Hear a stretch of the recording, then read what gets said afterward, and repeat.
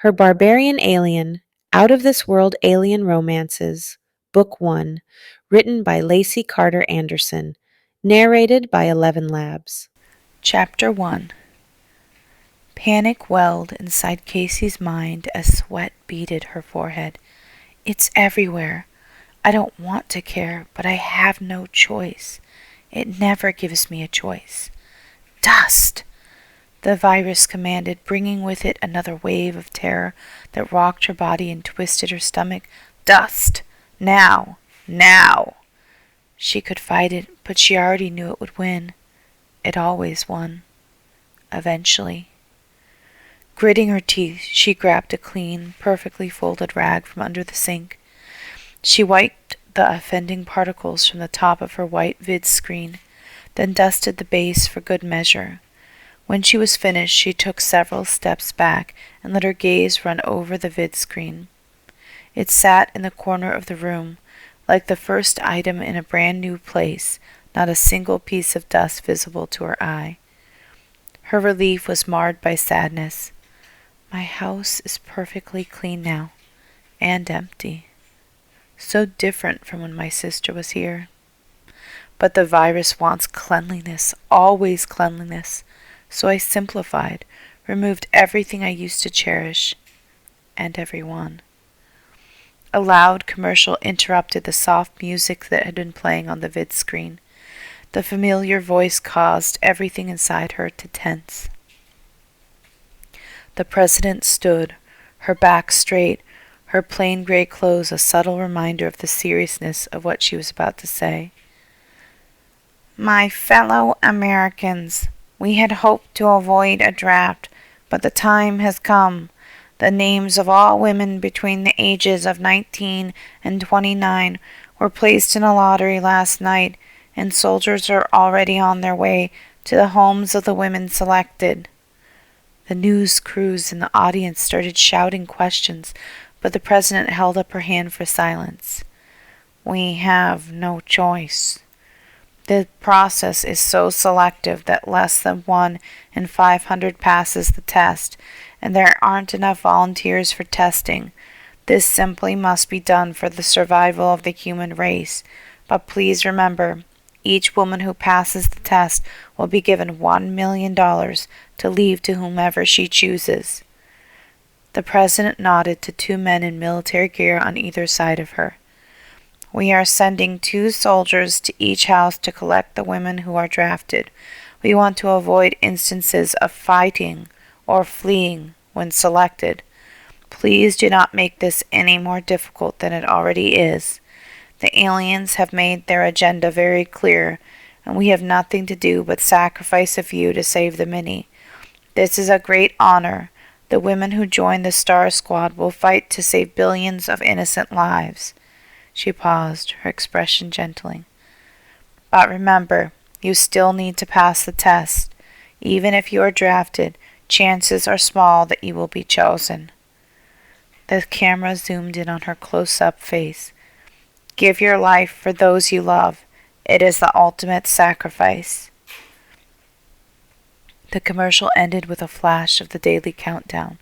7 days until the return, followed by one advertising the latest police-sanctioned hovercraft. Then her soft music began to play again. Kaci's gaze strayed to the pamphlet lying on one of her white couch cushions. I knew this is the right thing to do, so why am I so afraid? The answer was simple. You just don't want to hurt her, to abandon her when she's lost so much already. But despite her guilt, Kaci heard a different count in her mind. 7 days. 7 days until I die. Chapter 2. Medic Seer jerked awake. He'd had that feeling again, even in sleep, that feeling of being tugged at by someone far away. And it was always the same, a painful moment of sadness followed by a vision of the future. Usually bad. Make that catastrophic. He knew it was coming. And even though he'd tried 100 times, he couldn't stop it. Tingles ran through his muscles and goosebumps erupted on his arms just seconds before the vision swept him under. The female stood on the edge of a cliff, her pale blue dress swirling around her in the wind. As he moved closer, she slowly turned to face him. He inhaled sharply. The female was like no being he'd seen before. She was tiny, both in stature and sheer size. Her skin looked strangely pale without markings, and big blue eyes peered at him with adoration. Eyes the color of the clearest oceans of Amiria 5. Against his will, he reached for her. To his shock, she came to him, rushing into his arms. The soft feeling of her body against his was like nothing he'd felt before. His manhood hardened at her touch, his senses drinking in every inch of her, from her strangely sweet scent, to the way she felt so fragile in his arms. His heart sang, pushing aside all logic, claiming her as his own, as his mate, as his heart. She reached for him, tangling one hand in the back of his long blonde hair and tugging him down to face her. She rubbed her thumb along his bottom lip in a movement that was shockingly sensual. Out of instinct, he licked the digit. She tasted sweet. So incredibly sweet. And then a shadow passed over her face. Her eyes widened, and he saw the same fear that he'd seen in the gazes of too many women before her. The Bortrax had come for her. His female's life was forfeit, and he could do nothing to save her.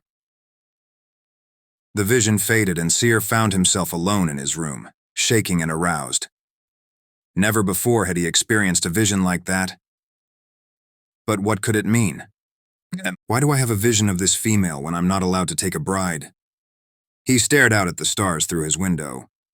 You're just nervous because the new brides will arrive soon, he told himself. Man! Sweeping a hand through his hair, he willed the strange feeling in his chest to fade, to gain control over the arousal that made his body hum with tension. I'm a medic, and the head researcher on a ship headed for a new world. I have other things to focus on than my vision, like the blood samples of the new brides. But even though logic told him to climb out of bed and get to work, he paused for a moment to rub at the spot that ached in his chest. It's good that my visions often have other meanings beyond the obvious, because if I were allowed a bride and she were in danger, nothing could stop me from protecting her. He clenched his fist even as he felt the unmistakable stirring of the beast within him stretching to life. It was just a vision, and nothing more. Yet when he licked his lips, the delicate female's flavor still lingered. Kaci's vid screen chimed, and an image of her older sister appeared on the screen. For a minute, she just stared.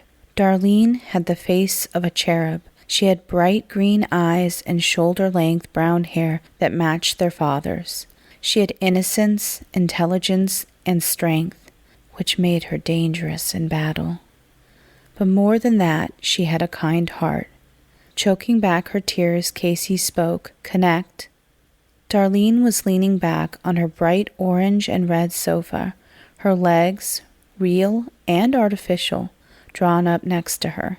It was a stark reminder that her sister had already fought for their country when their greatest enemy was a dangerous group of terrorists.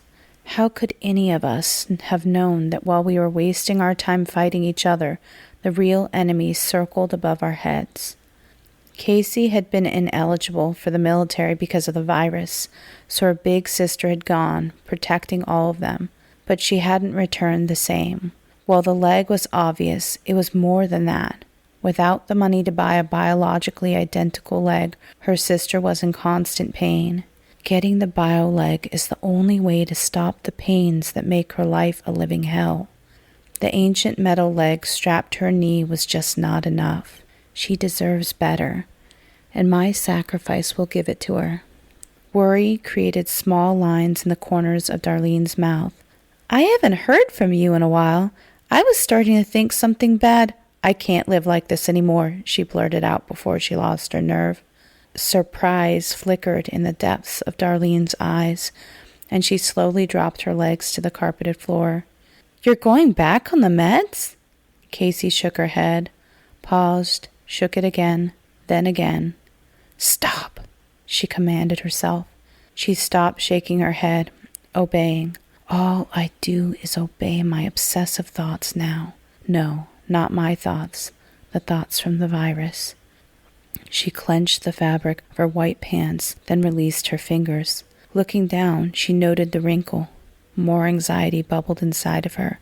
No, Kaci swallowed. I'm volunteering to be tested for the Star Squad. The color drained from Darlene's face. No, you don't have to do that. You just need to find the right doctor. Change your pants. Now. Kaci's laugh was bitter. So another one can tell me it's all in my head? That roughly 5% of women randomly develop debilitating OCD and anxiety the day after the alien craft crash, but it has nothing to do with the aliens?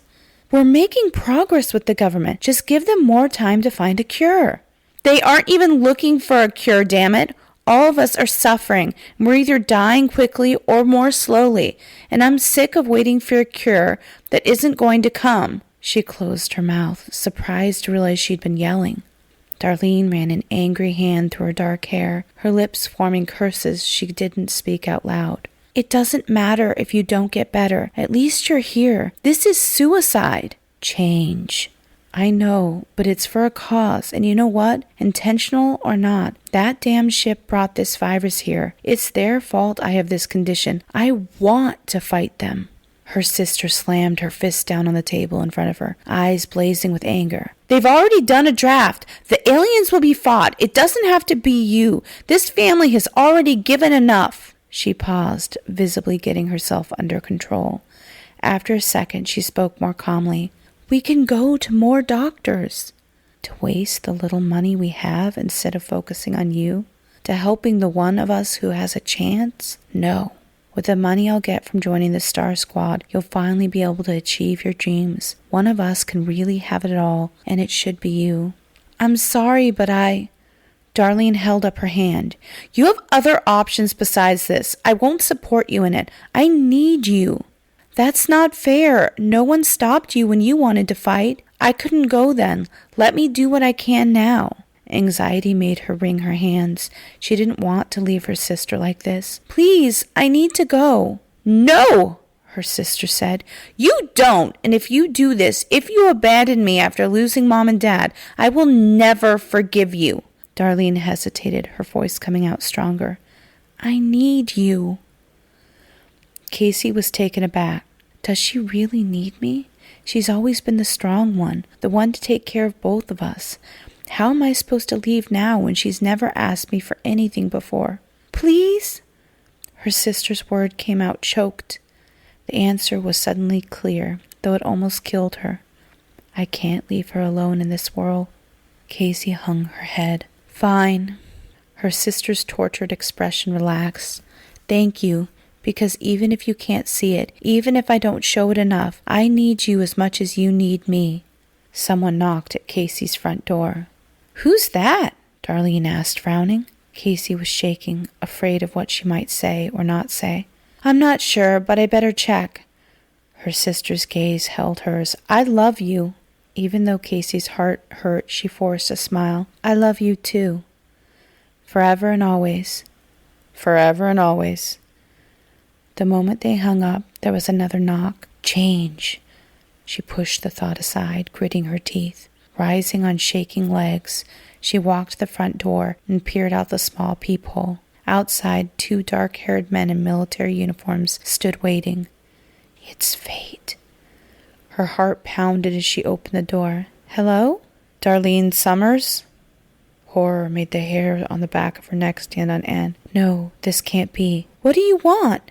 The taller soldier squared his shoulders and put down the hand comp he was carrying. I'm Officer Thompson, and you know why I'm here. Don't make this harder than it already is. We're looking for Darlene. Are you her? My sister must not have updated her address yet, so they think she still lives here. I have a chance to protect her, if I handle this right. Kaci drew herself up as tall as she could, asking the question even though she already knew the answer. Are you here for the draft? Officer Thompson rolled his eyes. I'm sure you can put 2 and 2 together here, right? Because we've had a long morning. My sister has already done her duty to this country. A look passed between the 2 men. Ma'am, please. She's a goddamn vet, Kaci shouted. She lost a leg. She sacrificed enough. Her words seemed to settle between them, and the atmosphere changed. The shorter soldier removed his hat. I'm so sorry. That's unfortunate, but it doesn't change our job, Officer Thompson said, clearing his throat as he held up his comp. He began to recite from the screen. Darlene Summers is hereby enlisted in the Star Squad, the sole force in the battle against the alien invaders. Please understand that this is necessary and not a decision that was made lightly. Even though we had hoped to avoid a draft, our battle plans were set in place when they crashed your ship here 20 years ago. In that vessel, we extracted their plans. They are returning in 7 days' time to invade Earth and enslave mankind. He paused for a breath. The ship we've captured and reverse engineered can only be flown by women. Your service will prevent them from destroying our technology and systems and, most of all, humanity. It is our last hope to avoid the destruction and enslavement of mankind. In return, your family or an heir of your choice will be compensated with $1 million cash. It is your duty to... Fate is cruel, but I don't have to let it win. This is what I wanted anyway. And I would do anything to protect my sister. Anything. I'll do it. He started, looking up from the comp and halting his monotone speech. What? I volunteer to be tested in her place.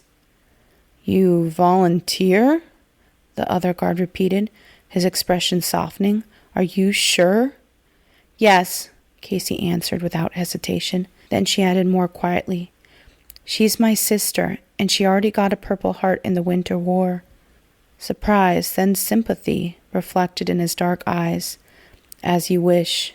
The paperwork took a surprisingly short time, and then she was given her testing appointment the very next morning. As they left, Kaci stared at her ticket, then set the germ-covered number down carefully just inside her door. It's done. Tomorrow I'll be tested, and whatever those damn aliens want from us, it'll be me going up there, not my sister. She went to her hand comp and typed a simple message to Darlene.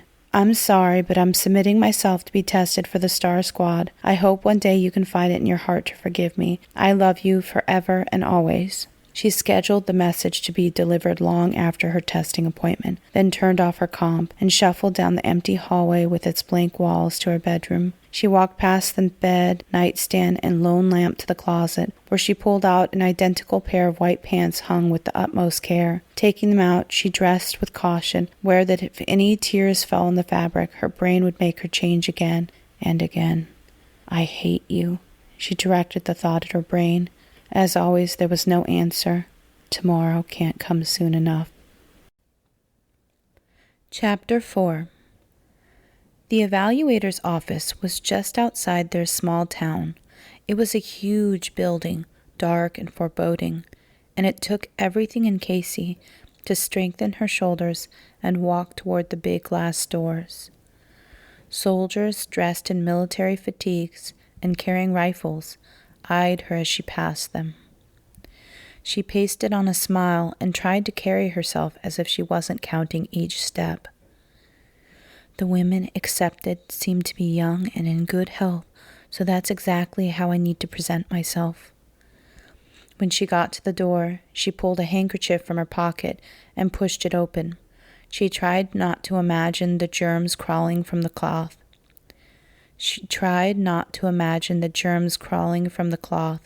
Making their way to her skin, but the image haunted her. There was another security desk at the front. She had to leave her coat and place all her important items on the belt. Inside, she saw the line of women. I just need to go stand with them. Fear and anxiety filled the air as they chatted with one another. Too bright, too loud, too dirty, too crowded. She panted, sucking in breaths as her vision spun. Hold it together. Just then, chaos erupted behind her. She spun around as 4 soldiers dragged a tall brunette woman into the facility. What the? The brunette swore in Spanish, struggling in their arms as she kicked and punched. Several of her blows landed, causing the soldiers to curse. The soldiers' gazes held barely contained rage. If she keeps it up, they're going to hurt her. Worry made Kaci freeze in shock. But then they were coming right at her. She jumped out of the way. The woman caught her eye, and the fear and desperation in her expression took Kaci's breath away. They took the struggling brunette to the end of the line. She struck one man in the face, and he drew his arm back, mouth twisted in anger. "Stop!" All eyes were on Kaci before she'd known she'd spoken. "Just stop," she begged. The brunette's long hair was a messy curtain in front of her face, just one big eye peeking out. The way she held herself and the rapid rise and fall of her chest told Kaci the woman was nowhere near done fighting. The woman was nowhere near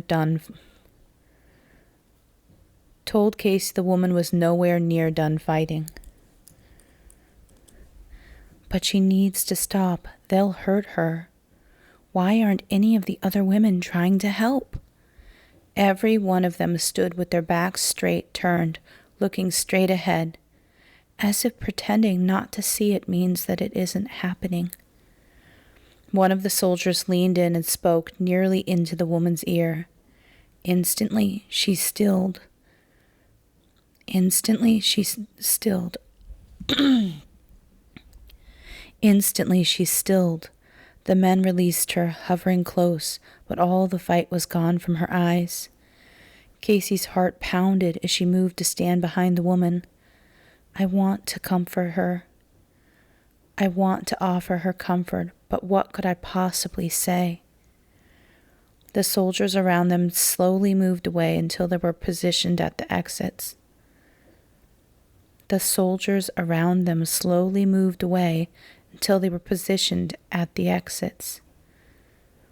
brunette turned with a smile that wavered. Her hand shook as they moved to fix her tangled hair. "Thanks for stopping that asshole. My name is Catalina." The words rolled off her tongue. "It's been so long since I talked to a person beside my sister. She'll see right through me to the virus. Meet her eyes. Choose your words with care." "What just happened?" The woman raised both brows, looking surprised by her bluntness. "I didn't want to be drafted." "I don't think you're alone in that." "But there must be more to it." Catalina gave a laugh that held only a slight edge of anger.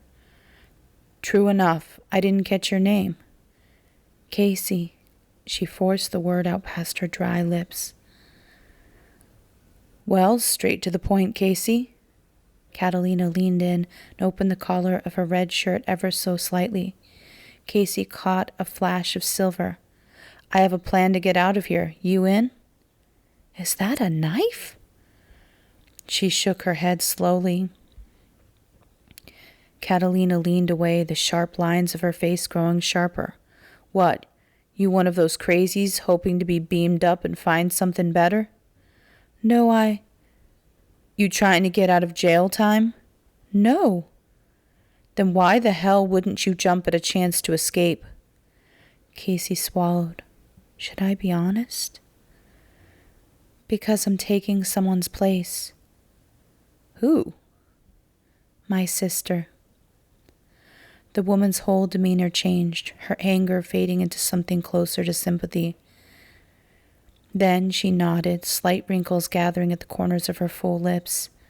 "It shouldn't be like this. You shouldn't have to throw away your life to save someone you love." "I don't want to think about that." "Can I ask you something?" Her eyes became guarded. "Shoot." "What did they say to get you to calm down?" Catalina was quiet for so long Kaci thought she'd never answer. But then, at last she did, her words coming out soft but certain. "My grandfather molested me as a kid, but then he moved away. When I left home, I made my mom promise to keep him away from my little sister, but she didn't." Anger flashed across her face once more. "I tried everything I could to help her, but finally I just shot the bastard." "Saying she didn't answer my question doesn't seem appropriate." "I'm sorry," was all she could manage. The woman shrugged. "I'm glad I killed him, but I didn't expect to be dragged here for testing. I did what I did knowing I'd spent a long time in prison, but I didn't sign on for a death sentence." She took a deep breath, something unreadable flashing in her eyes. "But they reminded me that they could always take my older cousin in my place, and nothing means more to me than family." They threatened her? What despicable pieces of garbage. "I'm sorry." The words felt inadequate, but they were all she had. Catalina stared expectantly. "Most people have a different reaction to learning I killed someone." "Most people think every life has value." She spoke without thinking, but once the words had left her mouth, she wished she could take them back. "Oh." The woman's eyes widened. "I get it now. You volunteered for a reason then. No judgment." "She thinks I want to die. How can she possibly understand? How can she possibly understand how much I want to live? If I had any chance at living a normal life, of having a husband, having children, I wouldn't be in this line." The woman's face suddenly looked younger under her heavy makeup. "Okay, I believe you." For some reason, Kaci felt as if a weight had been lifted from her shoulders. "I'm giving my life, not taking it." The line moved slowly over the next hour, but she finally found herself standing in front of 2 massive metal doors with guards on either side. When it was Catalina's turn to enter, the woman looked back over her shoulder and patted the spot where the knife was concealed, then entered without looking back. Time seemed to crawl as Kaci counted her breaths. This time when the doors opened, her legs shook. "It's my turn, and it doesn't sound like Catalina. And it doesn't sound like Catalina has caused any trouble. Yet." A small man in a military uniform led her through 3 more sets of metal doors, each guarded, before she stepped into the dome that housed what appeared to be an alien-looking craft. "This is it." They went straight to the ship and stopped just in front of it. It was about twice as wide as an SUV, but far shorter, slightly taller than her waist, all black, round in the middle, and a sharp nose in the front. There was a sleekness to it that gave it an air of mystery. "Any time now, Blondie." The little man pointed at the ship. She narrowed her eyes. "And what exactly would you like me to do?" His mouth pulled into a thin line. "What do you think? Climb in. See if it responds to you." This must be the test. Taking a deep breath, she drew her shoulders back, then took 2 more breaths, then walked towards the ship. When she reached the side, she saw the glass top had been pulled back to reveal a small area filled with a dashboard covered in buttons. It was a small space, obviously meant for 1 person. She'd never been claustrophobic, but her anxiety screamed to life. A guard reached for her hand to help her board. She shifted away from his touch, fighting her brain's desperate screams to run from the small, dark, germ-filled space. When she finally lowered herself into the ship, she was slick with sweat. She clenched and unclenched her hands as nervous energy coursed through her. Staring at the dials, she wondered how she was supposed to fly it, and then a dark thought slid through her mind. This is the moment. If you aren't chosen, you will lose the opportunity to die with dignity, to help your people, to help your sister. You must be chosen. The guard leaned over her. Place your hand on the disc. She looked up to meet his eyes, but instead his gaze was running over her. Something uncomfortable flipped in her stomach. Why is he looking at me like that? The little man in the military outfit suddenly appeared next to the guard. On with it now! We've still got to line out the damn door, and we've only found 1 match all morning. With one hand tapping her leg, tap, tap, tap, pause. Tap, tap, tap. She reached her other hand out and placed it on the silver disc. straps wrapped around her hand like the tentacles of an octopus. She gasped in shock and fear as she tried to pull her hand free. A second later, however, pain radiated through her palm. Red blood leaked from beneath her hand onto the disc. "This isn't right. This shouldn't be happening. Something's wrong." The world faded to nothing. Instead, she saw a strange and beautiful man sitting at a desk. He was covered in tattoos, curving black shapes that seemed out of place on a face that was so stunning it took her breath away. Looking up, his pale green eyes widened in surprise. His lips moved, but she couldn't hear any sound. She moved closer to him, wanting to run her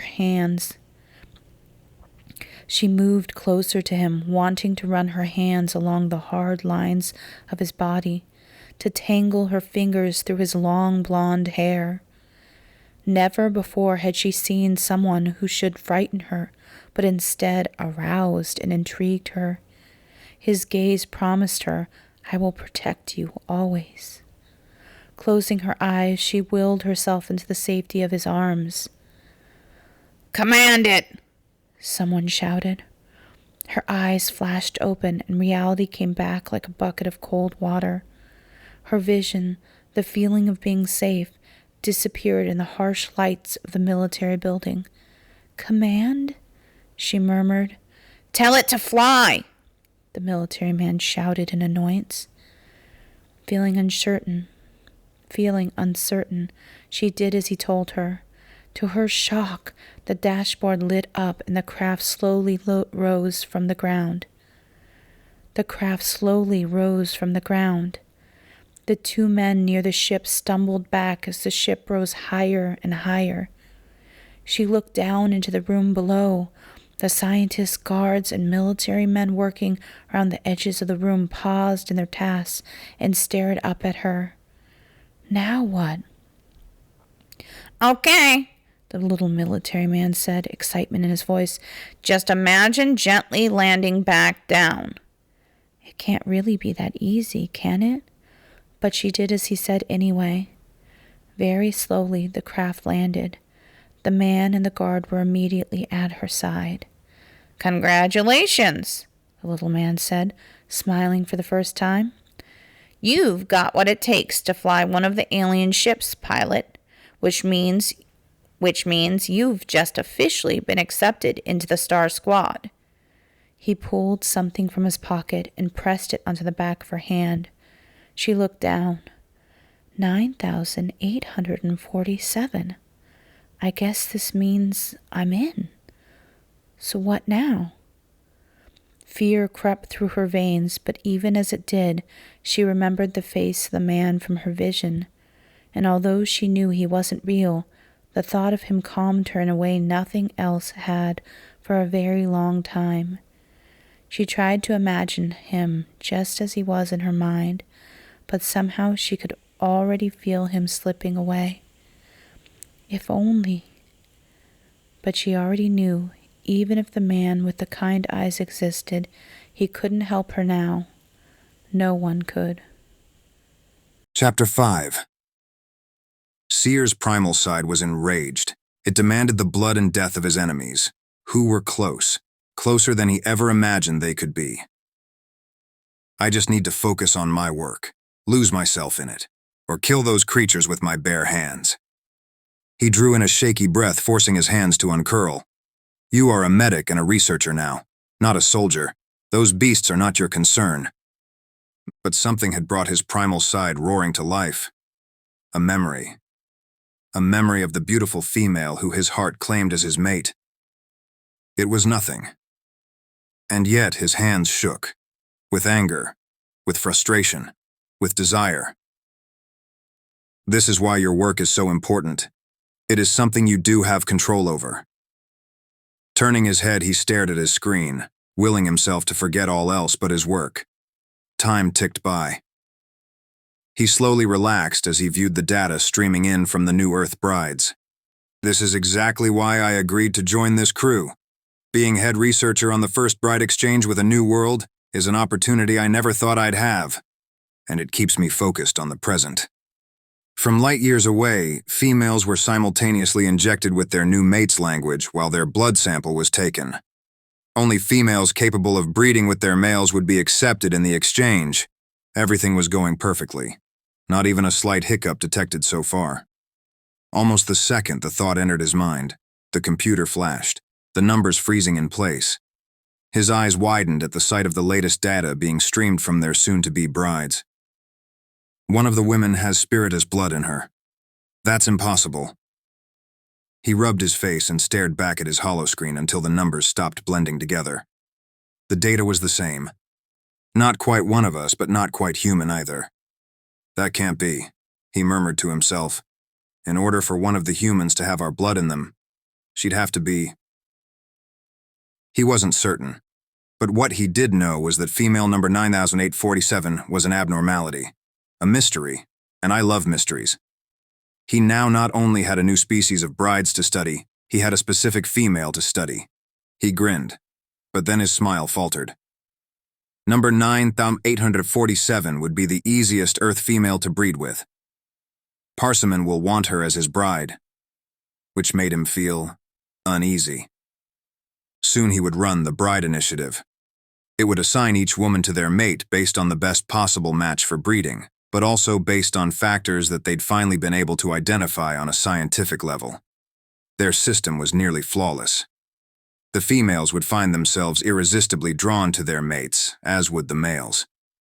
It was the closest science could come to identifying a formula for love. But when Parsimon learns of her spiritus blood, he'll want female number 9847, regardless of whether or not they would make a good match, unfortunately for her. His door beeped. Only a few people have access to the private med bay that leads into my living quarters. I wonder what the person wants.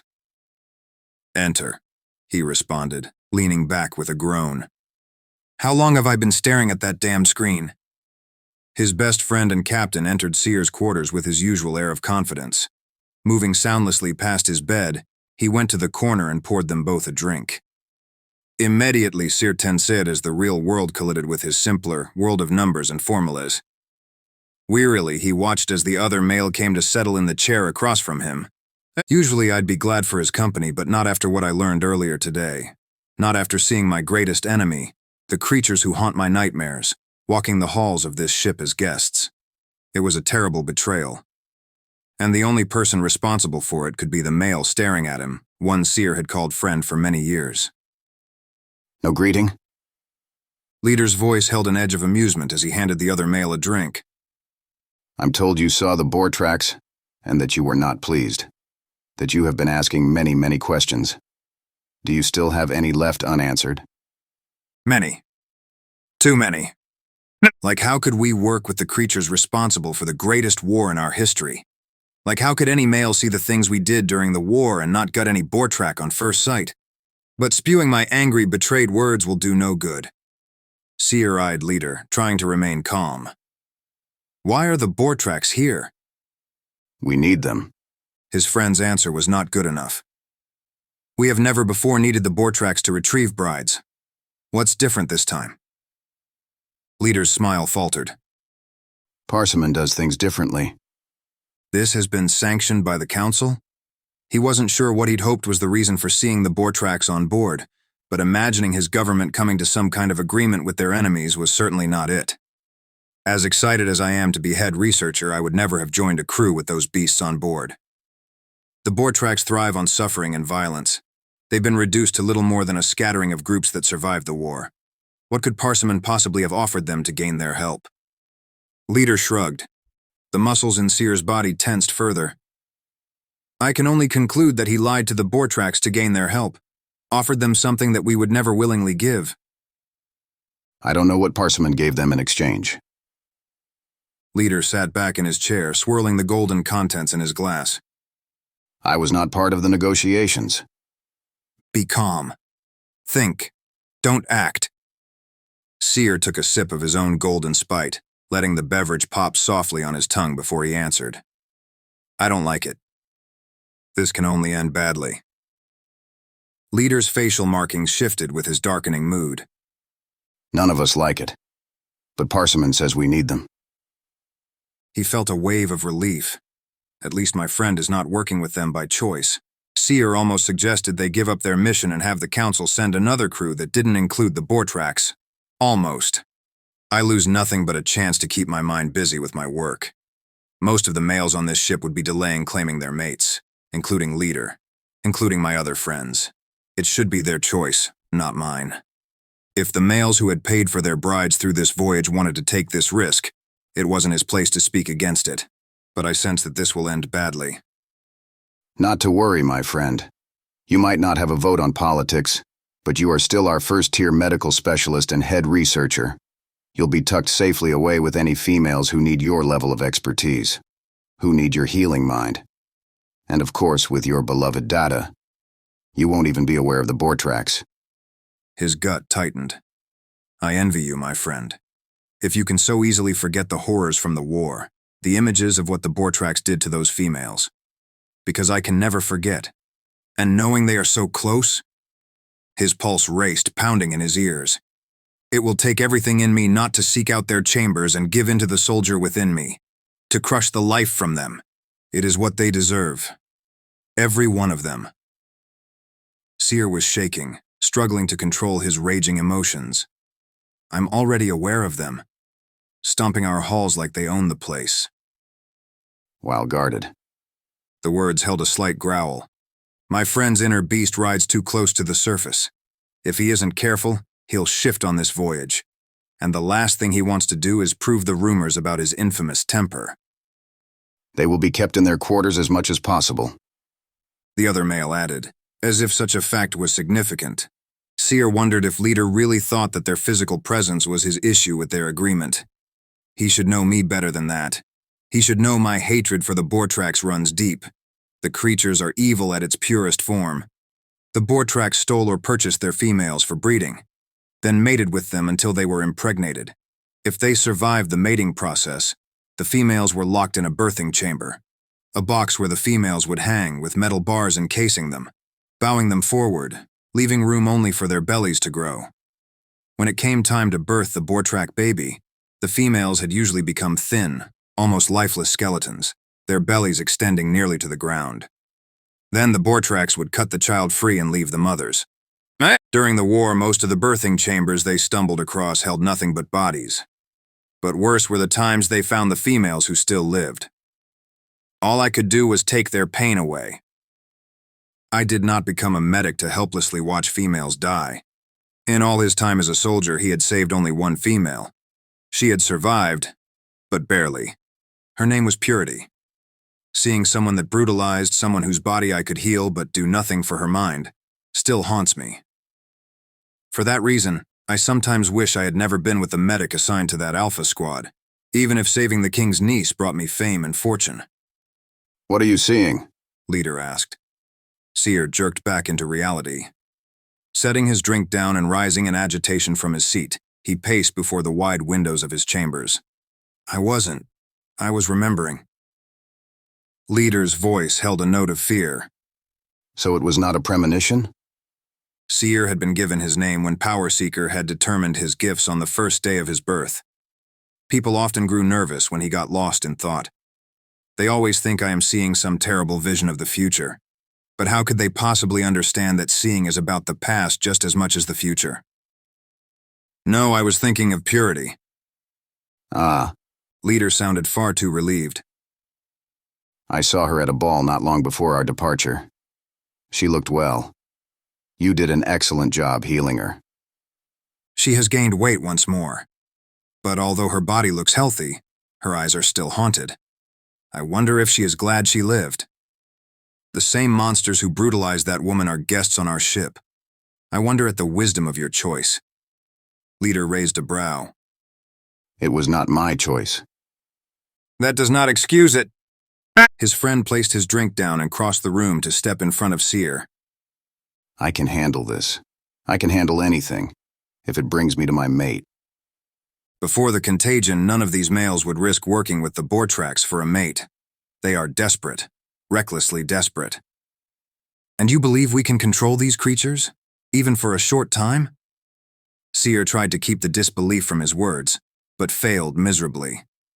Trust me, the females will be safe. If the Bortraks step out of line, deal or no deal, I will dispose of them, even if it costs me my career. Seer knew his friend was called leader for a reason, and it wasn't just that he was the captain. Leader's reassurance tugged at his thoughts, urging him to listen, but instead Seer met the other male's gaze. If I have to kill those beasts to protect the newest brides, I will. Leader fidgeted nervously. I thought that your killing days were behind you, that you sought only peace now. Seer clenched his teeth. If you do not want me to return to the male you knew in the war, you will make certain no female is hurt at the hands of our enemies. His friend squeezed his shoulder, holding his gaze. He's afraid of what I'm capable of. You have my word. All will be well. Seer looked away, that familiar feeling rising in him again. He might not be able to shift, but the primal side of him was always there, just below the surface, driven by a violent need to protect. And since his vision of the blue-eyed female, he felt it pacing just below his surface. I must hope all goes well. If I unleash it, I fear that I will not be able to regain control again. And in many ways, that was more worrisome to him than even the Bortraks. Chapter 6. Training was every horror Kaci imagined all rolled into one. She slept in a massive room filled with bunk beds. 40 women shared the space. Some smelled, some were messy, some hummed or sang. All were infested with germs. She couldn't even hide out in the filthy, overused bathroom. Instead, she gritted her teeth and closed her eyes, trying to imagine she was in a pristine white space alone. Her OCD fought her tooth and nail, but she reined it in as well as she could.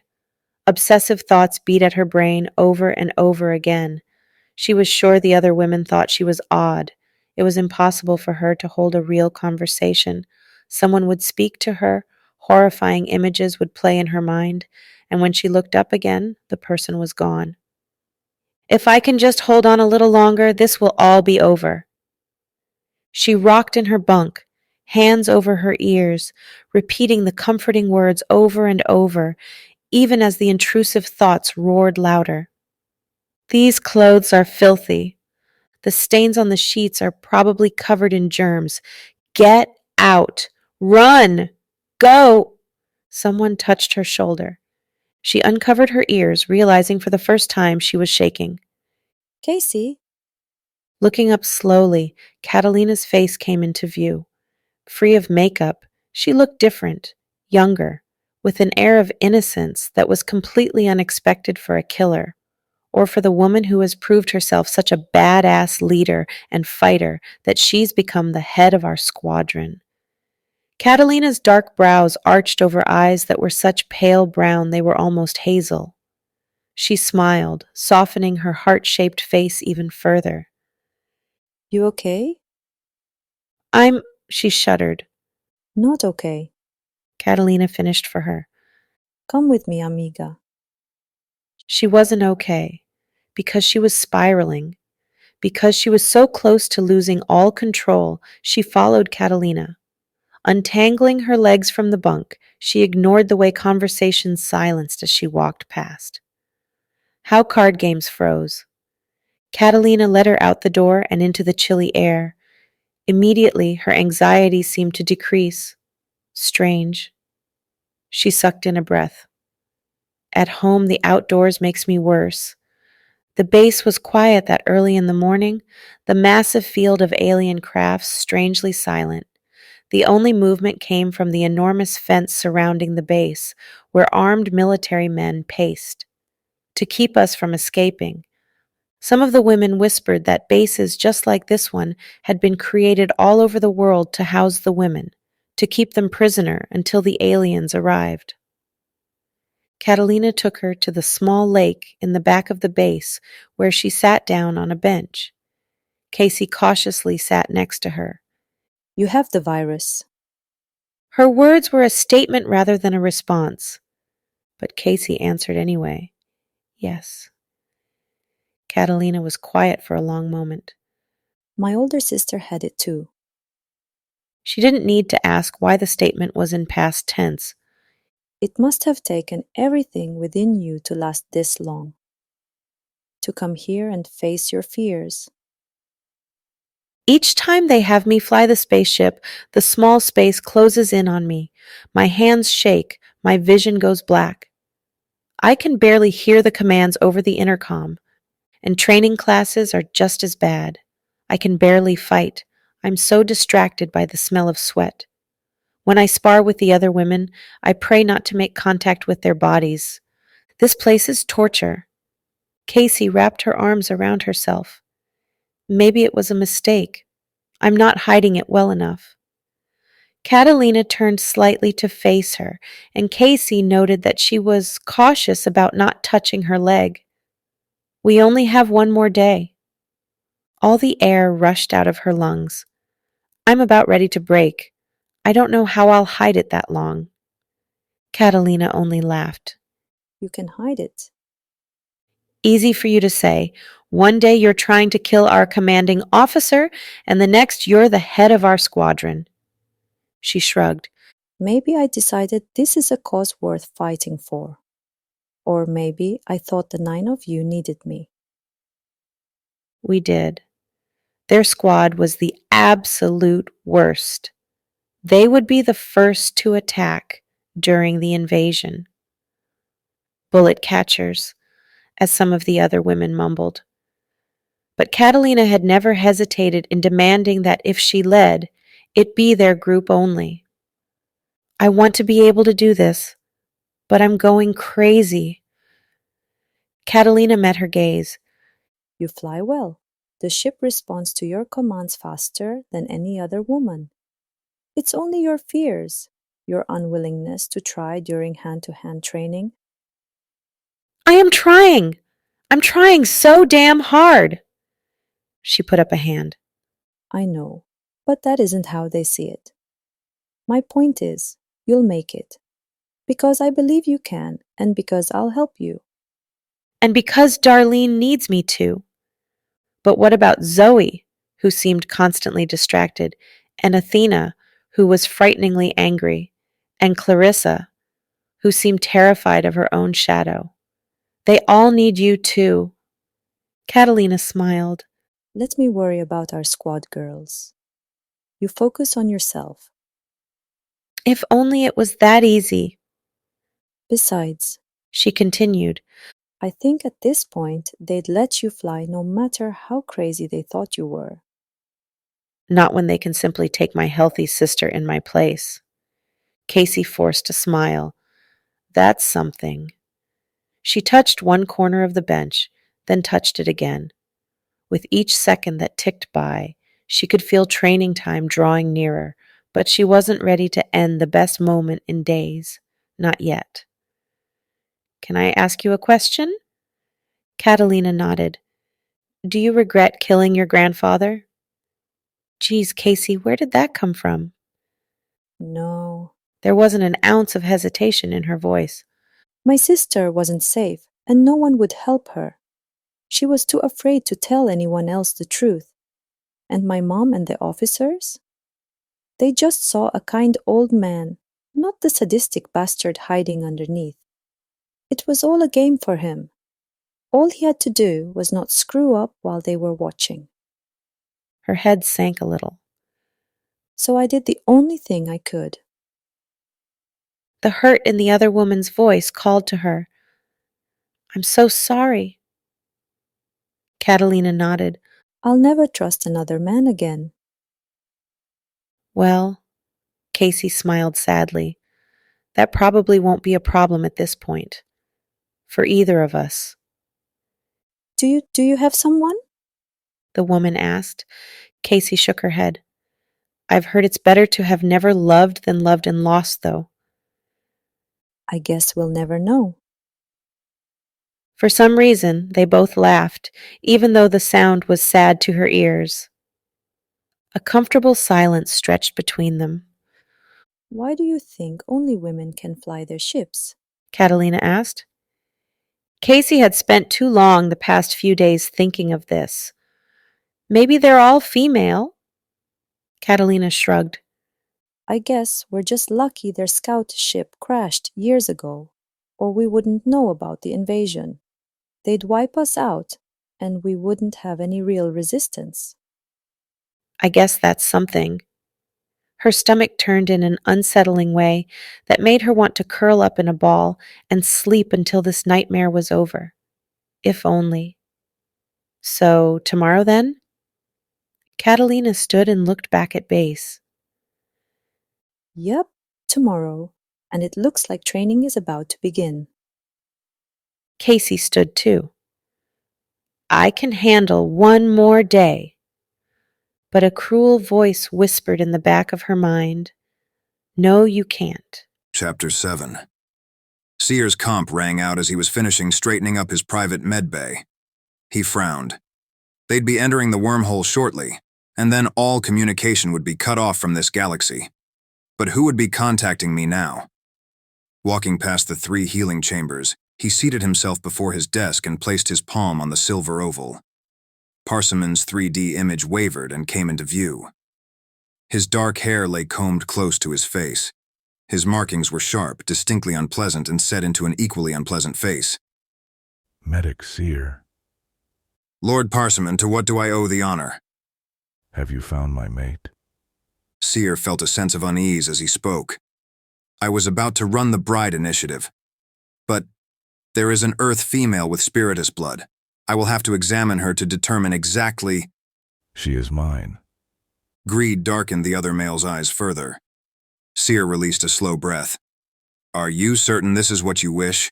Without the program, there is a chance you will not be compatible. She may not enjoy your company or find you attractive. You, in turn. The male waved a hand, dismissing his concerns. All I care for is that she is capable of producing healthy heirs. Females themselves interest me very little. Seer tried to hide his surprise. After going across galaxies to find a mate, I would care more for the female herself than her uterus. If you are certain. I am. Parsimon folded his hands over his belly, looking far too satisfied. And I will make it your personal responsibility to determine why she has such unusual genetics. Understand? She is your priority.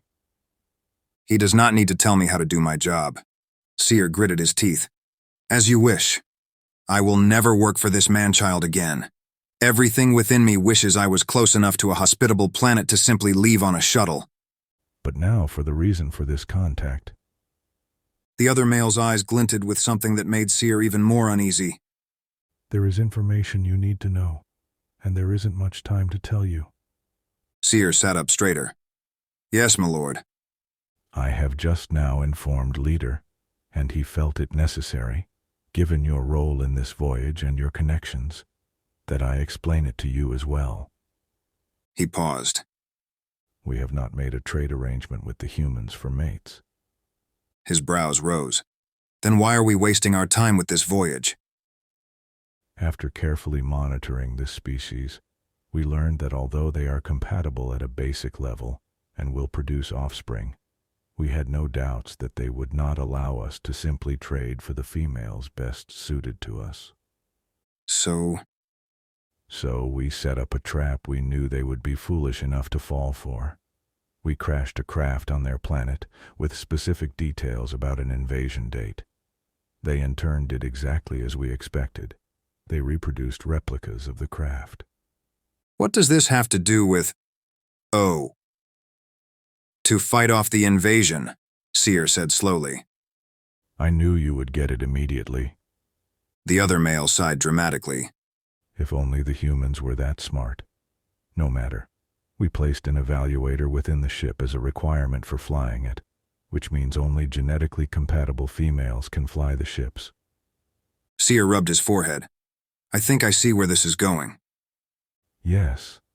A large group of genetically compatible women will be flying straight from Earth to our ship. When they get in range, their weapons will disengage, and we will take over the controls to manually fly them into our docking bays. Seer felt his jaw drop. Do you really think it's going to be that easy? Parsimon waved his hand. Of course. He raised an eyebrow and leaned into the screen. Need I remind you that we are the far superior species? We are genetically and technologically more advanced. The females should be grateful we are taking them. We're kidnapping those women. This makes us no better than the Bortrax. My lord. Parsimon rubbed his hands together. And soon, many deserving males will finally have brides, and as the one responsible for all of this, I will be generously compensated. My plan is flawless. But this is not how it is done. There is a protocol for this very reason. Every year the Council sent out new searchers. The specialized automatic crafts traveled at speeds that would be deadly to life forms. Their job was to seek out compatible species on other planets. The devices went in different directions, sometimes disappearing for many years, sometimes not returning at all. But if they did find compatible life forms, the searchers opened wormholes back to their own world, Ungar, so their people could quickly travel back and forth. Negotiations were made between the Council and the New World for the females they so desperately needed. We have bargained hard with other worlds, but never before have we simply taken the females we need. I thought this mission was sanctioned by the Council. What we are doing is illegal. Wrong. Parsimon's eyes flashed with rage. They would never have approved our mission, because it was not one of our searchers that discovered the human planet, but one of the Bortrax. They contacted me with a deal I simply could not refuse. The other males can't be aware of this arrangement. They would never take unwilling mates. Lord Parsimon, You will help Leader with all that he needs, he responded, his voice twisting and garbling. We must be about to jump through the wormhole. I won't be a part of this. Seer rose. It's unethical. The male's image twisted. It is too late to save the females, but if you stir up any trouble after, I will find a way to wash my hands clean of this. But your friends, Leader, and the others, they will not be so lucky.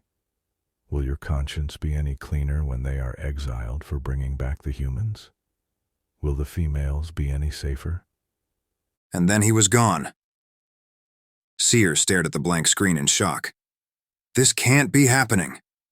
His cabin shook for a long moment, then outside his window new and different stars appeared. The human galaxy. Suddenly, a Bortrax searcher, a standard Neutronian transporter, came into view outside his window. Tan in color and massive, almost 3 times larger than their ship, it had sharp angles covering every inch of it. At one end was a long point, and energy flowed from it, creating the wormhole. So this is why we have Bortrax on board our ship. It wasn't one of our searchers that found the human world, but theirs. Without the Bortrax, we could not have accessed this galaxy. We shouldn't be here. If they turn on us, they could seal off the wormhole, stranding us from our homeworld. Why would Lord Parsimon take this risk? Because he didn't, a stern voice whispered in the back of his mind. He sent all of you instead. He closed his eyes, feeling ill. And what could we have traded with the Bortrax for? They can take Earth without us. His comp buzzed. He touched the silver oval more out of instinct than desire. His blood brother Gallant's 3D image hovered above the display screen. Did you see it? Seer nodded. Of course. He doesn't know of Parsimon's deal. If we used a Bortrax transporter, then it means we don't have one in this sector. What we're doing is not sanctioned by the Council.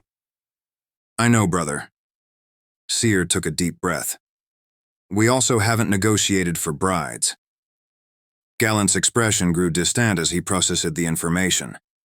Then what are we doing here? Kidnapping them. Anger blazed to life in his dark eyes.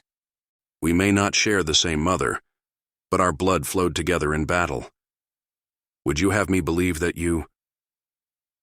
I did not learn this until a moment ago, from Parsimon himself. Gallant slammed his meaty fist against his comp. That bastard, we cannot do this. I paid a dear price for my bride, but I will not kidnap her. Such a thing is against every... His words were cut off by a string of curses. Brother, Seer interrupted, trying his best to sound calm. I share your anger, but I think the more important thing to consider is what we offered the Bortrax to allow us to use their wormhole. Gallant quieted, running a hand along his neatly shaved head. You are right. Then their gazes locked. And how we will protect the females from those monsters. I don't want them to end up in the birthing chambers. A siren wailed, and Gallant looked at another screen, his brows wrinkled. Ships appear to be entering space from the human planet. What could this mean? But Seer already knew. It means it's too late to save the females. Chapter 8. This is it. I'm going to save Earth. Kaci glanced down at the flashing lights of the control board in front of her, and then out the window at her last view of the airfield.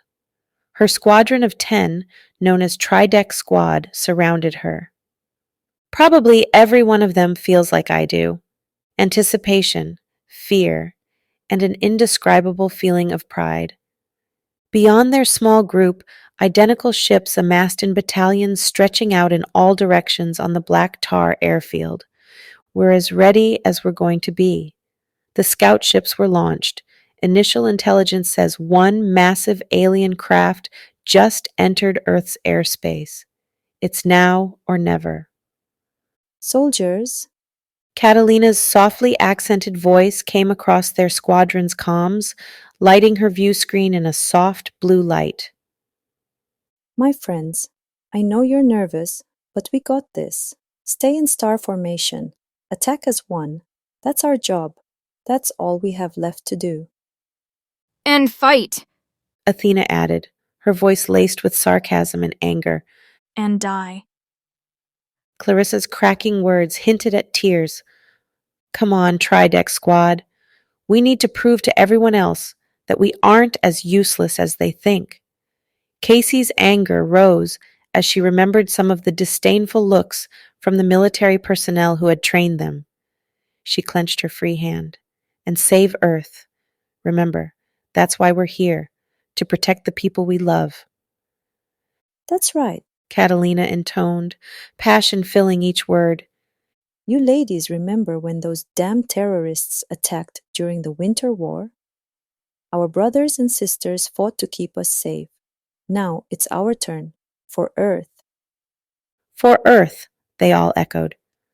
That's right, Darlene, my brave sister. You sacrificed enough back then. It's my turn now. Amen. Zoe whispered, followed by a chorus of amens by the rest of the squad. The light around her view screen changed to gold as the head commander of the Earth Fleet spoke, overriding their squadron communication. This is Head Commander Quartz. Greetings to you all. In moments, 10,000 women from around the world will lift off and join me in taking down our enemy. We are all that stands between Earth and annihilation of the entire human species. Until hours ago, we didn't know what we would face today, but we knew it would be the aliens that wanted our planet for their own. Now we know. There is one ship, a monster of a ship, out there waiting for us, speeding ever closer through our galaxy toward Earth. It's time. Time for us to be heroes. Ready yourselves for countdown. The straps that pinned Kaci's hand to the silver oval squeezed her tighter. To her surprise, the feeling was no longer disturbing, but reassuring in a strange way. She took a deep breath, and the oval seemed to warm beneath her touch, as if it was ready and waiting to obey her commands. The countdown to liftoff started, blinking on her screen. 10, 9, 8. A surreal feeling overtook her for a moment. I'm really doing this. 1. Hastily, she sent the command to the ship. It lifted off, silent as always, hovering for just a moment. Around her, other ships rose, then a few went berserk. Not again. 2 zigzagged toward the horizon, then abruptly smashed into each other not far from the base. Their smoking, fiery masses tumbled to the ground, then disappeared from her view. Perhaps a dozen ships took off in various directions, quickly fading from view. Chickens?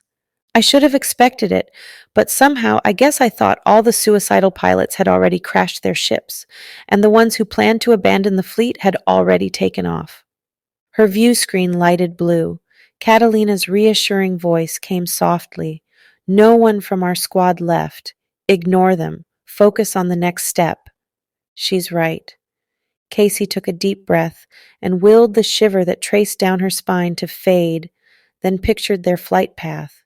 Instantly, the speed pushed her back against her seat and she shot into the atmosphere. The ship shook around her and the temperature shifted subtly, growing colder. Goosebumps raced along her arms, but she was too anxious to focus on anything but staying in star formation with her squad. We've done this time and time again. But now, we're actually going to enter space. There's no second chance if we screw up. Her pulse filled her ears as she rose higher than she ever had before. She left behind a sea of clouds and kept going. And then suddenly, she exited the blue haze of the ionosphere. Instantly, the drag on the ship seemed to disappear and the flight became smooth. She commanded the ship to pause for a moment, as they had been ordered to do while waiting for the other squadrons to take position around their own. The stars stood out like a panorama against the sky. She rotated the ship back to look at the earth. The vision tore the breath from her chest. She'd seen pictures, watched movies, but to actually be there, looking down at her planet? It was incredible. This is what we're fighting for. A few moments later, Catalina's voice came on over the comm. All fighters in Tridec Squad, check in please. Their code names came in rapid succession. Silent fire, she said when it was her turn. All right, ladies, stay in formation. Fire on my command. Let's show these aliens whose planet this is.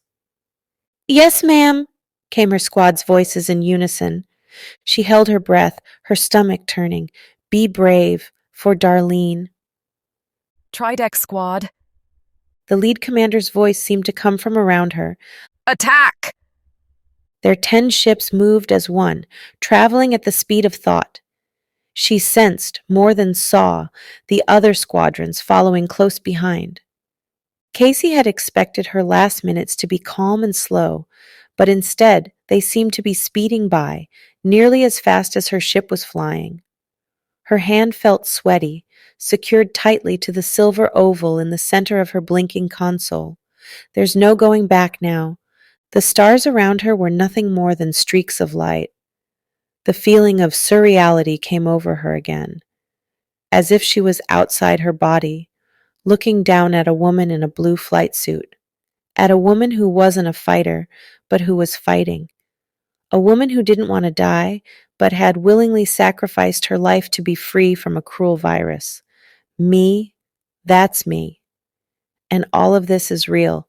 Focus, she ordered herself. Her ship shuddered around her. I'm going too fast. She tried to command the craft to slow, but if anything, it seemed to speed up. Around her, the other women's ships kept pace with her own. Her display blinked.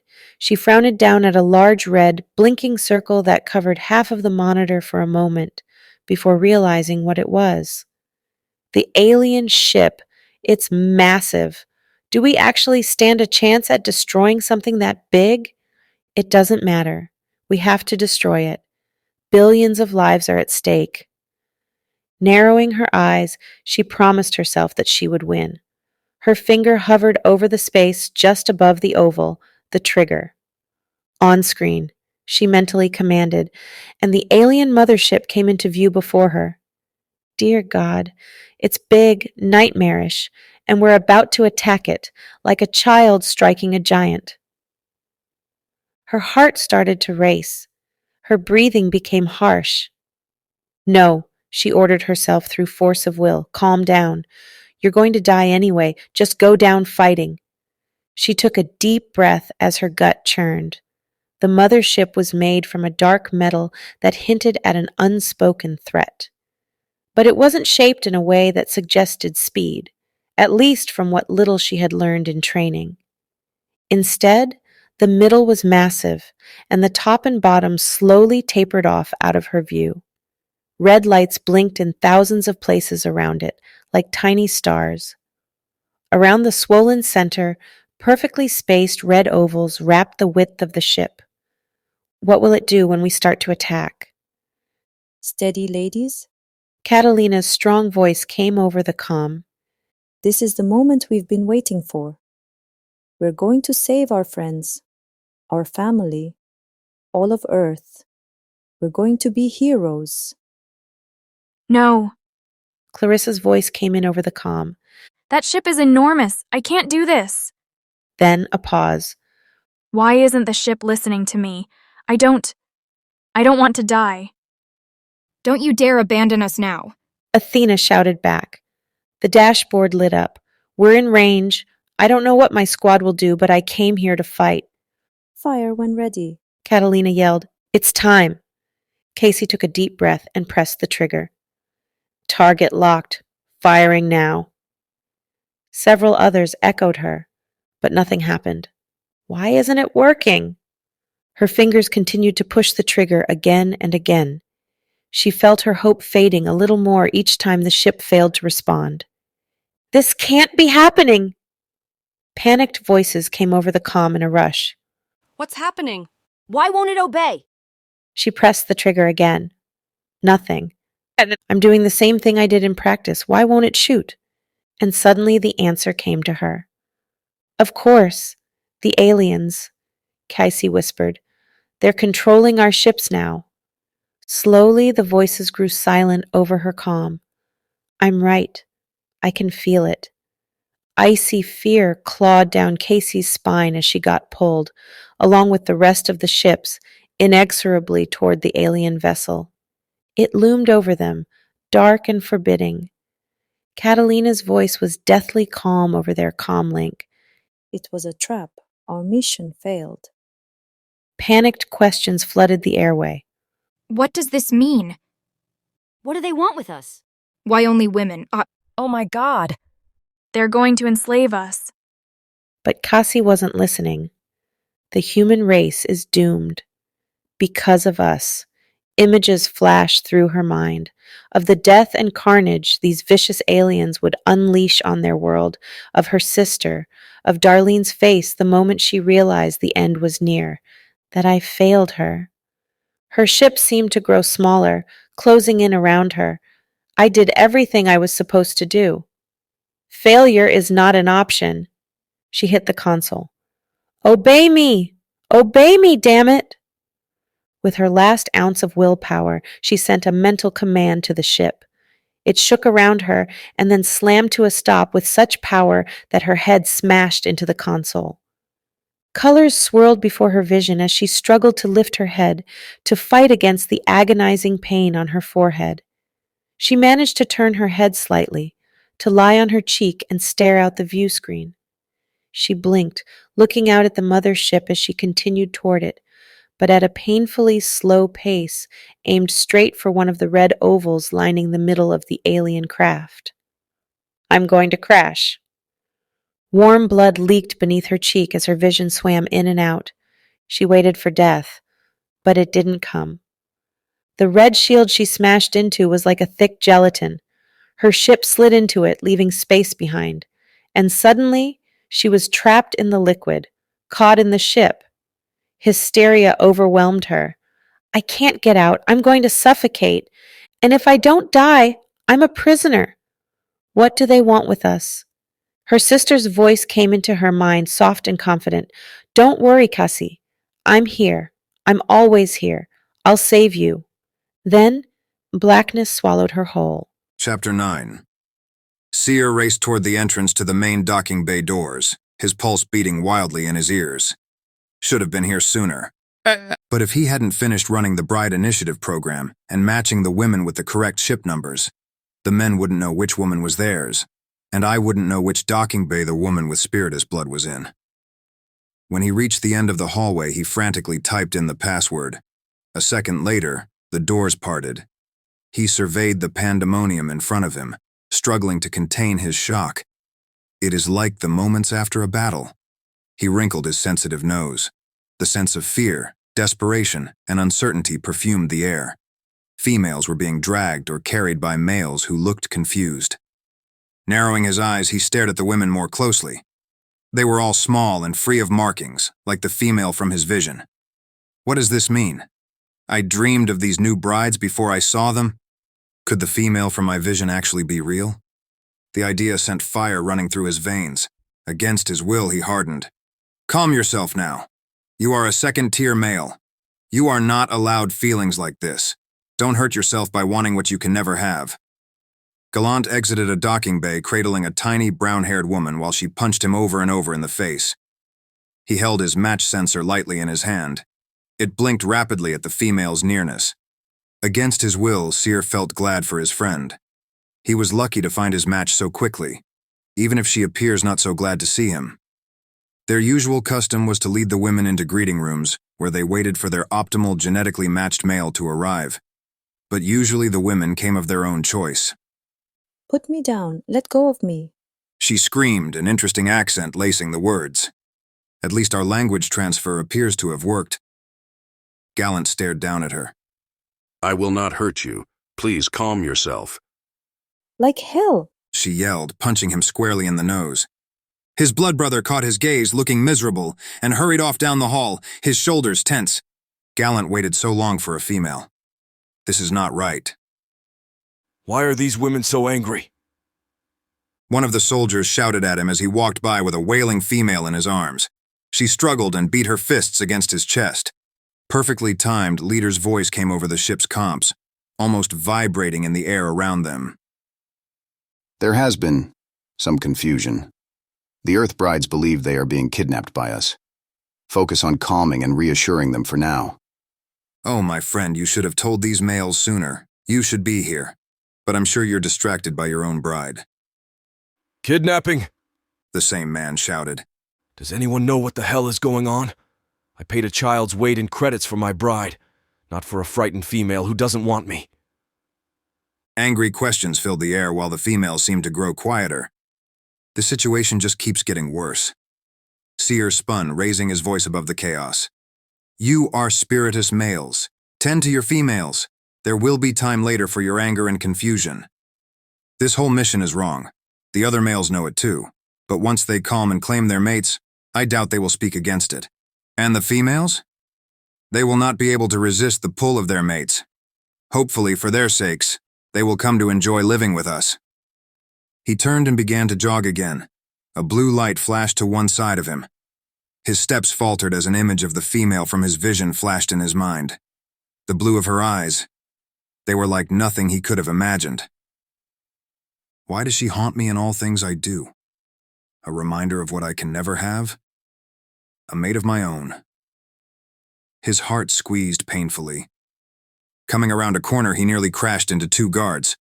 One was carrying the other, and the injured man looked bad. Familiar. I've seen injuries like that too many times to count. Please let me be wrong in this. What happened? He asked, kneeling down and adding up one injury after another. A broken arm. And by the way he's breathing, at least a couple of broken ribs. The uninjured guard met his gaze. It was a young male named Follower. The boar track we were guarding tricked us and escaped. We tracked him down here, but then Unlucky was injured. Seer cursed. Were you able to stop it? Follower shook his head. Damn it, a boar track is loose! Where is it? In bay number 257. It says the female there is special, so it's claiming her as its own. Of all the luck. How many soldiers have it cornered? He cleared his throat. None, medic. They're all busy with their new brides. Something cold uncoiled in his belly. Selfish bastards. Seer stood. This injured guard is strong, he will survive. But if I'm not fast enough, the female won't. Get Unlucky to the medical bay, Stat. I'll deal with the boar track. But medic Seer, it's danger. Get him to the medical bay, he commanded. Then he ran toward the bay at full speed. Anger and fear made the sound of his heart pumping fill his ears. The enormous whitewashed outer ring of the docking level seemed to speed by as he moved. Images came to him of dead bodies, women brutalized by the boar tracks, of their breeding chambers. He clenched and unclenched his hands, Not this time. I will not allow a female to be raped and brutalized with me close enough to prevent it. Stopping before the door, the blue scanner moved over him for half a second. Then the door slid open. A Bortrak lumbered back and forth just outside the red gel that filled the lower half of the room, trapping the ship and protecting the female, until the creature decides destroying its shell is worth entering the abrasive gel. The Bortrak was massive even for one of its kind. Its tan shell was covered in deep grooves and badly healed cracks. Even a few of the sharp points jutting out from its shoulders, arms, back, and legs had been broken off. This one has seen a lot of battle. But against his own kind or mine, it doesn't matter. I'm not an inexperienced youth. I am a warrior. He took a step closer, a snarl escaping his lips. The Bortrak turned, its black eyes fixed upon him. You! It roared. Release her from this red slaggin'. I choose her as my mate. Seer gritted his teeth. She is spoken for. The Bortrak's agitation increased and a low, guttural sound rumbled from its chest. Without us, you wouldn't have any women. I have seen your precious files. This one is the best. I claim her as my own. How the hell did he see my data? The tan plates on its face shifted, moving back to reveal a flash of sharp teeth. She is mine. Somewhere in the back of Seer's mind, he was aware of a tiny female breathing unevenly in the ship just below him. A female who needs my help. I'll never let them have her. You will go back to your chambers, Seer ordered. Or you will die. Choose the latter. The world will be better with one less of you. As if in answer, the Bortrak lurched toward him. So be it. Seer planted his legs more firmly, his breath rushing in and out. I can't let it grab a hold of me. If it does, my death will be quick, and the female will be left to its mercy. It swung out, grinning. But its grin slipped as Seer easily avoided the blow. It punched again and again, but each time Seer ducked, shifting slowly backward as it crowded his space. After a moment, it stopped, panting and eyeing him with both disbelief and anger. Unfortunately for this Bortrak, it must not have fought in the wars. Luckily for me. Seer took advantage of the opportunity, punching out. His fist connected with the side of its hard head. That hurt me more than it. But angering it is key. It screeched and swung its arms dumbly about. He agilely ducked, avoiding its reach, then kicked out, sweeping its legs out from under it. The beast went tumbling down, sprawling onto its back. Looking up at him, it panted. I will break your limbs and have you watch while my cock tears the female in two. He saw red, his mind going blank as he lost all control. Roaring, Seer leaped onto its chest and swiped at its throat. Kill. Kill. Protect. Protect her! He had no idea how much time passed when he became aware of himself and his body again. Looking down, he stiffened, shaking his head in disbelief. Blood was everywhere, the creature's throat nothing more than mangled flesh. Seer looked between the beast and his hands. His nails had grown to claws. How? He was a second-tier male. His markings changed with his moods, just like all spiritus, but no part of him had shifted before. My hands shifted? It was whispered that some males could transform later in life, but he never considered he might be one of them. It usually happened in the worst situations when a male had to tap into the ancient part of himself that was more animal than intelligent being. But I faced many of those situations in the war. Many times I might have died. So what has brought this change in me now? His gaze swept to the ship and to the female he sensed inside, and then he knew. Her. It's her. Pushing down his hope, he watched as his nails slowly returned to normal. He went to the control valve and entered the code on the screen overlooking the docking bay. Slowly, the red gel retracted, leaving behind a small ship. Clenching his hands, he strode down the steps and crossed to the spacecraft. If I could shift, I could take a mate. Logically, I haven't shifted in 30 turnings of the world, so it is unlikely I will fully shift now. Still, his vision haunted him. Of the female he'd held in his arms, his mate. It could come true if I could become a first-tier male. Gritting his teeth, he willed his hope to die away. There was no point in torturing himself. Instead, he approached her ship.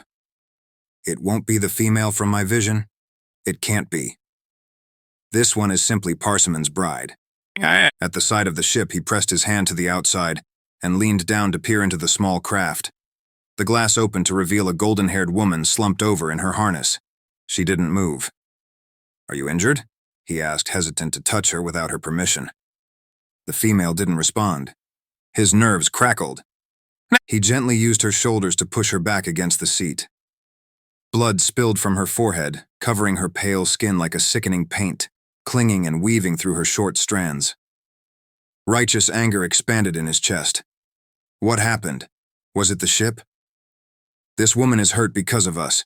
No female should be hurt under our protection. Then his gaze went to her face. Air rushed out of his lungs. It's her. It can't be, but it is. Calm yourself. Be logical. Think this through. All his visions were a bit hazy, so he couldn't be 100% certain this female and the one from his vision were the same, not without seeing her eyes. But my heart believes it's her. The female who called to me. His brain protested. Perhaps many of these Earth females look this way. You cannot let your heart convince you of something that may be completely false. All that will happen is that you will be destroyed when she and the female from your vision are not the same. So, do your job. Taking a deep breath, he unbuckled her straps, then carefully lifted her into his arms. She's so light. Staring down into her face, he stood transfixed. How can she be so lovely when it's obvious she's been so poorly cared for? She was thin to the point of near starvation. The flesh on her face held a tightness, even while unconscious, that spoke of unhappiness. A protectiveness he'd never felt before clenched his heart. I will care for you, little one. I will never allow you to be mistreated again. He carried her through the weaving hallways to his private med bay in a quiet corner of the ship, cradling her close to his chest in silent wonder. He was unable to explain the emotions that seemed to overwhelm him. He was a doctor. He'd seen females in much worse condition, so why did his knees shake? Laying her down on one of the healing chambers, golden particles immediately drifted above the bed, reaching to nearly 2 feet above the sleeping female. He took a step back and stared. She looked tiny on the long white table. Her hair drifted slightly in the golden light that undulated above her like some combination of dust and ocean waves. Never before have I thought a female looked beautiful in a healing chamber. But it isn't time to admire her. I have a job to do, he scolded himself. Moving to his familiar spot just above her head, he reached into the golden particles. The nanobots immediately reacted to his mental command. Golden particles pulled together, like a scattering of stars, and then the controls shimmered and formed. With just the slightest twist of his wrist, he was able to command the intricate controls, identifying illnesses and injuries, as well as healing them. But the work required a focused mind. No detail could be missed. First, he took several different images of her head and the inside of her skull, checking for how extensive the damage was. Initial scans showed that the wound was mostly superficial. Her skull showed no signs of injury. Yet when he dove into the scans of her brain, he frowned. The further he dove into the structure of her mind, the more he found wrong. The connections in her brain lacked all logic. It was obvious that a virus had crossed her blood-brain barrier, inflaming her basal ganglion, influencing how her brain could function. Connections had been made throughout every area of her brain, but they were all wrong. Terribly wrong. This can't have happened from the crash. To show this kind of progression, she's had the virus for years. Someone with these sorts of incorrect connections should not be able to function, let alone experience any kind of happiness. But I think I can fix it. Most of it. You can't be awake for this, though. He spoke out loud, even knowing she couldn't hear him. He chose the most genetically compatible mist to keep her asleep, and unaware of the delicate work he would be doing on her mind. This will take days, if not weeks, to fix. But it is not straightforward work. Each day I shall have to awaken her and watch her function to see the impact of what I am doing, to make certain her human brain accepts the healing as our own would. First, he had to identify the source of her illness, but when the results came, the air seemed to rush out of his lungs. The rewire contagion? The contagion responsible for wiping out most of our females also exists on Earth. He had studied it in school, although it had been eradicated among his people by the time he came of age. How is this possible? He had the sickening feeling he knew the answer. The craft that Parsimon crashed on Earth must have carried the virus with it. The implications of such a thing were too immense for him to consider at the moment, at least while the female needed healing. Twisting his hands, data streamed into his mind at impossible speeds. He would try a low dose of the treatment as he fixed the damage he now knew was caused by the rewire contagion. There's no point in healing the improper connections if the virus is still present. As the low dosage filled the golden healing space, causing tiny sparks of silver, he moved to the incorrect connections in her mind. He identified the ones that were newest, not woven as deeply, and cut them, one at a time. "You're lucky you got me as a doctor, little human," he mused as he worked, for I was particularly interested in the brain during medical training. Hours had gone by when he at last got the alert that the first dosage of the rewire cure had been given. The silver sparks in the golden light stopped, and as he stared down at her flesh, he saw specks of silver light flare briefly in her pores, then fade. Good. Everything appears correct. Straightening from his position above her head, he removed his hands and blinked his eyes several times. He loved being a medic, but even with modern medicine, healing often required a great deal of mental and physical stamina from him. Now for the easy part. Placing his hands back in the healing nanobots, he took a deep breath, then shifted his focus to the easy task of healing the shallow cut in her forehead. It had long since stopped bleeding. When it was finished, there was nothing but a pale pink scar, which would soon fade to nothing. Time to wake her and see the results of my initial work. But how would she respond? He knew she would be groggy, and he wouldn't wake her completely, so she would slide back into sleep quickly. But he needed to know how she would respond to all the medications he had used on her. She will not be perfect, but she should be better than when I first came upon her. Taking a deep breath, he shifted his hands and decreased the meds he'd used to keep her unconscious. Cautiously, he watched as she tossed her head back and forth, and then her eyes opened. He found himself staring into familiar eyes. Blue eyes, so blue they took his breath away. So blue that he was pulled back into his vision for a moment. It is her. She struggled to sit up. He slid around to the side of the healing chamber. "Lie still," he whispered. "You're safe. I'm here to help you." Collapsing back against the table, her hand trembled as she reached for him, mouthing something he couldn't hear. He leaned closer. "What is it? Did her transfer of our language not work when we got her blood sample?" She grabbed his arm and pulled him down to her. All the way. The last thing he saw was her soft pink mouth coming toward him, and he realized she wasn't going to stop. When her lips pressed against his, electricity jumped between them. He inhaled sharply as her hand dug into the hair at his nape, pulling him closer. Their kiss deepened. Her lips were soft, warm, and willing. Then her tongue slid inside his mouth and he groaned, pulling her closer to him. The kiss grew harder, more desperate. He felt his blood rush south. What's happening? Just as he was spiraling out of control, she fell back onto the table. Her eyelids fluttered closed. "You taste amazing," she whispered. As she fell asleep, he touched his lips in wonder. So that's what it feels like to kiss a woman. He finally understood why males fought so hard for this. He would give anything to keep this female forever. To kiss her day after day, moment after moment. Then he started. But Parsimon has claimed her. When we return to Ungar, I will have to give her to him. His mind roared a denial. Stumbling back to his chair, he sank into it, staring at the human female. Don't jump to conclusions about her. She didn't know what she was doing. The logical part of his brain reminded him. But another voice whispered even more softly. But you did. Chapter 10. Seer stared at Medic Solemn, trying to hide his surprise. Solemn's 3D image hovered over Seer's comp station as he waited for the man to speak. One of the young man's eyes had been swollen shut, and a deep bruise marred that side of his face. How soon will Elder Medic Steady be finished? Seer asked, feeling uneasy. Just a moment. He cleared his throat. But while we wait, he wanted me to, warn you. Seer inclined his head. I've already seen that most of the Earth females are fighting their kidnapping. As they should. As I would. No, sir. he said, the black markings on his face expanding to show his embarrassment. It's rather an issue with the reaction of the healing chambers, and they're... Seer rubbed his forehead. Spit it out, kid. I've had too long of a night for this. The human's kiss had impacted Seer in a way he hadn't anticipated.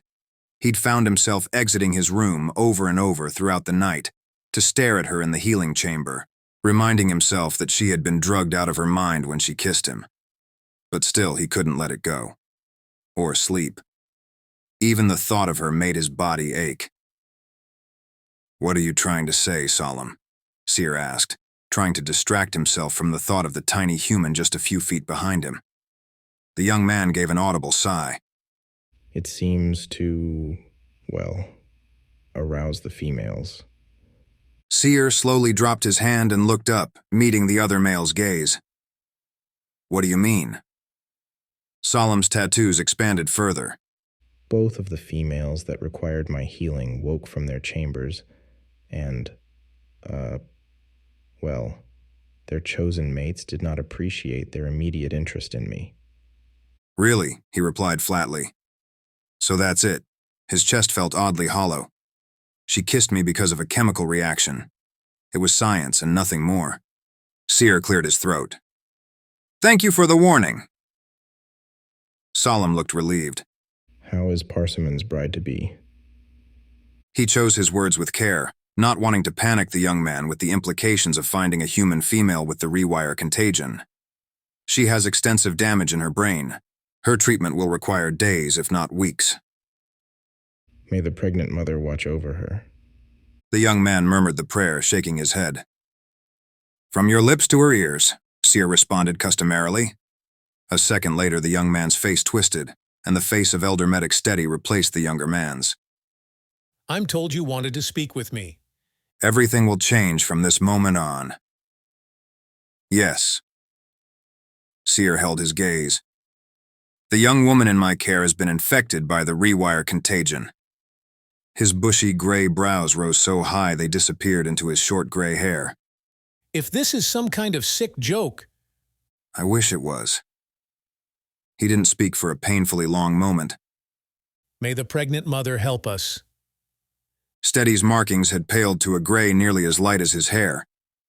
"How is this even possible?" "I don't know, but I intend to keep her isolated until her system is free of it, as well as discover the source of her initial infection." The older male nodded. "And none of the other females show signs of infection?" "None that have been reported." He shook his head. "I'll have my men run blood work on the females every 24 hours until we return to Ungar. If anyone else has contracted it, I will send them to your medbay for treatment." "There will be more. There always is. We may have to keep them quarantined for the full 7 days on the ship. It won't be safe to bring them home, even if there is the slightest risk of reintroducing the contagion to the population." Steady's lip curled. "Well, that shouldn't be a problem, given that we are headed away from the wormhole." "Away? What possible reason could Leader have for that? We should be returning these females to the males eagerly awaiting them back home. This can't be good." But he kept his thoughts to himself. Better to ask his friend Leader rather than add to the crew's sense of unease. A soft noise came from behind him. The human was waking. "I must go." He waved his hand through the image and the other male faded, then rose from his seat in front of the comm station and passed the 2 empty healing chambers. The young woman tossed her head, a frown curving her pale lips. Freezing a few feet from her, he regarded her for another moment, both fascination and hesitation warring within him. Who knew how long the rewire contagion had been attacking her brain, seeping her of life day after day? She had been so thin that he had programmed the healing bunk to administer an emergency starvation protocol.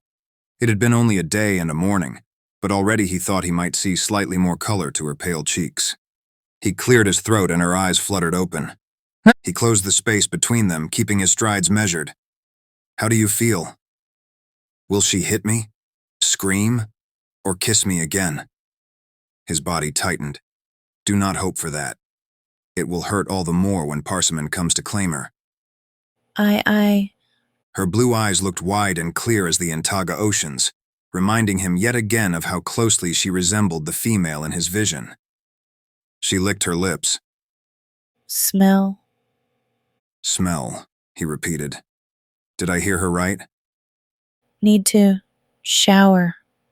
Her gaze met his, pupils still far too dilated from the pain medications. Huh? He stepped back. After everything you've been through, you're worried about how you smell? She wrinkled her nose, then gave a ghost of a grin. Yes. Well, cleanliness is always a benefit when recovering from illness. He mentally kicked himself, stopped pretending.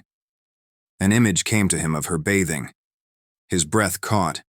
She raised her arms and they trembled a little. He found he couldn't refuse her. Leaning down, he swept her into his arms and moved through the med bay toward his private chamber. The doors parted and he carried her to the separate privacy room. Bathing pool or shower? Computer, fill the bathing pool. Instantly, the massive round tub in the center of the room filled with the sound of rushing water. While he waited, his gaze strayed back to her. Blood still matted her blonde hair and stained part of her face. The uniform material she wore felt stiff. She has already been through so much. I shall leave you here and bring a change of clothes. No.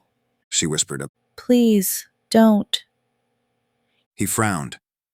Are the many meds running through her impacting her logical thought? She might already be moments from sliding back into sleep. Stay with me. She reached up, touching the marking on his left cheek in an intimate gesture. His heart raced. That would not be wise. No male should see her like this except her mate. Only he chose to remain safely at home, sending me to fetch her like cargo, an angry voice whispered in the back of his mind. If he were here, he could care for her as she needs to be. She should not suffer for his lack of interest. Please. She begged him, her nose wrinkling.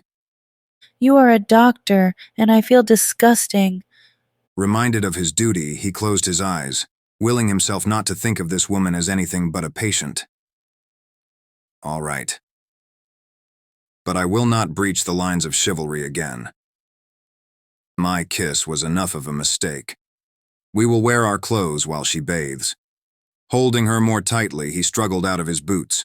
She nestled against his chest, causing the air to rush in and out of his lungs at a faster pace. He gritted his teeth, then knelt down, sitting, then sliding into the blue gel-like waters, with her still in his arms. She gasped as the warm gel came up to her chest. Eyes wide, she stared at him. What is this? The gel began to work, rubbing against them, scrubbing the dirt from their skin. The look of panic faded from her expression, replaced by one of pleasure. My imagination has never been quite this creative. He shifted, shocked by the way he responded to the sight of her, mouth slightly open, head slowly lolling back. He had been attracted to females before, but never has he lost control so easily. Settling more deeply in the waters, her hair dipped into it, and he watched as the dirty blood-stained strands changed color. When she sat up slightly, her locks were as golden blonde as his own. Stunning. He loosened his grip on her, letting the cleaning gels sink over everything but her face. Then gently, he let her sink beneath the waters. Her eyes opened and she bolted into a sitting position. Even though she had been beneath the gel for only a moment, the blood had already been cleaned from most of her ivory skin. Unable to help himself, he reached up to wipe specks from her cheeks, only to discover it didn't wipe away. It was a part of her, another surprise. She smiled, a slight movement that transformed her from beautiful to breathtaking. I never imagined death to be like this, to finally bring me everything I didn't have in life. Death? Does she think... Before he could finish his thought, she kissed him. Again. And again, all logic faded in the presence of her touch. Chapter 11. Kaci kissed the strangely handsome doctor, glorying in how real everything felt in heaven. The arms that held her were strong and powerful. His lips on hers were soft and uncertain, making her feel brave and reckless. She deepened the kiss, weaving her fingers through his long blonde hair, tugging him so that his mouth angled over hers for easier penetration.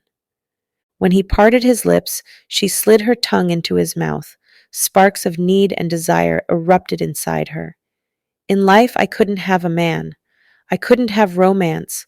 Now I can have it all, and she wanted it all from him. She drew back, fascinated by his pale green eyes, amazed by the tattoos that covered his face, shifting and moving in a way that was hard to follow, but felt as if it was significant. Is he an angel? So I guess they aren't winged, innocent creatures, but big, strong, dangerous-looking men. How do you feel? His voice was low, laced with an accent that was odd, harsh but sexy all at once.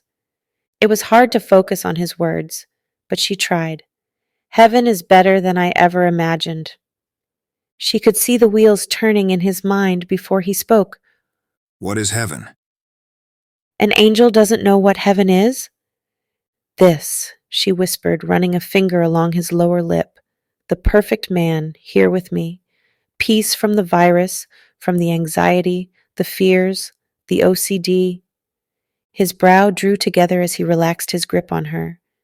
You believe you're dead. A bubble of laughter came from her lips. Aren't I? There's no way life could be this glorious. Everything around her vision was fuzzy, the lights above, too bright. This had to be heaven. He looked up, focusing on a point above her shoulder. What is the last thing you remember? Screaming. Pain. Death. Fear swept through her. Nothing. You're shaking. I'm not. He glanced back at her. You are. I didn't mean to frighten you. I just wanted to remind you. I'm tired. And she was. Suddenly her thoughts felt foggy and her limbs weak. And you don't want to remember.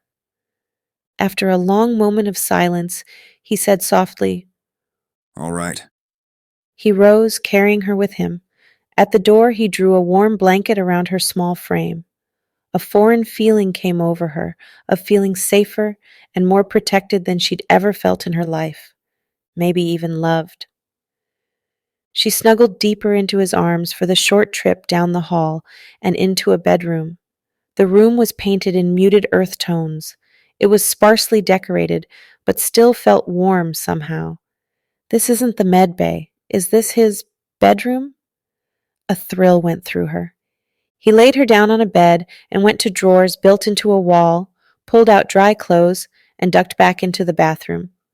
All of it felt strange, foreign, but in her tired mind, she couldn't quite decide why. She closed her eyes. I have a shirt you can wear if you would like. Please, she whispered. There was a sense of movement, but she lay still, too content to move. Call me when you're finished. After a time, her wet clothes disturbed her from her half-sleep. With heavy movements, she sat, even though it caused the room to spin. In a dreamlike state, she stripped her wet clothes and pulled on the massive shirt. The task took all of her strength. Every part of her seemed to be filled with an overwhelming sense of exhaustion. Easing beneath the blankets on the bed, she relaxed into pillows that smelled like him.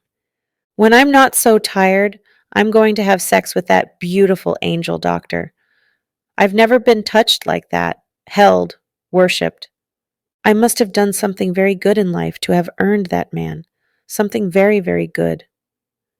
That was the last thought she had before she surrendered to sleep. Chapter 12.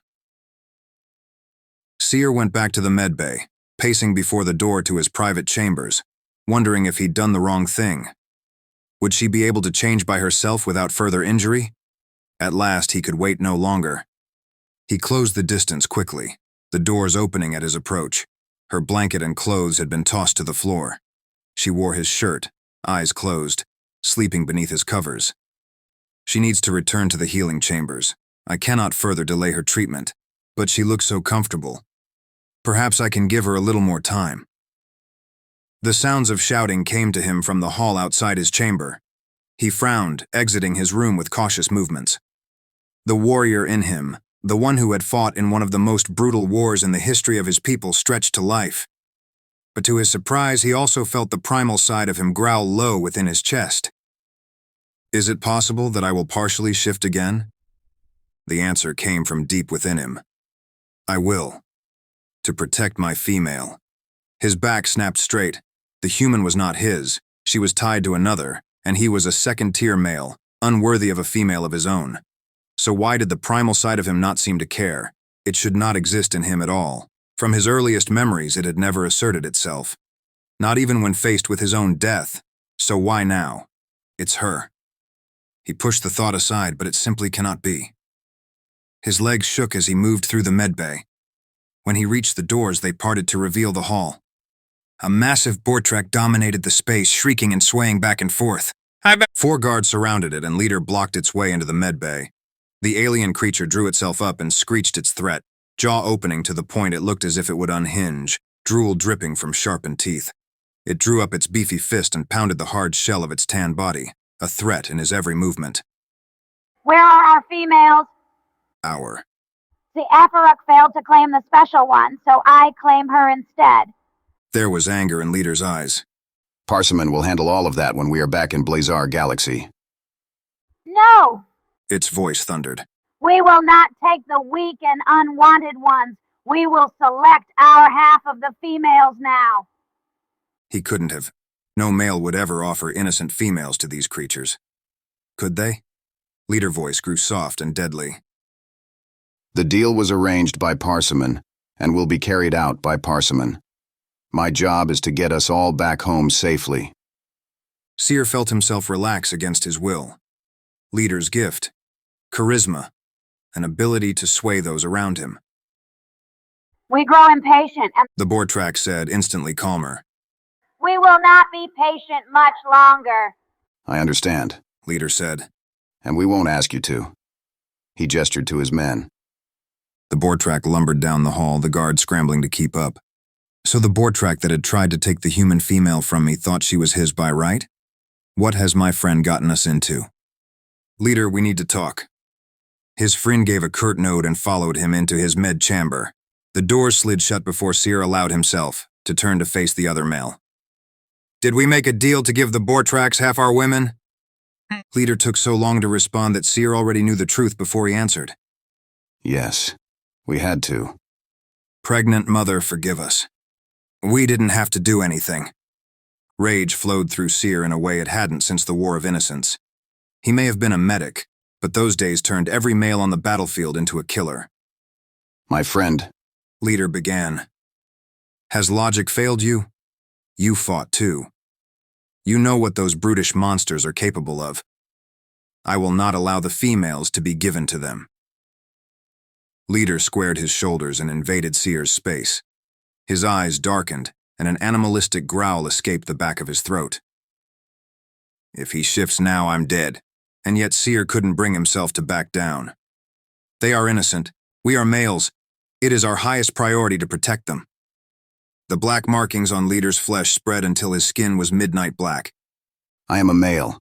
I do not forget my duty to our females. We have no intention of following through with the deal. Seer spun, then stomped to his chair and sat, waiting for his friend to calm. Waiting for his own anger to calm before he did something stupid. Knocking sense into fools is no longer who I am. It took a full minute for Leader to gain control over his primal side. When he did, he was panting, eyes no longer black, but a pale brown. Can we speak now? Seer asked, striving to keep his voice level. Yes, Leader said, still a hint of anger in his voice. I know you have the king's ear. I know you have a powerful voice amongst our kind, greater than any second-tier male before you. But you will not insult my honor. What honor is there in this? So you will not sacrifice our females to creatures who will brutalize them? Seer said, drawing out each word. But you will go back on your word and create a deal you never intended to keep? Leader's brows lowered. They are Bortraks.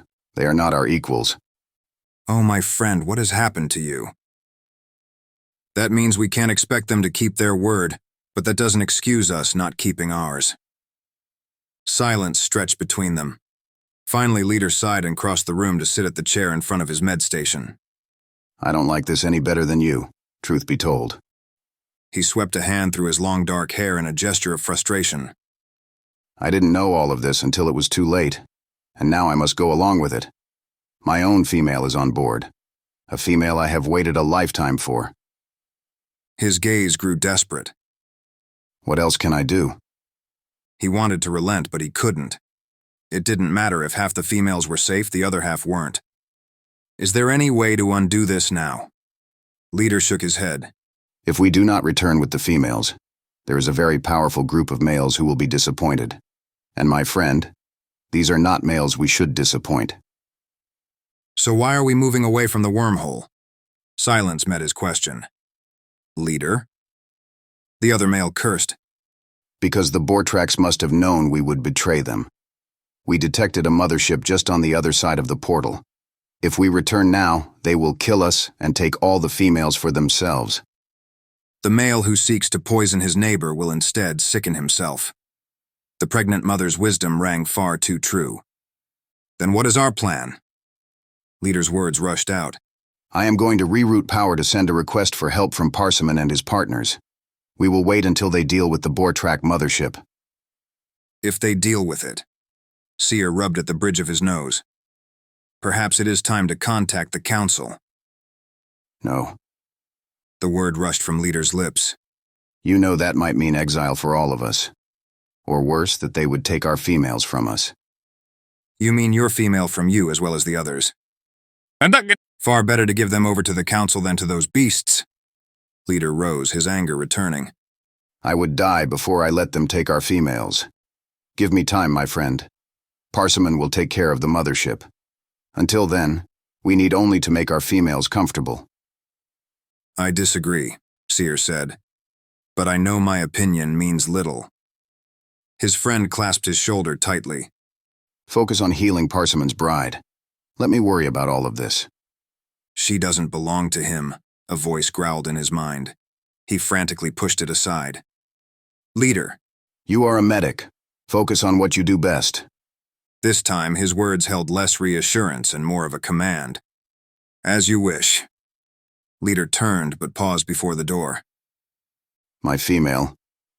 She is exceptional. A warrior who has been through much. I loved her the instant that I saw her. And does she return your affection? He took a long moment to answer. I think she would, if she allowed herself to. Part of it, I believe, has to with her wound.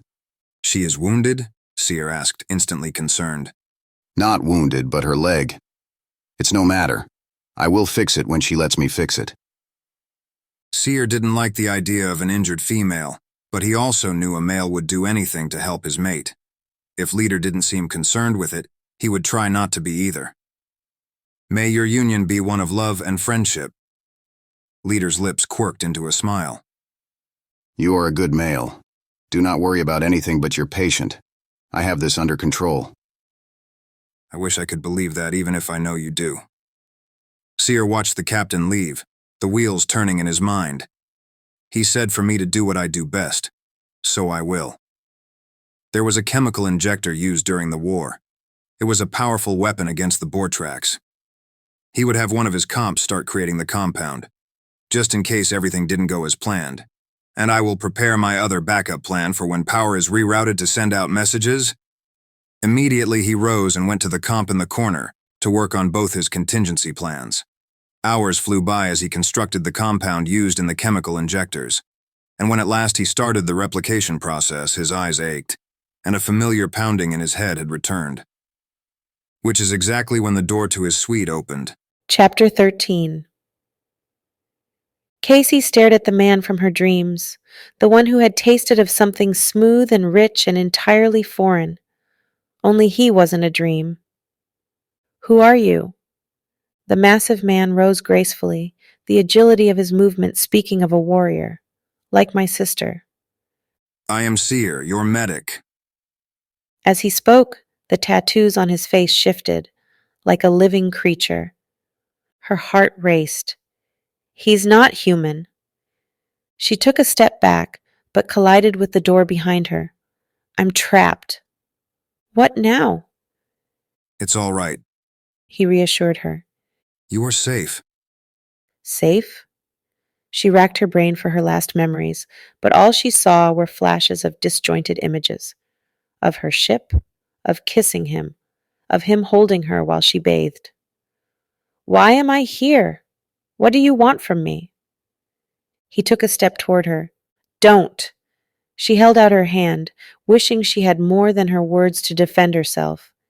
His gaze held uncertainty, but he didn't move closer. He's so large, larger than any human could possibly be. Her gaze traveled from his dark pants to the white shirt with several buttons undone at his throat.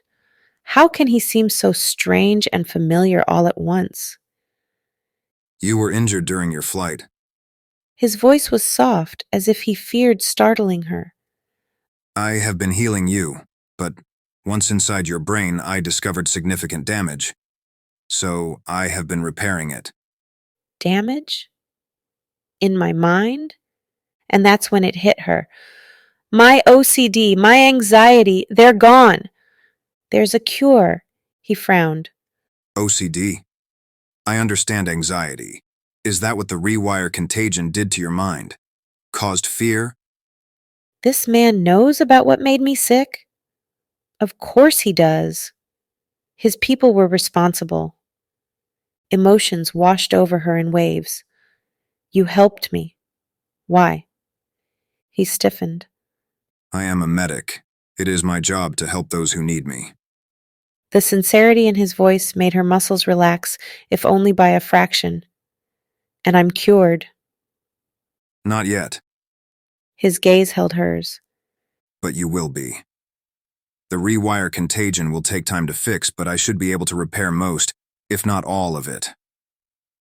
She knew she should have been filled with nothing but terror, but instead, it felt as if a great weight had been lifted from her chest.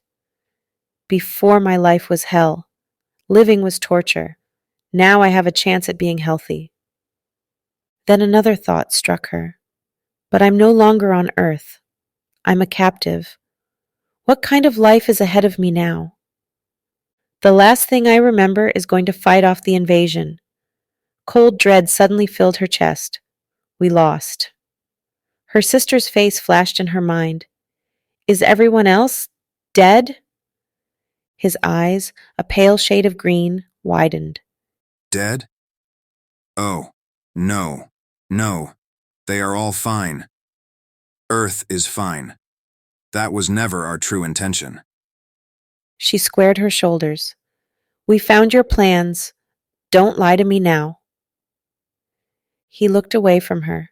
Shaking his head, frustration was clearly evident in the way he clenched the strong lines of his jaw. This story is long, and I've only found out the details recently myself. Can we sit? Can I feed you?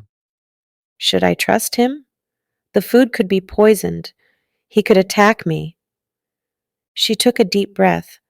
Why would he heal me only to poison me? And if he wanted to hurt me, I couldn't stop him now any better than I could while sitting. All right. He came toward her, and she involuntarily shrank back farther. He slowed his pace but didn't stop. When he was a hand's length from her, he froze. This close, his size was even more shocking, and his appearance even more bizarre. With his shoulder-length golden bronze hair and the flawless lines of his face, he looked like some kind of Viking god, or perhaps the sexiest angel to walk through heaven's gate.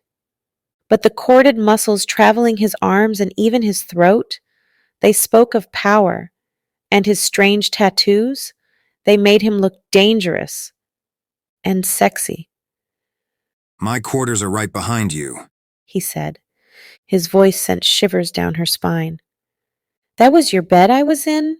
She asked, unable to keep the question from slipping from her lips. He nodded. She wrapped her arms around herself, all too aware of the fact that she wore nothing but a shirt. Why am I wearing only a shirt? Did we do anything? Do anything. He repeated. He can't be serious. You know. His brows drew together. I don't understand. Her cheeks burned. Sleep together. Have sex. The tattoos on his face swirled and embarrassment filled his gaze. He shook his head, holding up his hands. No, I could not. Would not. And besides, you were in no shape to. For some reason, his reaction reassured her. If he was lying to her, he was the best liar she had ever met. She nodded. He moved closer, invading her space. Suddenly, the door behind her flew open. She almost fell back, but his strong hand closed around her arm, keeping her on her feet. Sparks of heat radiated from his touch, and for a minute she couldn't seem to catch her breath. Are you all right? He asked, frowning. I'm fine. But she didn't feel fine. She felt aroused, which made no sense. She should be afraid. She should be angry. Instead, she felt content, more than content, almost happy. Perhaps that was because the virus wasn't screaming in her head, but the arousal. Her gaze slowly traveled over Seer's broad chest. That had everything to do with the man whose touch made her legs tremble. Are you sure? He ducked his head so their gazes locked. You have been through a lot. Using one large hand, he tilted her chin up. What he saw there made his brows draw together. Back to the healing chamber, he said, and suddenly she was swept up into his arms, as if she weighed nothing at all. No, she protested, although she didn't entirely understand. You said you'd explain what happened. He strode across the room, his grip gentle. I will. Now. She pushed. How am I to relax when I don't understand what happened yet? He nodded, then carefully laid her on a hard white bed of some kind in the center of the room. Are you sure you want to hear all this now? Yes, she needed to know. And so he told her a story of a plan set out long ago by another alien who apparently was in charge of the ship and all the people on it. When he was finished, she closed her mouth. The story was absolutely unbelievable, and yet she completely believed him. Which makes no sense. This guy, or more of his people, kidnapped me and all the other women. To be their brides? So then, she tried to pick only one question at a time. I'm your bride? His tattoo swirled again, and he took a step back. No, I cannot have a bride of my own. She was surprised by the disappointment that swelled in her chest. Why not? Because. He paused. I am unworthy. He took a deep breath. I am here to heal you, to protect you against any and everything. You are mine, my responsibility. I would sooner die than harm you or allow anyone else to harm you. Again she believed him. He doesn't want me. I should be relieved. So why do I feel upset? You mean you have no desire to have sex with me? To make me your bride? He froze, his stunning eyes swimming with unspoken emotions. I am a second-tier male, unworthy of any female. I have never touched one, nor will I ever. You are safe with me. Please do not be afraid. She stared. The emotions in his eyes said exactly the opposite. He wants me, but he won't take me.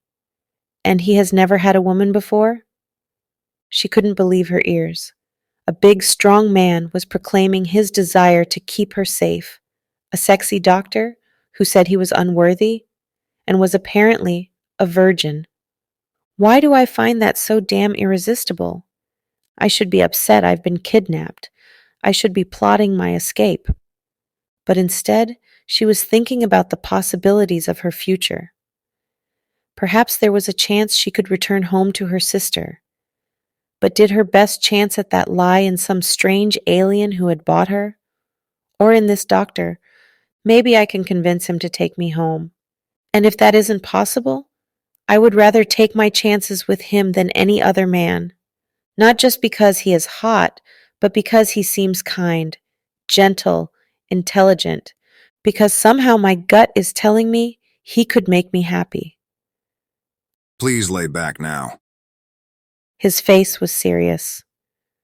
I need to continue to fix the rewire contagion in your mind. Will it hurt? She asked, flashes of the many doctors' offices she's been to since getting sick rolling through her mind. His brows drew together. Never. Never would I hurt you. Lay back. You will sleep, and when you awaken, you will have healed even more.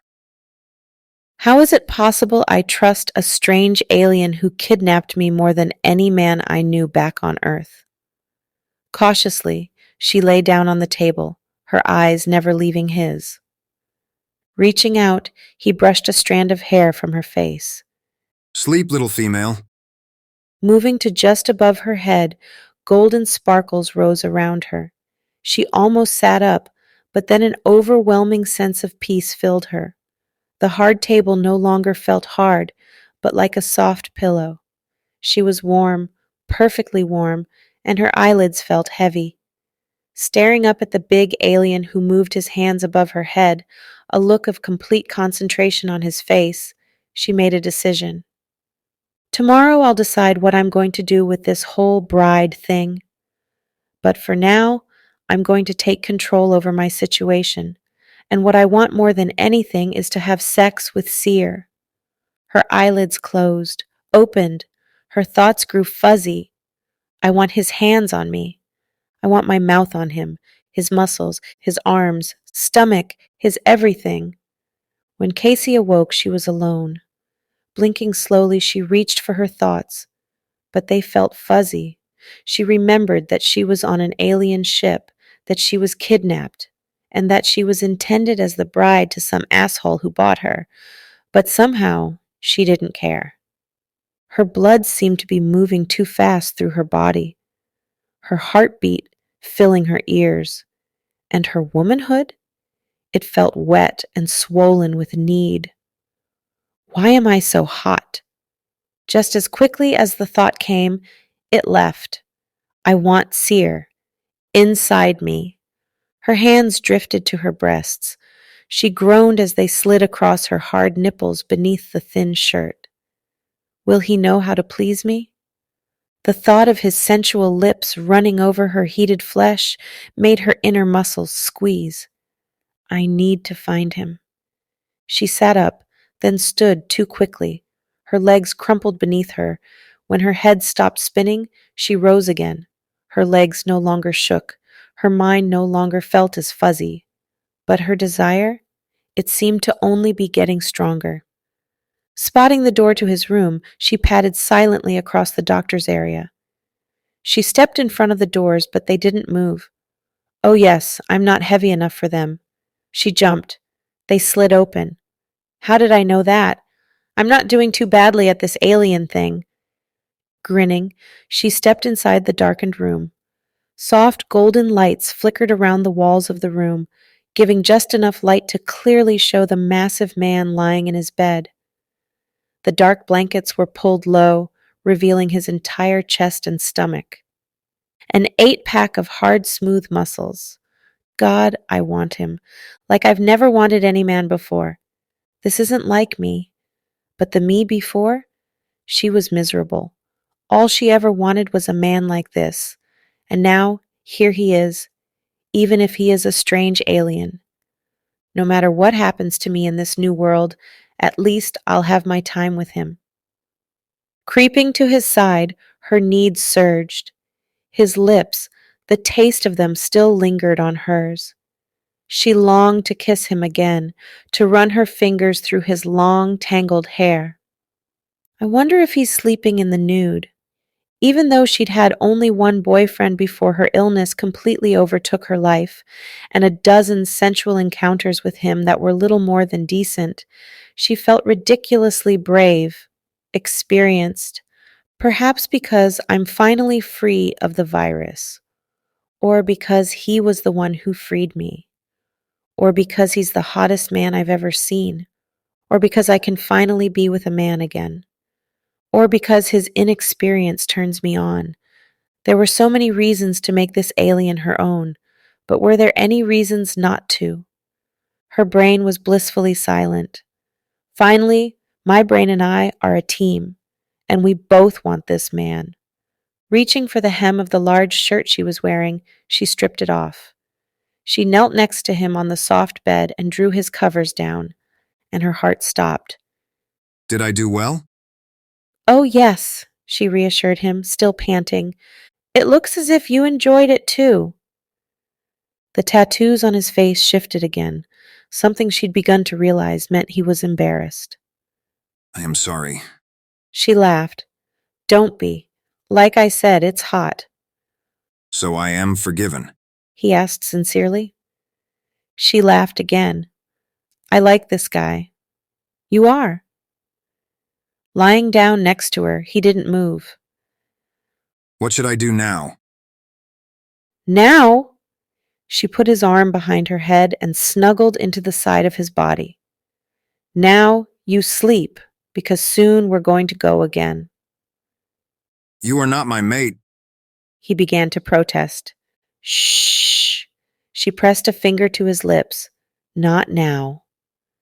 Closing her eyes, she felt a smile twist her lips. Had she ever been this happy before? She didn't think so. Chapter 14. Seer had made a grave error. Hours later, when he reluctantly untangled himself from the human female's arms, the full impact of what he'd done hit him. I should not have touched her. She would be angry when the effects of the healing chamber wore off. She would hate him. He should care more that he had been disloyal and dishonorable by touching another male's mate, or that the punishment would probably be swift and severe. But he didn't. It was strange. His brain knew she wasn't his, but his heart asserted that she was. His primal side claimed her, growling at the thought that she could be anyone but his. Restlessly, he dressed. I should not have done that. But do I regret it? Only if she does. Images came to him of her. Had there ever been any female as beautiful as her? And the scent of her desire? The taste of her? He froze as his body stiffened once more. There has never been anything like that before. An angry voice rose in the back of his mind, and there never will be. She is not yours. When she is gone, you will return to being alone forever. You will have lost her. Another male will have her. Exiting into his medbay, he pulled up the list of brides. Next to Kaci's number, he typed her name. Already most of the numbers had names. That's when his comp went black. A second later, the list of female brides came again. But this time, half the names were crossed out in red. A message flashed a moment later. We have chosen our half of the females. It was a message from the Bortrak mothership. If you do not bring us our spawn incubators in 1 day's time, we will take all of them. Seer fought the churning in his gut. We cannot hope to stop them. This ship is equipped for transportation, not fighting. His finger scrolled through the list of females the Bortraks had chosen, then stopped. Kaci's name and number had been crossed out. The Bortraks had claimed her. A countdown flashed on the screen. We have 24 hours time to find a solution, and then they will come for her. His primal side stretched to life and a possessive anger filled him. I will not let that happen. Even though he'd promised himself that the soldier within him, the expert killer, was gone forever, a cold realization settled in his belly. He would become that man again. For her. The thought should have frightened him. It should have. But it didn't. Chapter 15. If I send this message, I'm betraying my best friend. The thought made Seer feel as if an Hungarian worm was crawling inside his belly. But sometimes making the right decision has consequences, and sending this message is the right decision, isn't it? His head pounded. This was not an easy action to take, and time was not on his side. The Bortraks will soon request half the females on board, including Kaci, and I would do anything to protect her, even this. He ran agitated fingers through his hair. I'm not just considering this for my own selfish reasons, because there's more at stake than just her life.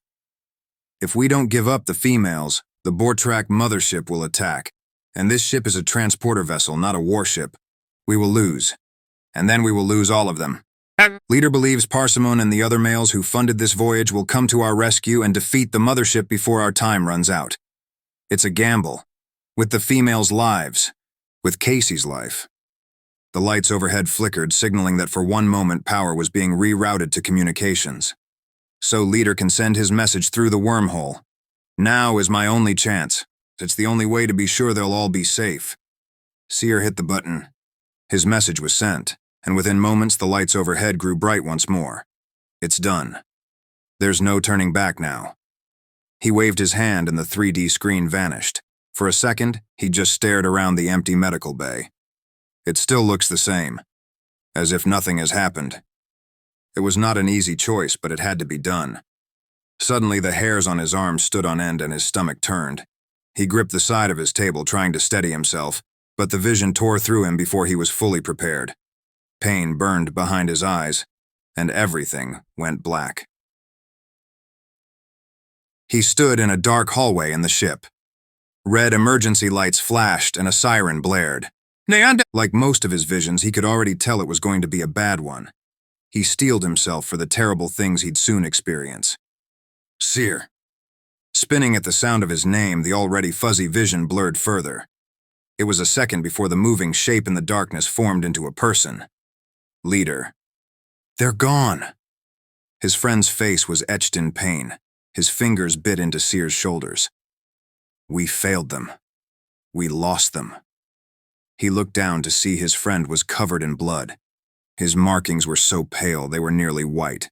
The blood was his own, and he's lost too much of it. Calm yourself, let me... Calm? They took your female too.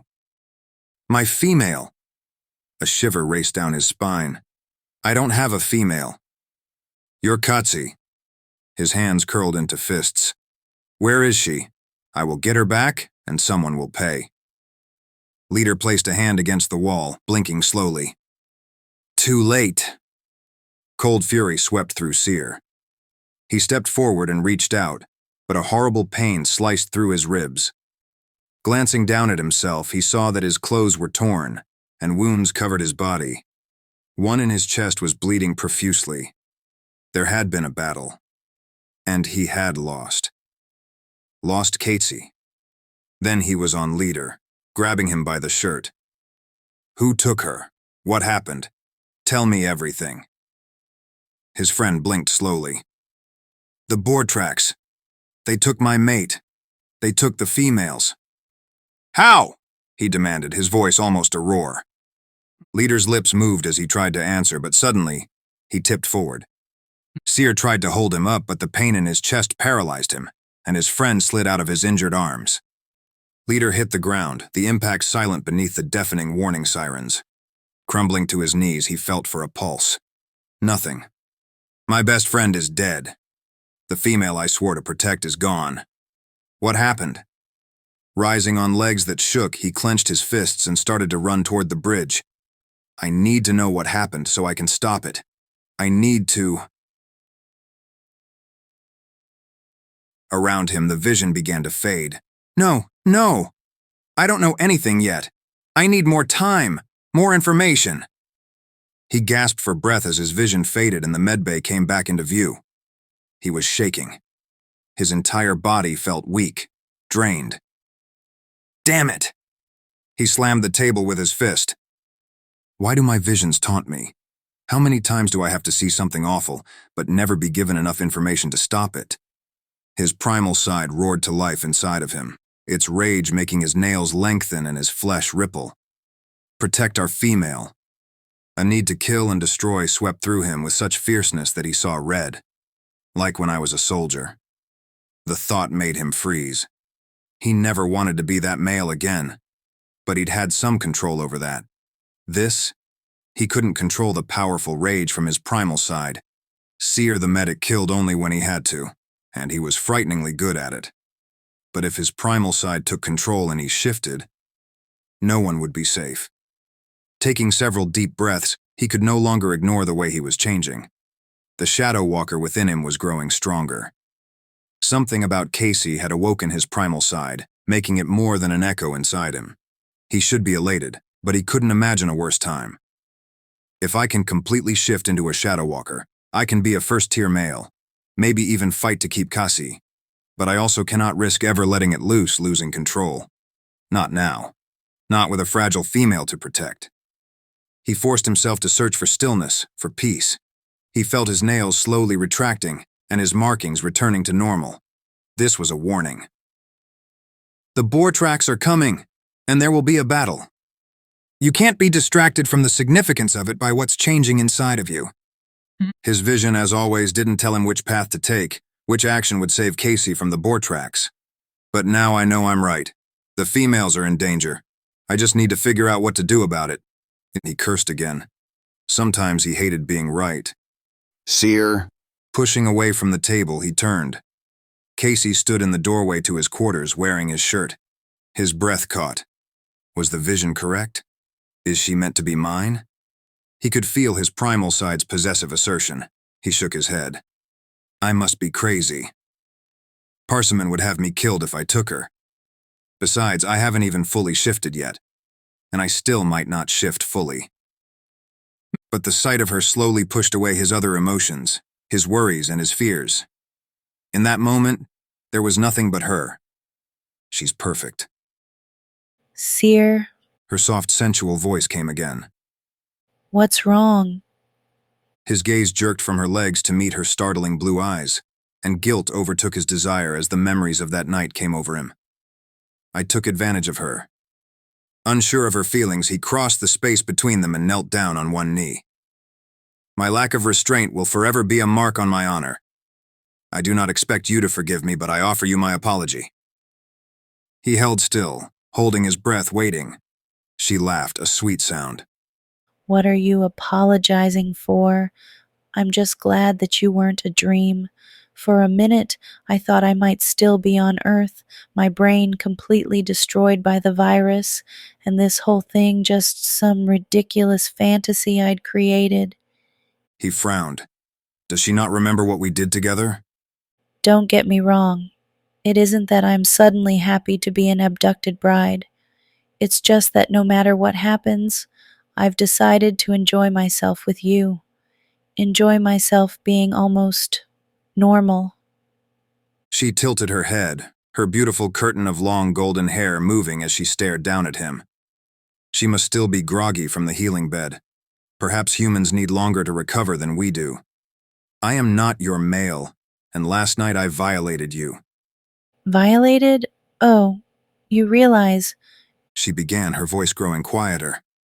I was the one that took advantage of you. I mean, I did sneak into your bed and fondle you while you slept. Honestly, I don't know what came over me. I've never done something like that before. His momentary relief melted away.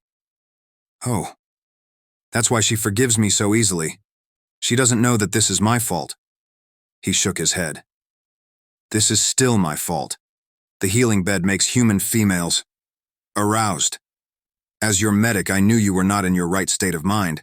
Therefore, I took advantage of you. Of course. The shy, virgin alien doctor took advantage of me. She laughed again. Will you stand up? You're making me.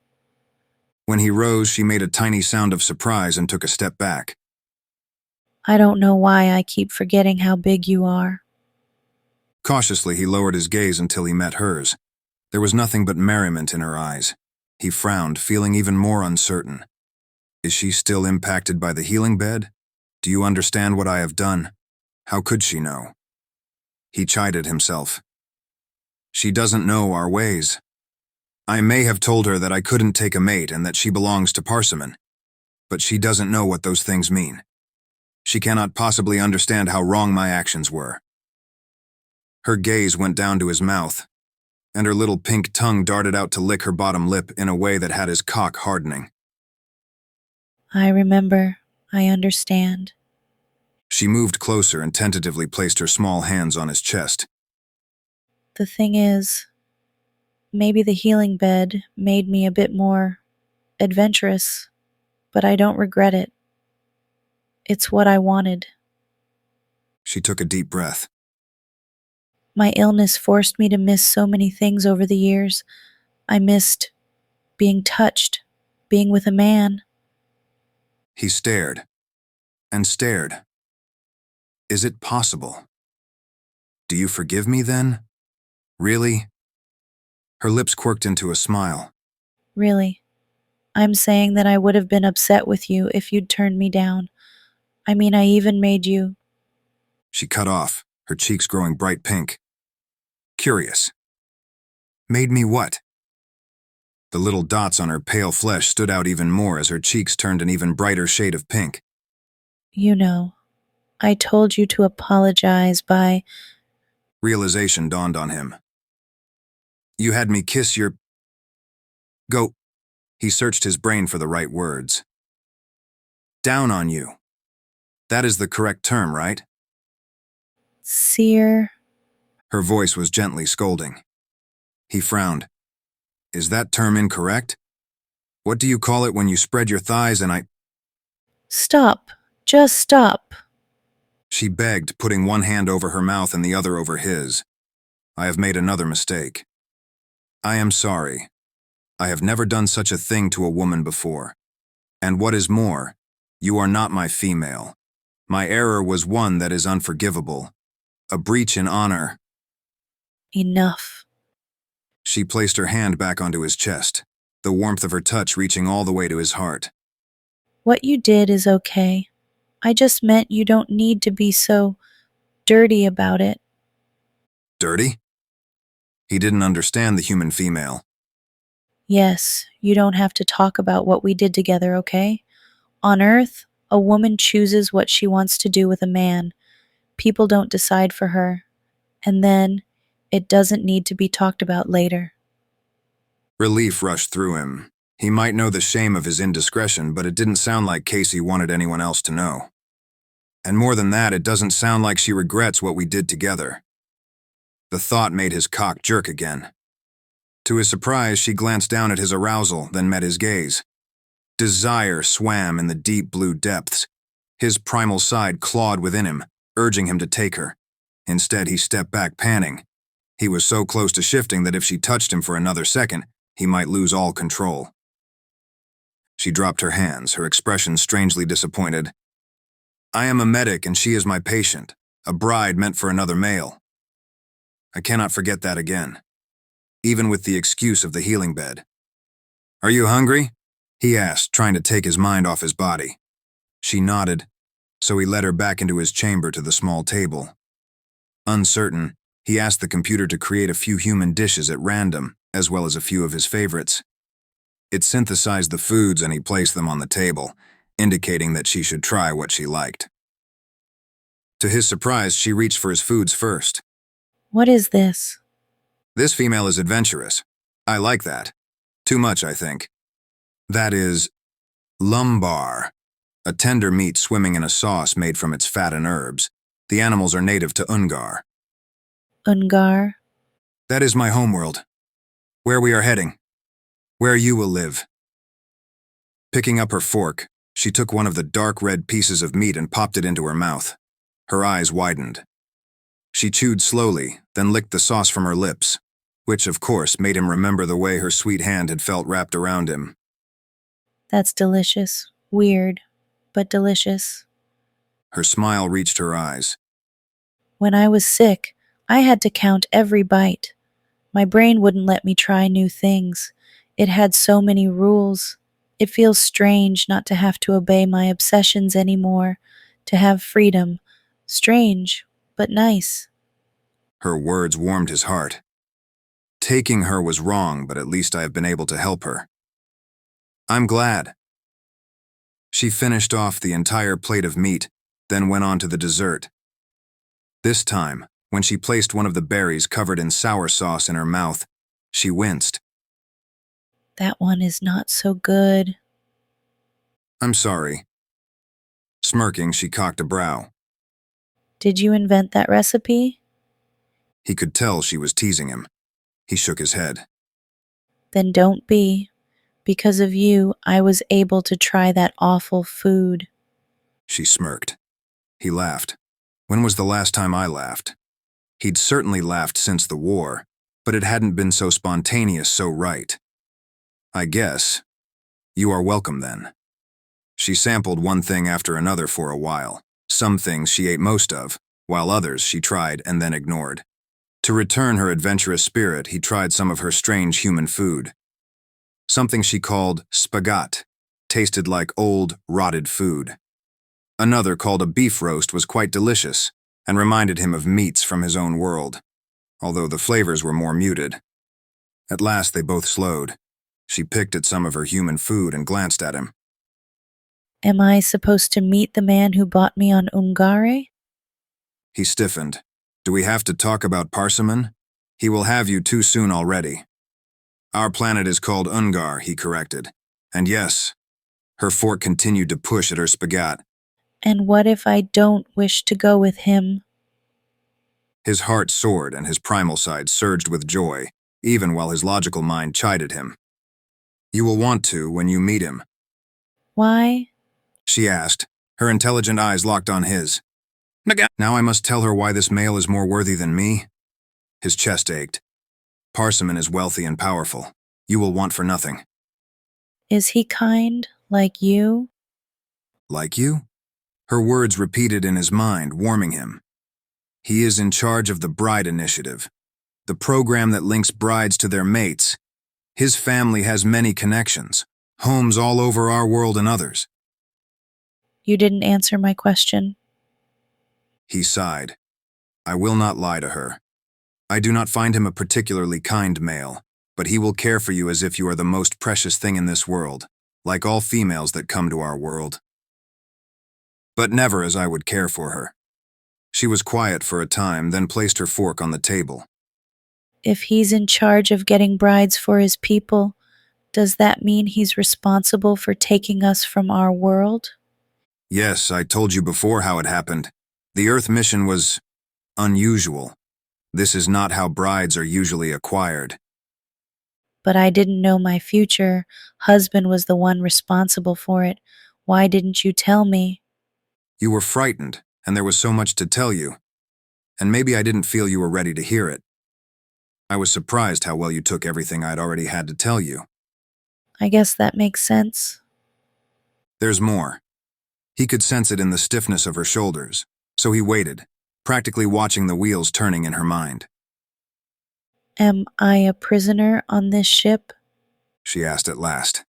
Even though he was prepared for a question, he hadn't expected it. You can't return home, but no, you are not a prisoner. Then I would like to explore the ship. Explore the ship? With the Bortrax on board? No. Why not? She pressed. There is a race of aliens on board called Bortrax who are dangerous.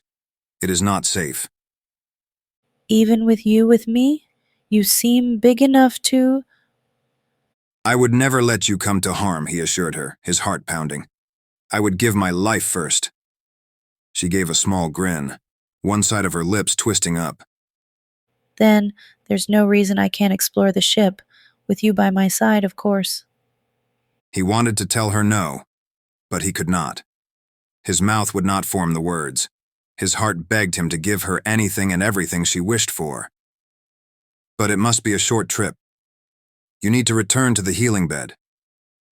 Agreed, she said, her smile widening.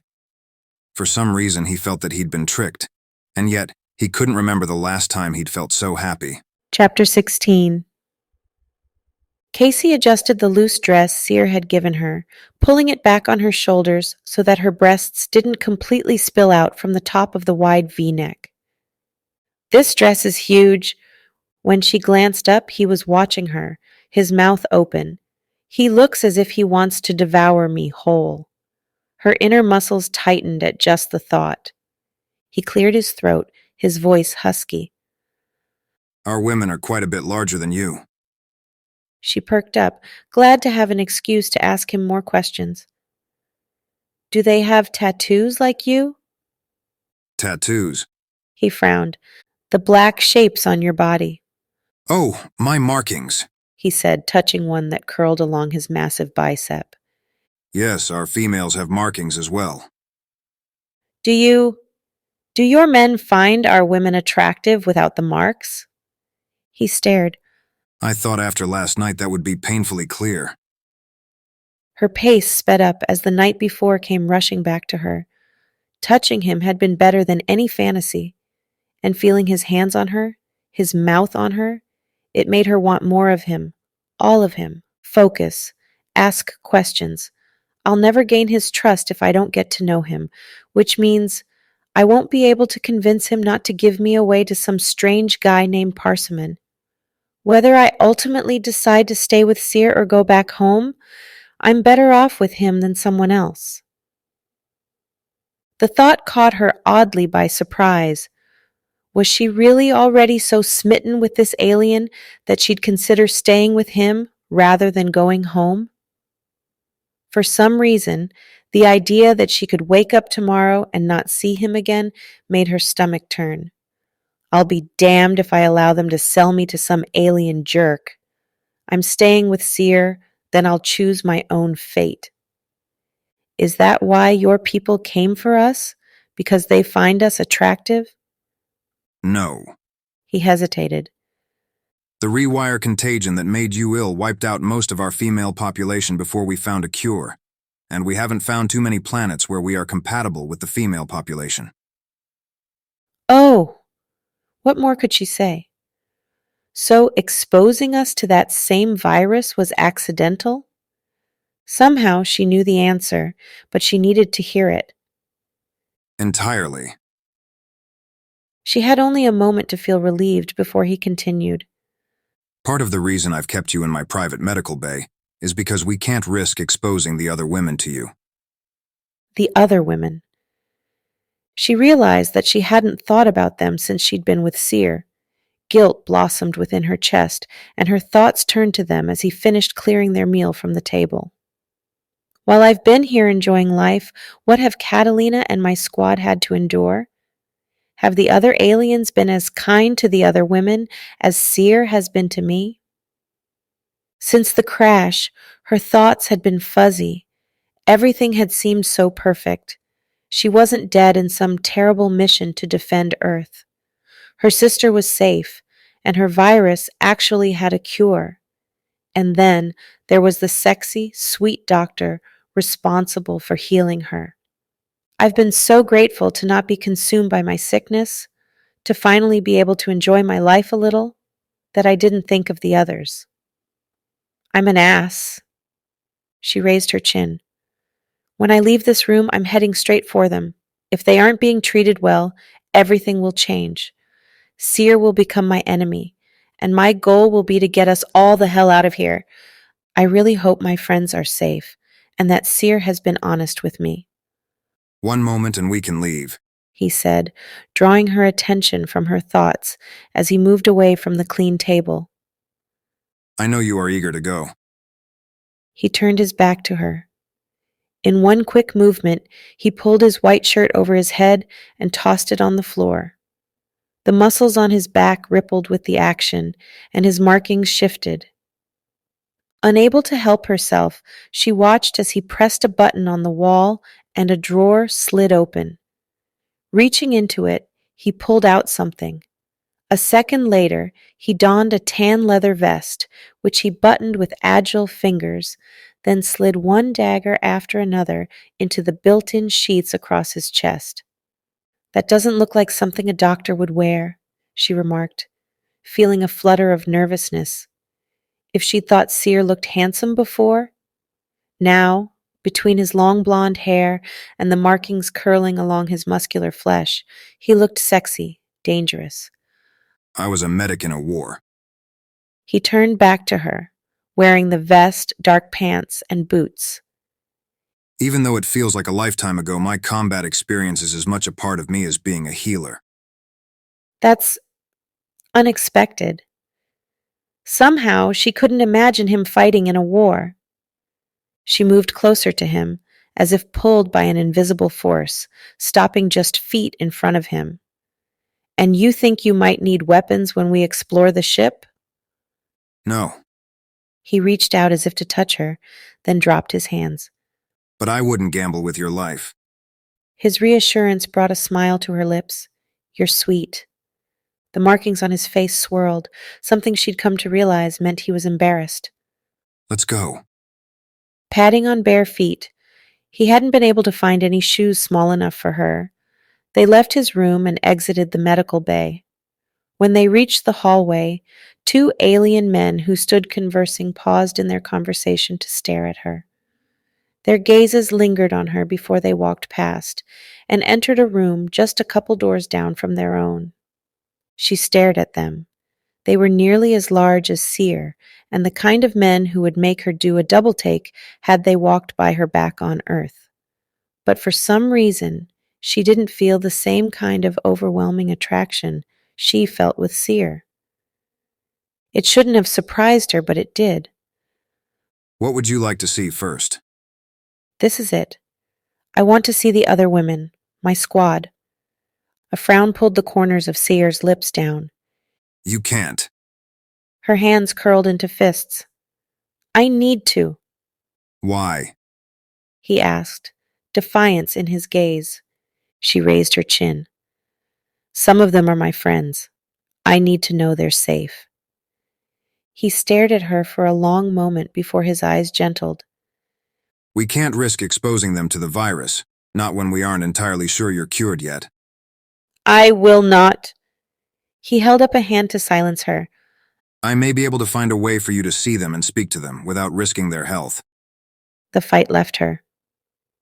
Thank you. They headed down the hall, his hand lingering lightly on her lower back. Heat radiated from his touch, but his gaze was sharp, alert. Tension seemed to sing through his muscles, so she remained quiet. He must be nervous about the Borats. For some reason, all she could picture was a giant sewer rat when she thought of the Borats. Glancing at the man next to her, she grinned. I'm sure he can take them. When they reached the end of the hall, he hit a button on the wall, and a door slid open into a small silver room, a room that looked like an elevator. She followed Seer in, and the door closed behind them. The elevator plummeted, and her feet briefly left the floor. She screamed and grabbed Seer around the waist. Her stomach flipped, and her head felt as if her brain was shifting around in her skull. What is it? He asked, gathering her close. Too fast, too bright, too small. I'm going to die. A second later, the elevator stopped and the doors opened. She didn't move, too afraid her trembling legs might collapse from beneath her. The plummeting elevator was terrifying, but what worried her more was the anxiety that had so quickly swept her under.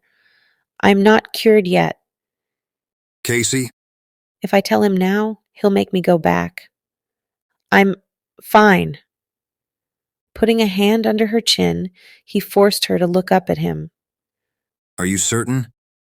Yes, she said, trying to sound confident. Elevators simply don't move as fast on Earth. It surprised me is all. If you are sure. He didn't sound the least bit convinced. I am. She tried to step back, but in one quick motion, he bent slightly and hoisted her into his arms. She let out a squeak of alarm and pushed at his arms, almost forcing him to drop her. I can walk. You are my patient. He started forward. If you weren't so captivating, so convincing, you would be in your healing bed right now. But you are, so I will carry you and allow you to learn what you need in order to rest and relax into your new life. She ran a finger along his jawline, unable to help herself. You sound like you're trying to convince yourself more than me.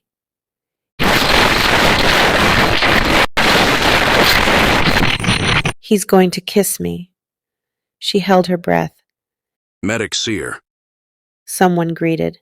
He jerked, quickly looking away from her. Gallant, how fares your new bride? She turned to see a handsome man with short, dark hair striding towards them. One side of his lips quirked up. My bride is fiery, passionate, impossible, and she is perfect. Seer laughed. I am glad. So you've won her heart? His smile faded. Not yet, but I will. Then, his gaze moved to her. Who is this? Seer's grip tightened around her. This is Kaci, my patient. Ah, Parsimon's bride. Yes. Was it her imagination, or did the word yes hold an edge of anger? She is pretty. Too thin. Too small. And her skin and hair are unusually light, but... She is beautiful, and she is a person who can hear you. Now there was no mistaking it. Her doctor was angry. For some reason, his quick defense of her warmed her heart. Apologies. Gallant said, giving her a short bow. My bride's beauty has confounded me. I forgot my manners. No problem, she replied, unsure what else to say. Where are you headed? Kaci wishes to see how the other females are faring. Actually, could you bring a handful of the females to viewing room 5? Gallant frowned. Why does she need a viewing room? He hesitated. She is currently being treated for the rewire contagion. The other man practically jumped back from her. She should be in quarantine. What in the pregnant mother's name are you doing bringing her out here? Seer's tone was clipped. Kaci has been around the other females her entire life, and yet no one else is sick. I therefore have to conclude that the virus isn't nearly as contagious or as dangerous to human females. Additionally, she has been given a full dose of the cure. In 95% of cases, the patient doesn't require more than one. Gallant nodded, but the skeptical expression didn't leave his face. Still. That's why I requested the viewing room, my friend. I am taking no chances. Can you do as I ask?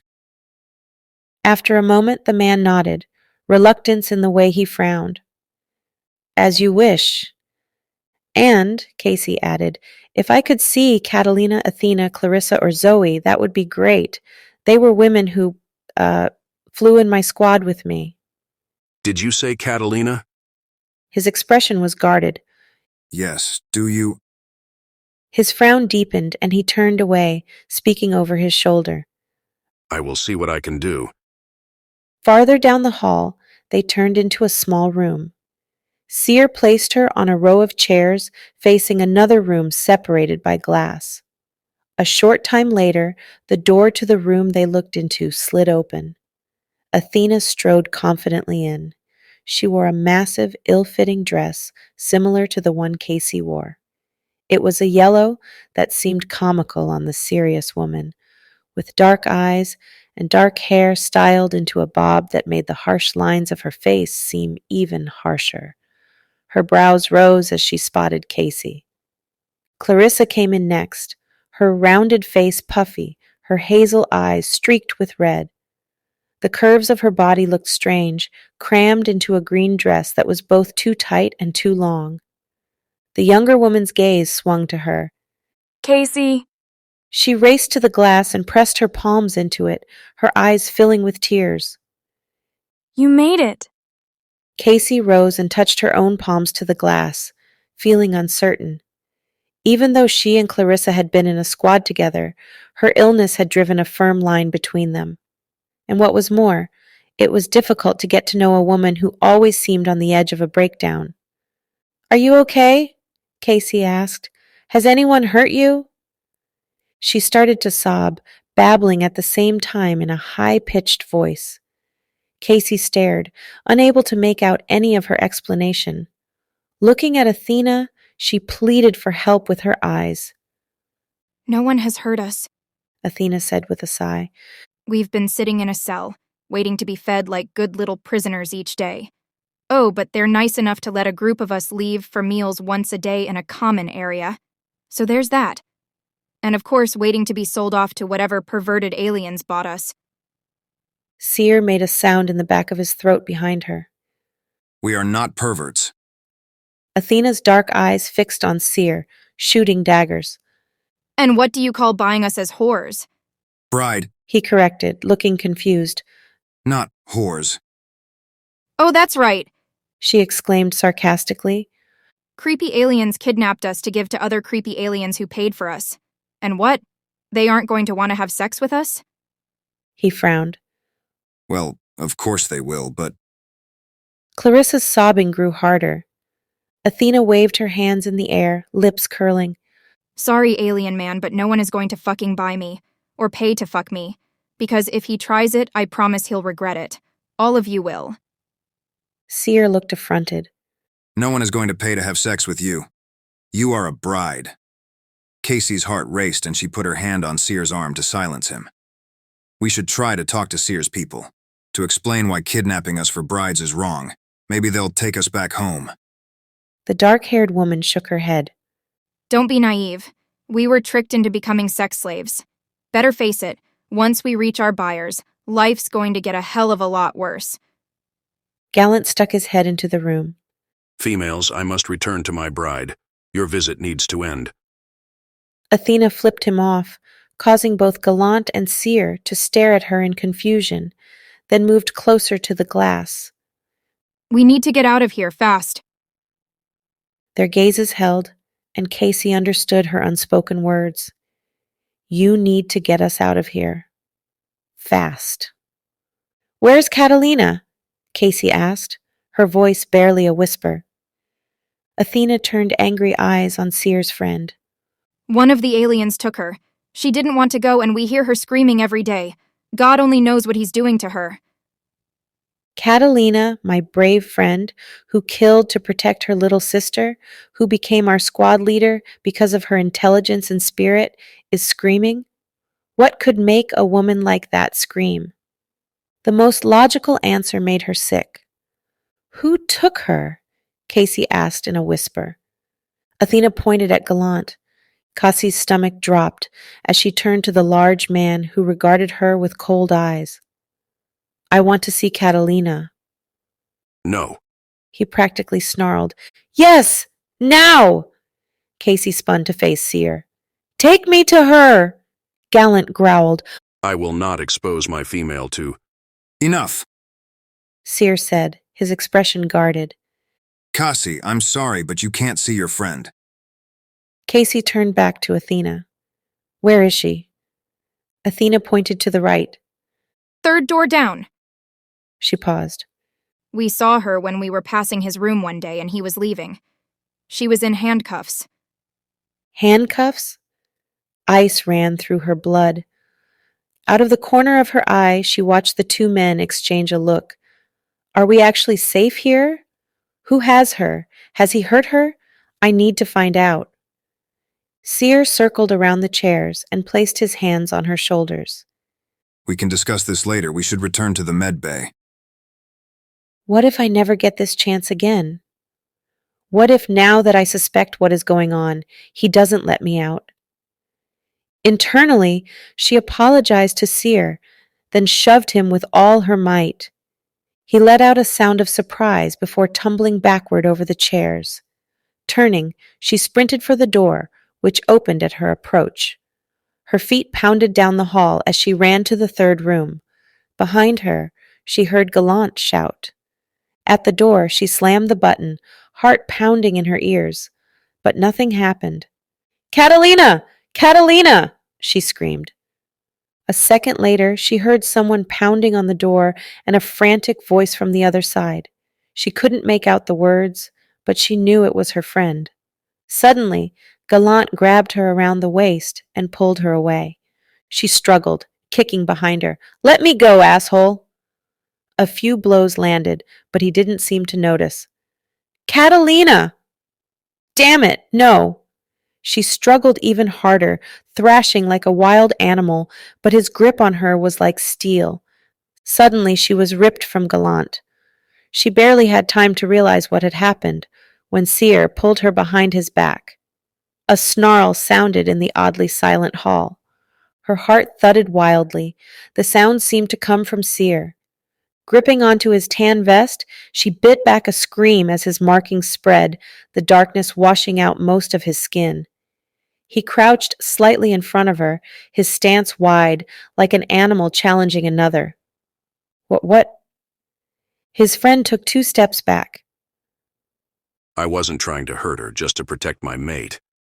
Seer growled, a low sound that made every hair on her body stand on end. Gallant's dark eyes widened, then he growled in return, his own markings darkening. You're shifting. Control yourself before someone gets hurt. Kaci took a step backward, looking from one to the other. What's happening here? What is shifting? Seer's snarl, and now she was sure it was him, echoed off the metallic walls of the ship and sent a chill down her spine. Get him out of here, or no one will be safe. The edge of rage in Gallant's voice made Kaci's fear jump several notches. Seer's eyes flew to her, and her heart stopped. They were entirely silver. But she stepped back from both of them, shaking her head.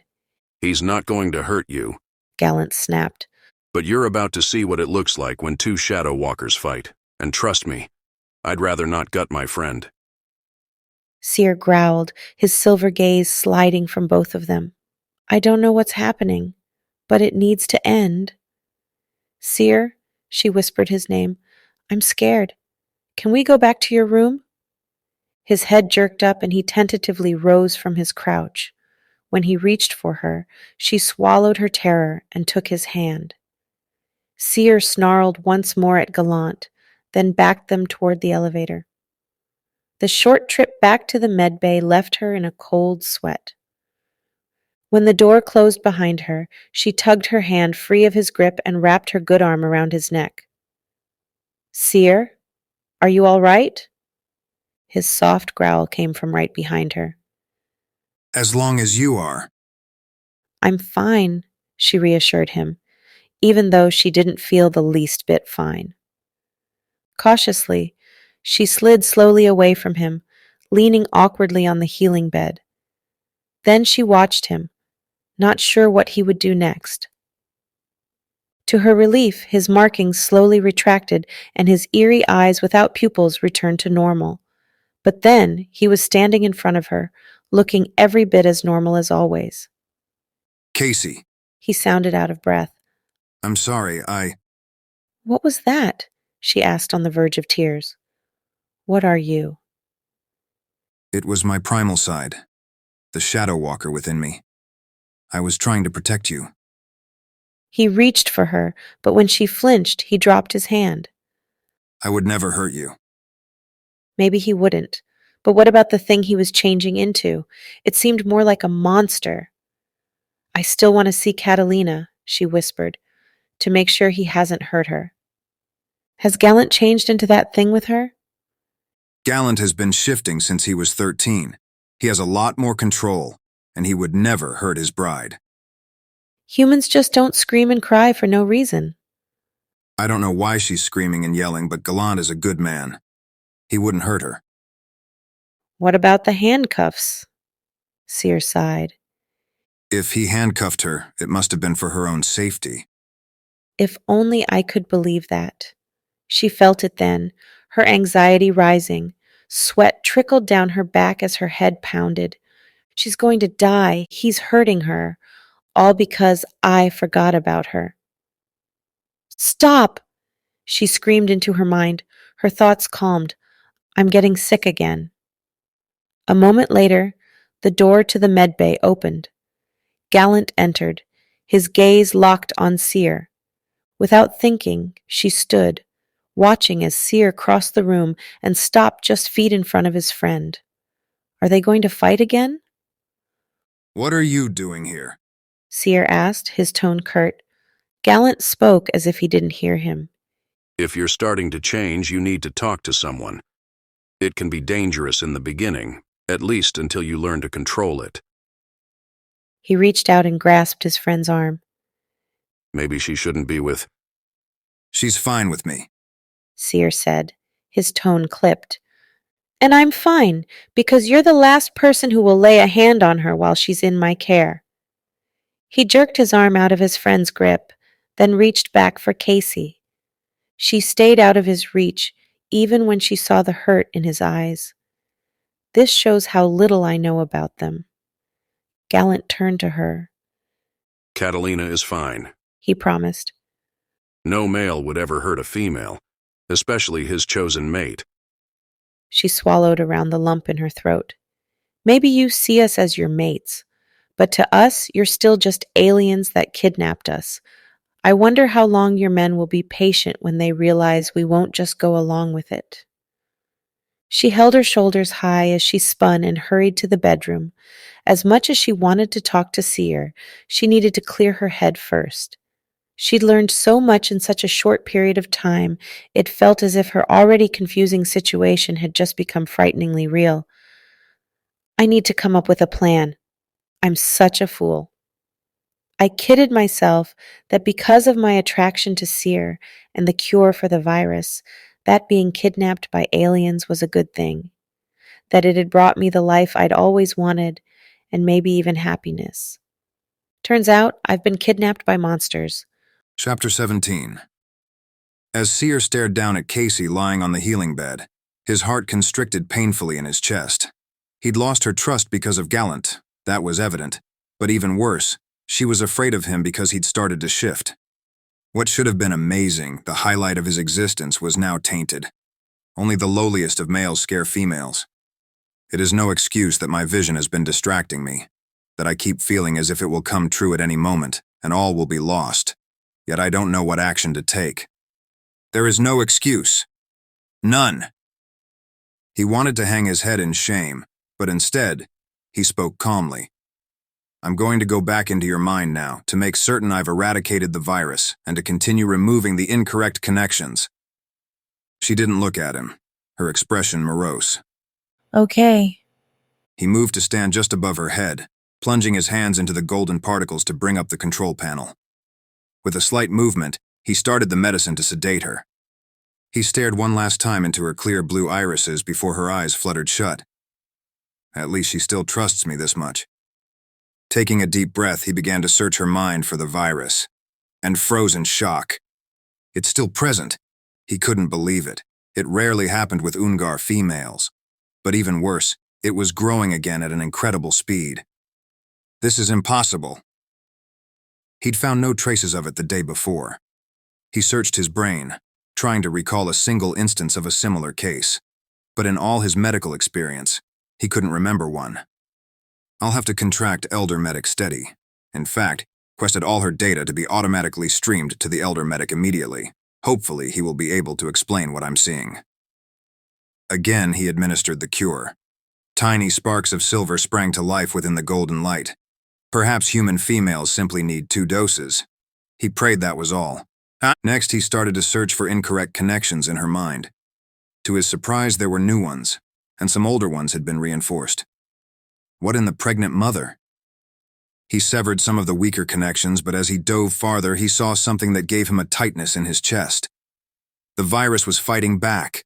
There were so many new connections, more than he ever imagined, and some of them were so deeply ingrained in the workings of her mind that to sever them would cause irreparable harm. I can't cure her. At first, his mind was unable to accept it, but as he examined her brain from different angles, he realized it to be the absolute truth.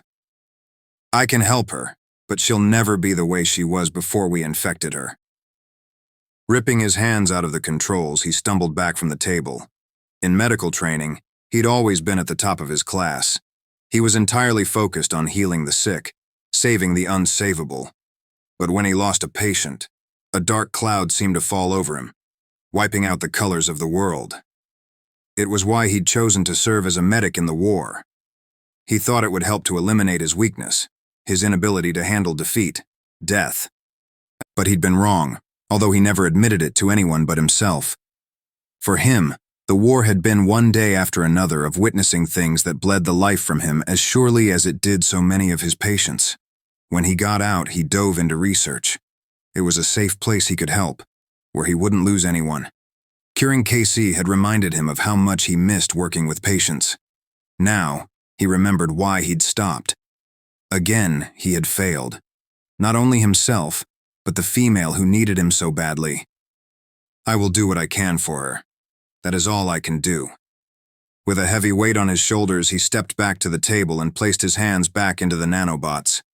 He meticulously explored her brain, cutting each incorrect connection he could. He didn't stop for hours until his eyes were bleary and he realized he had to rest. Then he paused, staring at the many, many connections that would remain. When he finally pulled away from her, his legs trembled with exhaustion. Many hours had passed. A buzz sounded behind him. The biological weapons in case we need to use them against the Bortrax. I just can't deal with them right now. Going to his room, exhaustion narrowed his focus until he saw nothing around him. Instead, he poured himself a drink. Then another, and another. When his vision started to blur, he set his drink down and took 2 steps toward his bed. That's when his comp buzzed. Even though the ground felt uneven beneath his feet, he stumbled to the desk in his suite and activated it. His friend, Leader, appeared in the 3D image. For a moment, his chest tightened. Here I am getting drunk and feeling sorry for myself when my vision... Seer, You do not look good. Are you all right? His friend's calmness made his muscles unclench. If there was a reason to worry, Leader wouldn't be concerned about the way I look. I am fine, he interrupted. What do you need? He grinned. I wanted to let you know that a Spiritus ship has been spotted on the other side of the wormhole, so we are headed back. Seer blinked slowly. A Spiritus ship? Yes. Leader answered slowly, frowning. Parsimon has come to deal with the Bortrak mothership. Soon they will be gone, and all the females will be safe. See, I told you all would be fine, that you could trust in me. So I have betrayed my friend, and I was wrong. It is a relief to know that my vision was wrong. That the females are safe, that Kaci is safe, but the repercussions of my decision will be immense. Leader continued. The females should be with their new males before 7 days has passed. He paused again, brows wrinkling. Are you drunk? I cannot deal with this either right now. The Bortraks will be defeated, and the females will return to their males. Kaci will be given to Parsimon. Everything is fine. Who wouldn't be happy with such good news? But I need to say goodnight now. Seer. He ended the communication with a wave of his hand. Tomorrow he would tell his friend what he had done. Tomorrow he would admit that he contacted the council and told them about the unsanctioned abduction of the human females. And that, in all likelihood, the council would intercept before they ever reached Ungar. Take the females. And all men on board would be punished, severely. That all of them would probably lose their mates. Because of me, but at least they won't be taken by the Bortraks, and their planet will be safe. He collapsed into bed, his thoughts slowing down. Tomorrow he would face the truth, that he had done all he could to help Kaci, that he would soon lose her, and that he had betrayed every male on the ship, but not tonight. Tonight, he would sleep. Chapter 18. Kaci blinked slowly as she awoke. It took her a moment to remember where she was, on the healing bed, on an alien ship, with Seer. The thought of him made everything inside her twist up in knots. I care for him. I want him. But I don't know if I can trust him, or if I'm safe with him. And even worse, he's supposed to sell me to another alien, one who's more powerful. Parsimon. I wonder if he shifts into one of those things. Rising slowly from the bed, her eyes searched the softly lit medbay room for Seer, but he was nowhere to be found. Her gaze went to the door of his bedroom, and memories of the night before came back to her. Tonight's visit will be a lot different. Standing, she gathered the long skirt of the oversized dress in one hand and tiptoed across the floor. I want to catch him groggy. I might be able to get the truth before he can lie. When she reached his bedroom, she had to jump in order to trigger the sensor. The door slid silently open, but immediately she heard the sounds of a struggle. She slid to the side and hid behind the doorframe, peering inside. He was thrashing on the bed, making small sounds of alarm. Her heart thudded wildly in her chest as she crept into the room. No! He groaned. He was obviously caught in some kind of nightmare. His big body was covered in sweat, his long hair matted to his skin as he tossed his head. Tentatively, she approached the bed, then reached out and stroked his hair back from his forehead. Seer, wake up. It's Kaci. You're safe. With each of her words, his struggling slowed, then his eyes opened. Kaci. His pupils seemed to have trouble focusing on her. Yes, she whispered, her heart aching at the sight of the pain in his eyes. You were having a nightmare. I fail. I always fail. I cannot save you. I cannot save anyone. She lowered herself onto the edge of the bed, cupping his chin. It was just a dream, No, it wasn't. he whispered, the words cracking. It's real. All of it is real. She decided to humor him. All right, come on, let's get you in the shower. He didn't protest as she helped him to stand, even though he leaned a bit on her as they walked. When they reached the bathroom, he muttered a word, and the stall in one corner turned on. The sound of falling water filled the room. It was just a dream. You're safe now. She felt him shake his head. He spoke into her shoulder, his voice ragged. I cannot repair the damage from the rewire contagion. I thought I could, but I cannot. I am sorry. She froze. What is he saying? Why do you think that? A shudder ran through his body. I was healing you earlier, and I discovered it. Her head felt suddenly light. I can't be cured? What did you discover? The virus is fighting back, making more connections than before. His voice was ragged. She shuddered. So I'll be the way I was before, where I couldn't function.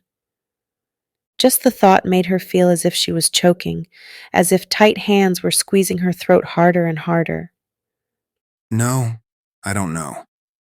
I was able to heal a lot, but not everything. You're always going to have your fears and your obsessions. It just depends on how much the virus continues to fight. The news was like a blow, and she staggered, but he caught her before she fell. Her thoughts started to turn angry. Did I ever really believe I would be normal? I had hoped. But that isn't how real life works.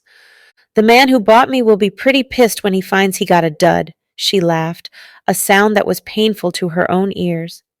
His expression was one of shock and wonder as he reached out and pushed some of her wet, tangled blonde hair back behind one ear. You are the most extraordinary female I have ever met. You have such life, such fire despite all you have suffered. Any male would be proud to call you his own. She shook her head. You think that because you don't know the truth. Did you know I nearly had a panic attack on the elevator? I was terrified because it was too fast. Did you know I almost didn't get into one of those spaceships because it was too small? Did you know I had to kick my sister out of her own home because this damn virus needed everything to be too clean?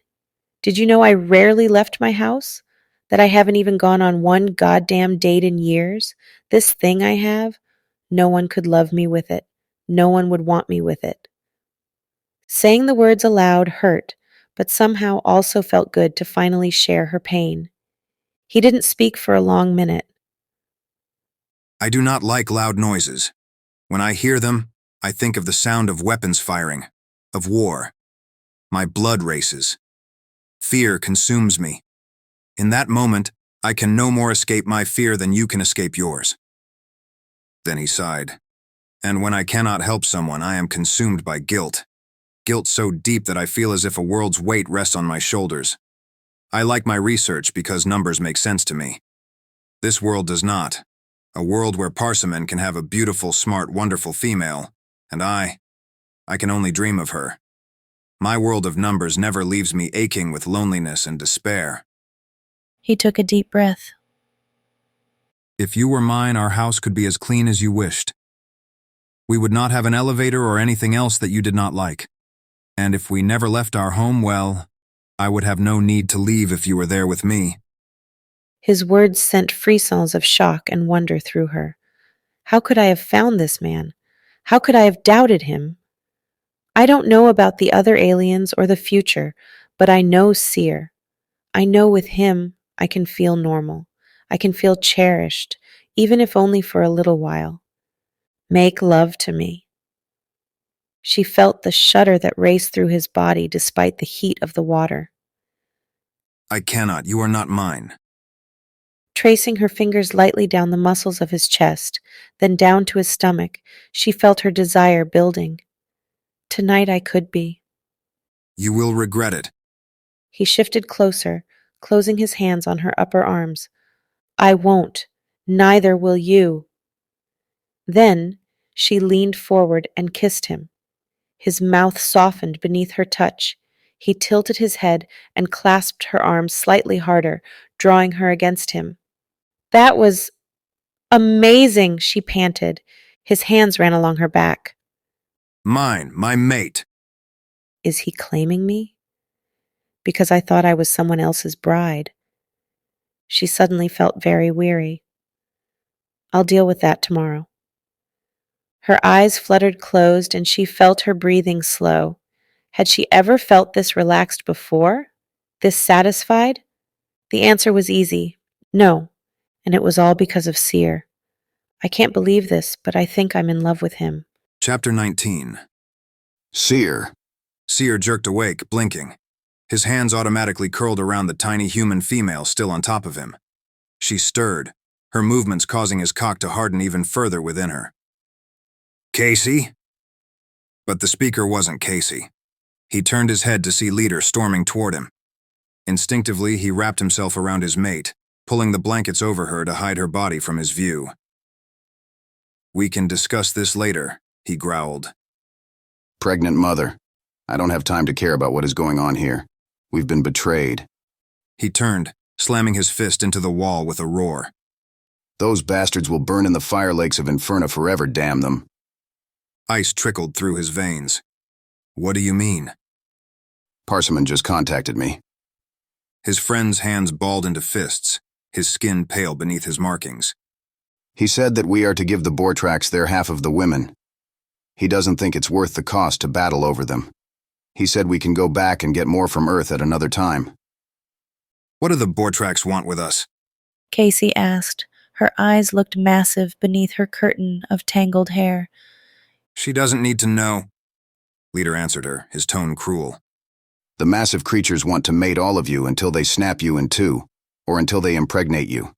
Then they will strap you into chambers while you grow their monstrous babies.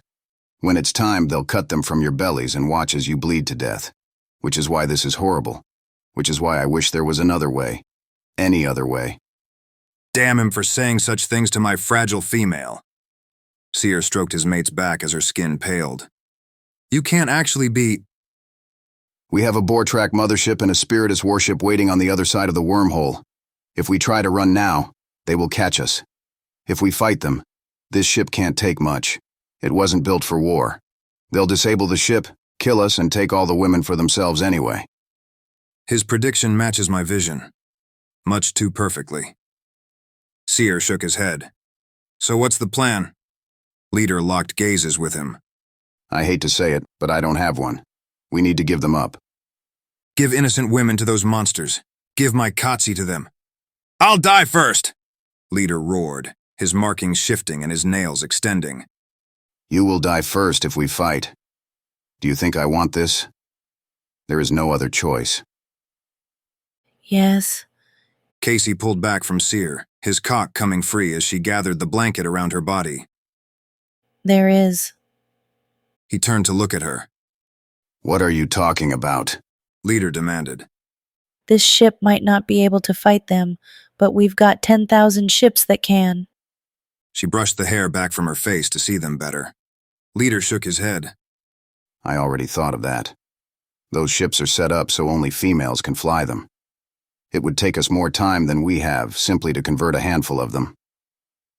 But you've got 10,000 trained pilots already on board. Leader stepped back, clearly in shock. Seer's stomach flipped. You can't actually think we are going to send females to fight for us, to die in battle while we simply watch. Kaci's eyebrows lowered, her blue eyes flashing with an unspoken emotion. Most of us were recruited without a choice. Then you kidnapped us, and again, we didn't have a choice. After that, we were paired off with men to be their mates, and we still weren't given a choice. But now, here we are, and for this battle, a battle for our very lives, we deserve a choice.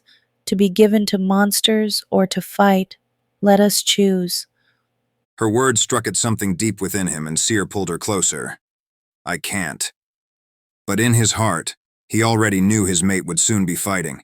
He knew what the boar tracks would do if they caught her, and death was preferable. But maybe the council will come in time. Leader finally recovered his voice. You're right.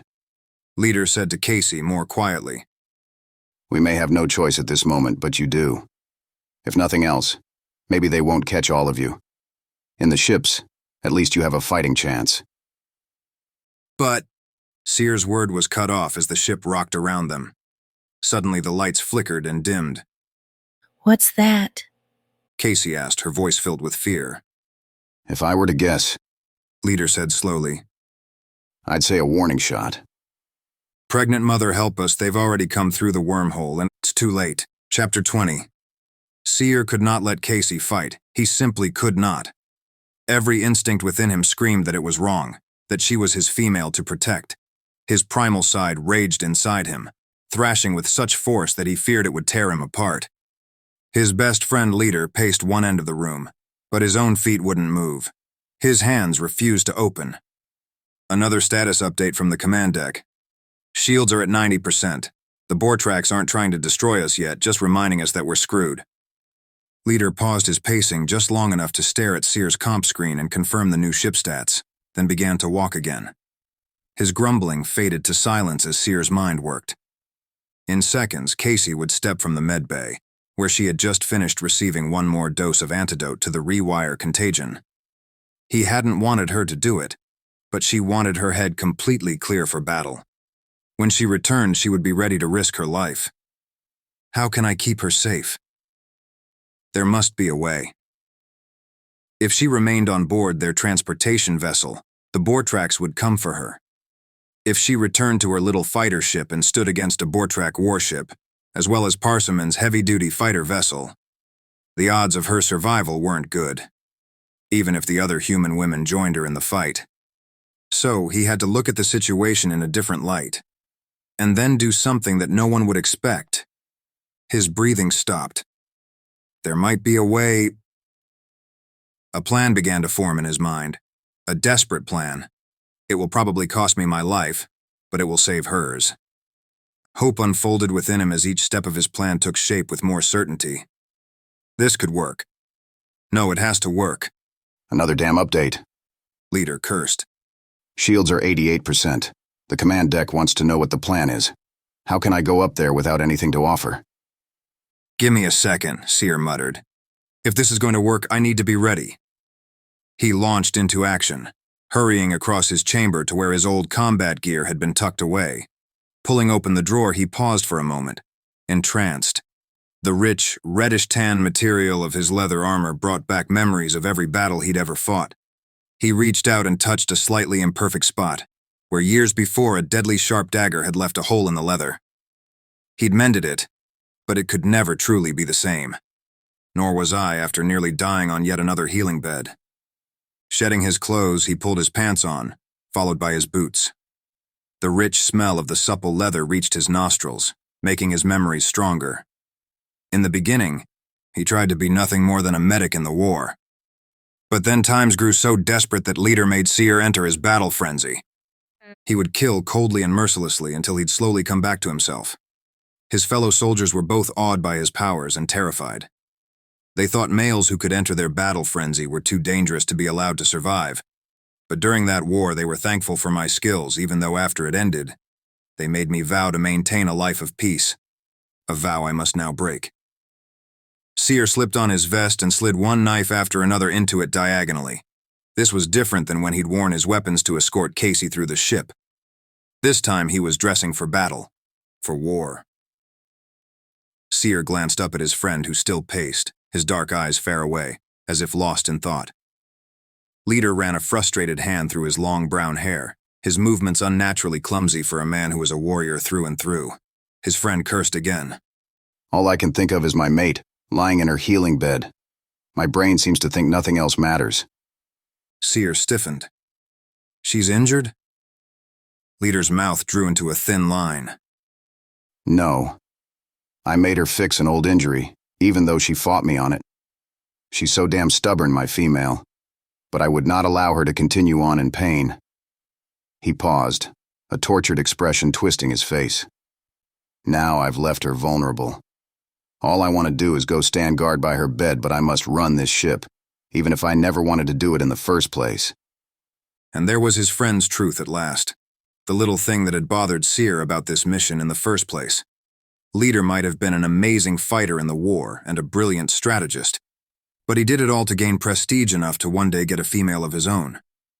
Inside, he'd always been more of a rogue.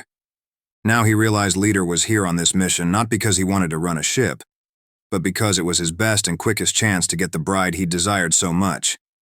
Which is why he's here with me instead of on the command deck. He needs my help because his heart isn't in this mission. I think I may have a plan. Hopefully something that might not end in all of us dead. Leader mumbled, his pacing increasing. How many warriors do we have on board? Leader stopped his frantic pacing, a scowl twisting his lips. Not enough. How many? Seer realized his voice had dipped dangerously low, an animalistic rumble from his chest lacing each word. I just need a small group. One that can slip into the Bortrak ship and slaughter the animals before they know we're there, and another group to keep them distracted while we attack. 15, maybe. If you can convince them. Seer cursed. That can't be. 15? But all the males on board are mostly wealthy aristocrats, ambassadors, and the spoiled children of the most important leaders from our world. Leader scowled. Of course, you wouldn't know because you've given up that life. But these males are not fighters, nor will they fight. As much as they want these females, they'll give them up and demand a female from the next batch rather than risk their own lives to protect them. He paused. And you realize they can't even fly the ships we have. Leader crossed his arms in front of his chest, the pattern of his markings shifting, no longer smooth, elegant lines, but the flames of a fire roaring to life, indicating his growing rage. He was waiting for an answer, but Seer didn't have one. Yet. Leader continued. That's why Kaci's idea to have the females fight is a good one. At least the human women can fly the ships. A glimpse of suppressed rage crossed his face. But you should know right now that my Darlene won't be stepping one foot into danger. His mind calculated the men required to fly the handful of ships in their personal docking bay, and the men he would need on the Bortrak ship. It isn't enough to pull off the mission. But I have to do something. What can one male do on his own against a Bortrak mothership and Parsimon's ship? One male. He stilled, his hand curled around the hilt of one of his daggers. One desperate male can do a hell of a lot. Seer moved closer to his friend, lowering his voice and glancing back at the open door to the medbay. But what if I took your ship and programmed the female ships to mimic mine? Leader's expression froze. It's possible, but completely foolish. The failsafe built into every ship to prevent bots from flying them, to make it so war is costly and something to avoid, means that the ships will have zero responsiveness. They will, quite literally, do whatever your ship does. Your life will be at risk, and the ships will lack the fighting abilities of true pilots. They'll pick off the ships faster than our eyes could follow. I know all this. But will the distraction give you enough time to get through the portal, to jump into hyperdrive? Leader's gaze held his. My friend. Could it give you time to get her and the other females to safety? Sweat ran down his back as he waited for an answer. His friend's expression was distant. It's possible. We would have to force the engines into a speed that will eventually burn them out. But we should be able to get to Spiritus's space, to the safety of our patrols. That's all I needed to hear. Another shot rocked the ship and Seer's pulse raced as the floor pitched beneath him. Let's do it! Leader dragged his hand through his long hair once more, his mouth pulled into a thin line. Whoever thought you'd be taking on a suicide mission now, right? Yes, this isn't exactly what you promised me. You know, a chance to study a new world of brides and hide away with my research. Seer tried to smile. But I can't say I regret coming, even with the way things are playing out. He looked toward the medbay. Some things are just worth dying for. Leader expression softened. I never got to tell you how much I admire you. Seer couldn't conceal his shock. You Admire me? Of course. His gaze bored into Seer, his brows lowering over his dark eyes. I might be able to strategize, to get my men to the battlefield, but do you have any idea how brave you are? That day, when the Bortrax had us surrounded, when we all thought we were going to die, you went into your battle frenzy and saved us all. You knew showing us what you could do would end in your execution. And I saw your face after. For a man with such a kind heart, killing anyone, even your enemy, changed you. He shook his head. Facing your greatest fear like that, risking your life to save us, that was the bravest damn thing I've ever seen. Seer didn't know how to respond. Not many soldiers understand what it means for a man who saves lives to take them. He paused. I guess in that moment you admired me about as much as I admired you every day thereafter. You led us to hell and back. And you only asked me to use my skill when you had to. It takes a special man to respect the people he leads that much. There was a brief moment of silence. Take care of my mate when I'm gone. Done. Leader lifted his chin. Seer nodded. That will have to be enough. Behind them, the door snicked open. Kaci's voice was soft but sure. I'm ready. He whirled around, his heart in his throat, and stared, riveted. His mate's pale, beautifully speckled skin still held the rosy hint of a female who had just been made love to. Her wide blue eyes shone with emotions, the strongest of which was grim determination. And even though she wore the overly large dress he'd given to her the day before, she also had her long blonde hair pulled back into a warrior's tail. She was ready to fight, to protect the women on their ship. She almost glowed with a warrior's strength. So brave. My tiny, fragile mate is ready to give her life. It made him proud. He was lucky to have such a mate. It took everything in him to keep his voice steady, to not betray the wave of emotions that threatened to sweep him under. How do you feel? She grinned, even though it didn't quite reach her eyes. Like $1,000,000. At least that's something I could do for her before leaving. Leader is going to show you how to communicate with the bridal suites. He turned to his friend. But Leader was still, looking between them, frowning. Seer raised a brow. You two deserve each other. Leader said, his words matter of fact, but his expression pained. Seer almost asked what he meant when it hit him. Both my mate and I plan to sacrifice our lives for the other one. His heart twisted. If only I could have had a lifetime with her. Another shot rocked the ship. Shit. Leader muttered, hurrying to the comp in the corner of his room. Moving his hands rapidly, it took him a minute before he turned back to Kaci. You can explain everything to the human females over this system. Click this button and speak into the mic. But instead of going to Leader, Kaci rushed into his arms, squeezing him tightly. Without thinking, his arms wrapped around her too. My beautiful, wonderful mate, I will love you forever.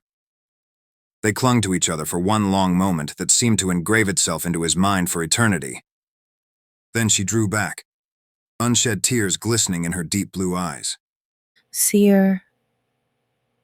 Kaci, he murmured, as he brushed his thumb gently along her cheek.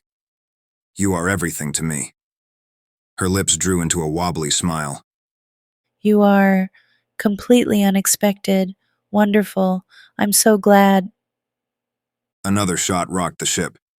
They're already getting impatient. Seer released his mate, stepping back. The loss of her warmth was almost painful. Talk to the women. Get them ready. And stay here. Safe. Kaci held his gaze. You can count on me. She paused. I can do this. Does she sense my reluctance? Or only that I'll never see her again? He looked away. I know you can. Leader? I'm in. He pointed to the screen. It's all very simple. Remember, click this button to speak. Kaci's hand brushed his arm as she passed him. Lightning crackled where their flesh had touched. He wanted to kiss her, to hold her just once more. But if he wanted to save her, he'd have to go. Now. There are 7 injectors on my desk in the med bay. They cause instant death to a Bortrack. Leader, take 4, but leave 3 for Kaci, just in case. Ha! She nodded and turned away, but not before he caught the glimmer of tears in her eyes. Be safe. You too. If he said more, if he looked at her, he didn't think he could leave her side. He tore from the room and through the med bay, then out into the hall.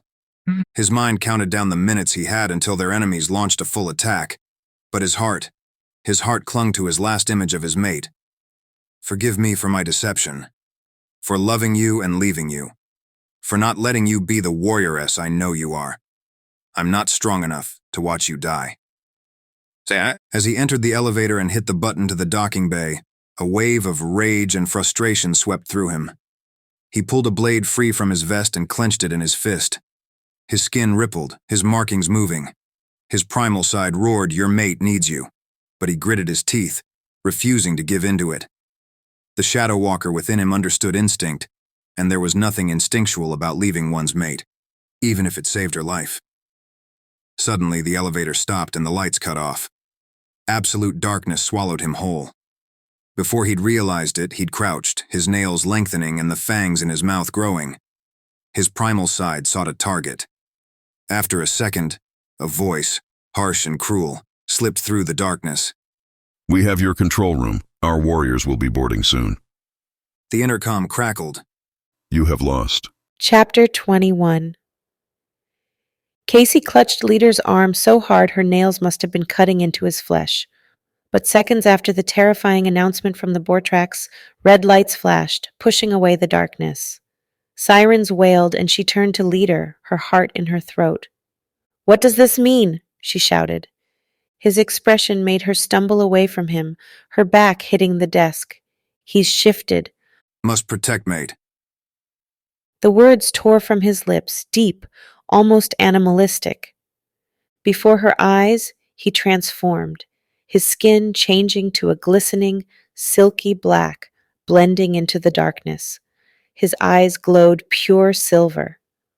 Throwing back his head, he roared. A scream tore from her lips, and the hairs on her arms rose. The creature crouched, then bounded out of the room with the speed and agility of a wolf. For one long second she stood frozen. Then her legs folded beneath her, and she crawled beneath the desk, her pulse hammering in her ears.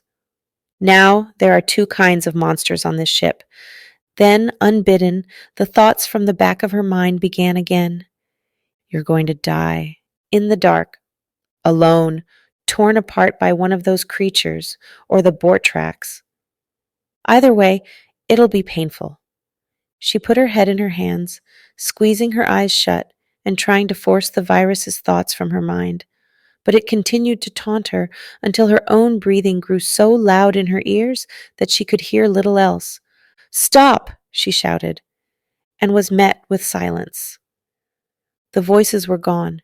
She raised her head, wiping back the tears that ran down her cheeks. With her ears no longer covered, the horrible blaring of the sirens seemed to pulse around her. Even though her legs shook, she crawled out from beneath the desk. I've never been so scared in my life, but Seer needs me. I have to get out of here and lead the women to fight. The truth was she didn't know how things changed now that the Bortrax had taken the command deck, but she didn't care. She'd heard Seer's plan when she'd been in the med bay, which was reckless. Suicidal, Leader had said. The alien men might think she and the other human women were too weak to fight, but she knew better. If she could get them out of their rooms and into the ships before Seer had time to program them to mimic him, she could save his life. She and the other women might have had only a short time to train, but they could handle this. She knew they could handle this. And she wasn't about to let the man she loved die when she could do something about it. Love? Her mind froze, turning the word over. But no matter how she looked at the word, it rang true deep in her chest. She loved Seer. Of course she did. Putting her hands on the holoscreen, she brought up the communication screen, which he'd already linked to the bridal suites. Taking a deep breath, she touched the button that would connect her with them. The golden particles swirled and expanded, nearly covering the entire wall. In the center of them was her own face staring back at her, and around that, hundreds of tiny squares that peered into small rooms. "Hello?" she whispered. Her voice echoed for a moment. In the tiny squares, women stood from bunks and desks and moved to stand in front of her. And in a few of the rooms, well-dressed alien men stood beside their women, their expressions troubled. Hundreds, if not thousands, of frightened voices spoke at once. "Stop!" she shouted above them. An itch began at the back of her neck. They were all staring at her. At her. She had become their leader. She squared her shoulders. "I never thought I would be addressing you today. On an alien spaceship, far from home, asking you to fight. The past few days have been the best and worst of my life. I didn't die fighting the aliens. Instead, I found myself mated to one of them." Some of the women raised their fists in anger. A few flipped her off. Others seemed almost happy. She nodded her head in acknowledgement to all of them. "I'm not sure what your experiences have been. I'm sure each of ours has been different. But I know more than anything that the aliens who captured us are not evil. They were simply lonely. Their women are gone, and they were tricked into this plan by other aliens who are evil. That second monstrous race of aliens is here now, and they want us, not to mate us, not to treat us as equals, or to provide us with a home as our current mates wish to do, but to breed us like cattle, and having just one of their children kills the host when they cut it out." A stunned silence followed her words, and she saw horror cross the women's faces. Even those who had been smirking or cursing stopped and paid attention. This ship wasn't built for fighting, and the men on board aren't warriors. The aliens, Bortrax, have already captured this ship. Our only chance to escape is to get to our ships, and our ships are the only ones that have a chance at taking down these creatures, or else they will follow us to Earth and take whoever they want. But we can't do it unless we all attack together.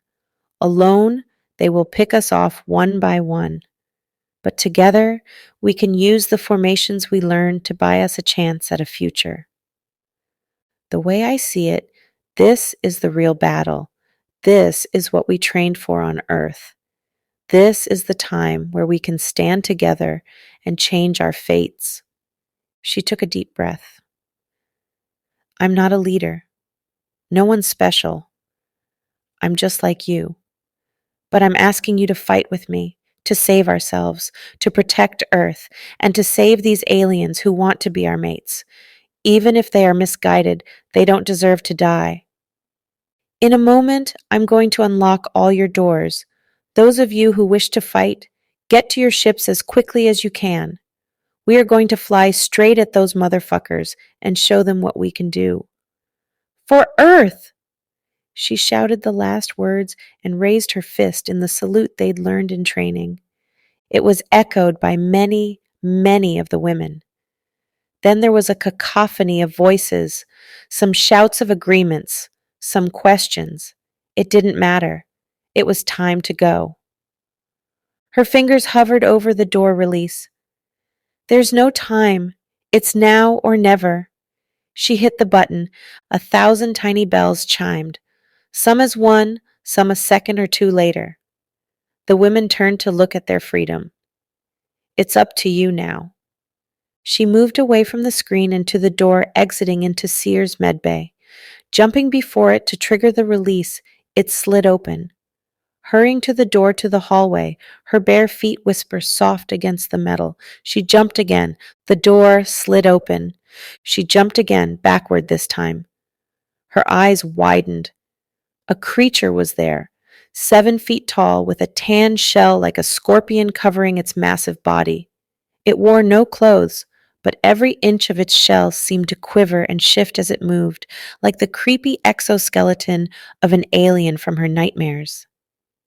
Before her shock had worn off, its black gaze flicked to her. It spoke, a guttural sound that was painful to hear.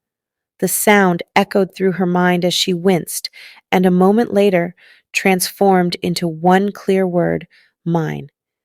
The shells around its mouth made a strange clicking sound as they rearranged to reveal rows of sharp teeth. You, female, are mine. She snapped from her stupor, turning and running back the way she came. It caught her hair, yanking her back in one motion as she hit the floor with a crack. She coughed, spitting blood and rolling onto her back. Crawling backward, she eyed it and then glanced back over her shoulder at the medbay. If I can't get to those weapons Seer left for me in time, I'm going to be an alien incubator. Chapter 22. I can't give up. There has to be a way out of this. Think! Seer's elongated nails burned and throbbed, urging him to tear through the metal of the elevator. He dropped his blade, knowing it was no longer useful to him, and let it clatter to the floor. In the glow from the red emergency light that blinked overhead, he watched his markings spread, nearly covering every inch of his flesh. I'm shifting. His skin tingled, his back curled, but still he was Seer. His primal side was frantic inside him, desperate to be released. He clung to his control even as he reached for the beast within him. The polarizing needs, the need to give in to a creature that could act on instinct alone, and the need to remain focused, logical, and controlled, battled within him.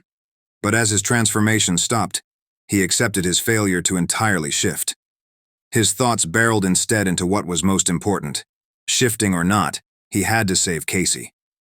Code Red had switched on.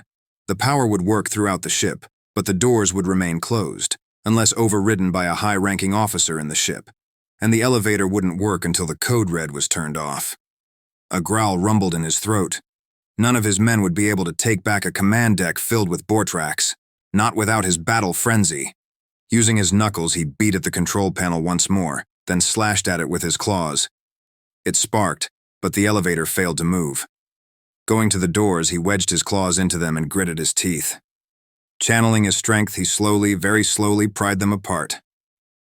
Solid metal greeted him beyond the doors. Roaring, he felt true panic set in. He had to get to the command deck, because if there's no one to fly this ship, to bring the women to safety, my distraction is pointless. I need to get back control and then program the ships to mimic me. And if I fail, they'll take Kaci, like my vision. Already the red lights were eerily familiar to his vision. The one where he lost everything. I can't let that happen. Looking down at the floor, another desperate plan flashed through his mind. Kneeling down, he pulled back his arm and slammed it down. His nails sliced into the floor of the elevator with almost no resistance. Sweat ran down his forehead and into his eyes as he used his claws as saws, creating a circle in the floor. After a minute, he pulled his hand back and stood. Raising one booted foot, he kicked into the center of the circle. The section of floor popped out with a metallic screech and tumbled into the darkness below. He leaned forward, watching until the flicker of metal disappear entirely. Then, he waited. Too many seconds passed before he finally heard it hit somewhere far below. If I fall, death will be quick to follow. Sitting, he swung his legs to dangle into the darkness. Giving a silent prayer to the pregnant mother, he gripped the other side of the opening, took a deep breath, and dropped through the hole. His fingers gripped the sharp edges of the opening as he dangled over the deep elevator shaft. A musky scent assaulted his nose as he peered through the near-pitch darkness, looking for a ladder or something to grab onto. Anything. He saw nothing. Cursing, he refused to give up. I'll make my nails carve through the solid steel of this shaft if I have to. Now, he used the strength of his body to rock his legs back and forth, gaining momentum. The faster and farther he swung, the more his slick grip loosened on the elevator floor above him. At last, he screamed and launched himself at the wall, claws outstretched. They dug through the steel, holding him even while his booted feet slid, trying to find purchase on the smooth wall. When they did, he paused, listening to the racing of his heart. He had a lot of descending to do before he reached an exit point, and time was of the essence. Rolling his neck, he pulled one hand back until the claws slipped from the steel. Holding on with the other hand, he reached as far below him as he could before stabbing his claws in once more. Over and over he inched down the elevator shaft, hoping that he would be able to identify the door to the next floor when he reached it. As he continued working his way downward, he saw a sliver of red light. Narrowing his gaze, he peered into the darkness, trying to identify it. Using his claws, he descended toward it, then sideways until he reached it. It took him long minutes before he identified it. Elevator doors. It was the slightest hint of light peeking between the closed doors, and it meant he had found his exit.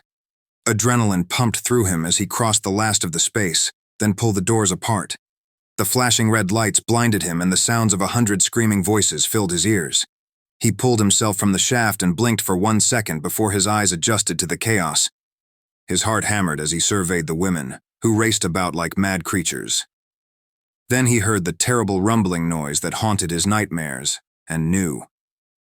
The Bortraks were there, and they were attacking. Chapter 23. Kaci had nearly reached her salvation just as the creature closed in on her. Panic washed over her in suffocating waves. This is it. The way you die. The virus seemed gleeful in her mind, pecking at her like a flock of hungry ravens. But even though her brain commanded her to lie there and let her horrible death happen, she refused. Instead, she continued to move stealthily toward the injectors on the desk. And then suddenly, they were in reach. She stood, grasping 2 of them by the handles, and pointed the sharp tips at the beast. "Back!" she ordered, her voice wavering. Its dark gaze slid to the weapon, and an angry hiss escaped its sharp teeth. You dare to threaten your mail? Her grip was slick on the hilt of her last defense, but she had to believe the weapon was as effective against these monsters as Seer had promised. "You're not my mail. I already have a mail. Besides, I'm a human woman, and God damn it, you better be scared." The words rang through her with a truth that made every muscle in her body tense. Scared? It froze, studying her. Of thin flesh stretched over fragile bones? I think not. Fragile? Me? Something grew cold inside her. Clearly, you aren't familiar with my species, because if you think you're going to take a single one of us, you haven't met a human before. We'll destroy you. We'll make you beg for mercy, and then we won't give it to you. So you want to know if you should be scared? You should be terrified. Anger, like nothing she had known before, uncoiled inside her and seized her. She took a step toward the monster, and he quickly took one back. Pointing one of the oversized syringes at him, she threw the other over her shoulder like a baseball bat. I don't believe you. It said arrogantly, but there was a hint of doubt in its voice. You want to know how we creatures with thin flesh and fragile bones have dominated every species on their planet, you alien bastard? Do you really want to know? Because we are smart and merciless, and we're usually at our best when we get backed in a corner. Its gaze flickered from her to the corner. We will take every female for our own. You can damn well try, she screamed, a sound like a banshee, then charged it at full speed. The Bortrak stumbled back into a med station and flipped over onto its back. She knew she should run, but she also knew it would chase her. And like the virus that seemed to haunt her days and nights, she wanted to end this here and now. She was tired of being afraid. As fast as she could move, she jumped onto the table and then down on top of the beast, slamming the injector into its neck. The creature's eyes widened as she straddled its chest, pressing all her weight onto the weapon. And then, after a tense moment, the monster chuckled. This is your human fury? A tiny prick? Fear struck her. It didn't work. She raised the other injector, but the Bortrak knocked it easily from her grip. Then it rolled on top of her, crushing her. You go to my ship, now. She gasped, trying to breathe, but she couldn't pull in air. Punching out at the Bortrak, she hit the injector still sticking from its neck. The weapon hissed softly, and the Bortrak grabbed her arm and yanked it to the side. Her bones snapped and her vision went black. Pain exploded within her. A second later, the monster slid off her and fell to the floor. Gasping in deep breaths, she sobbed, her vision white and then coming slowly back into focus. She wanted to move her arm, to alleviate the pain, but somehow knew moving it would only make things worse.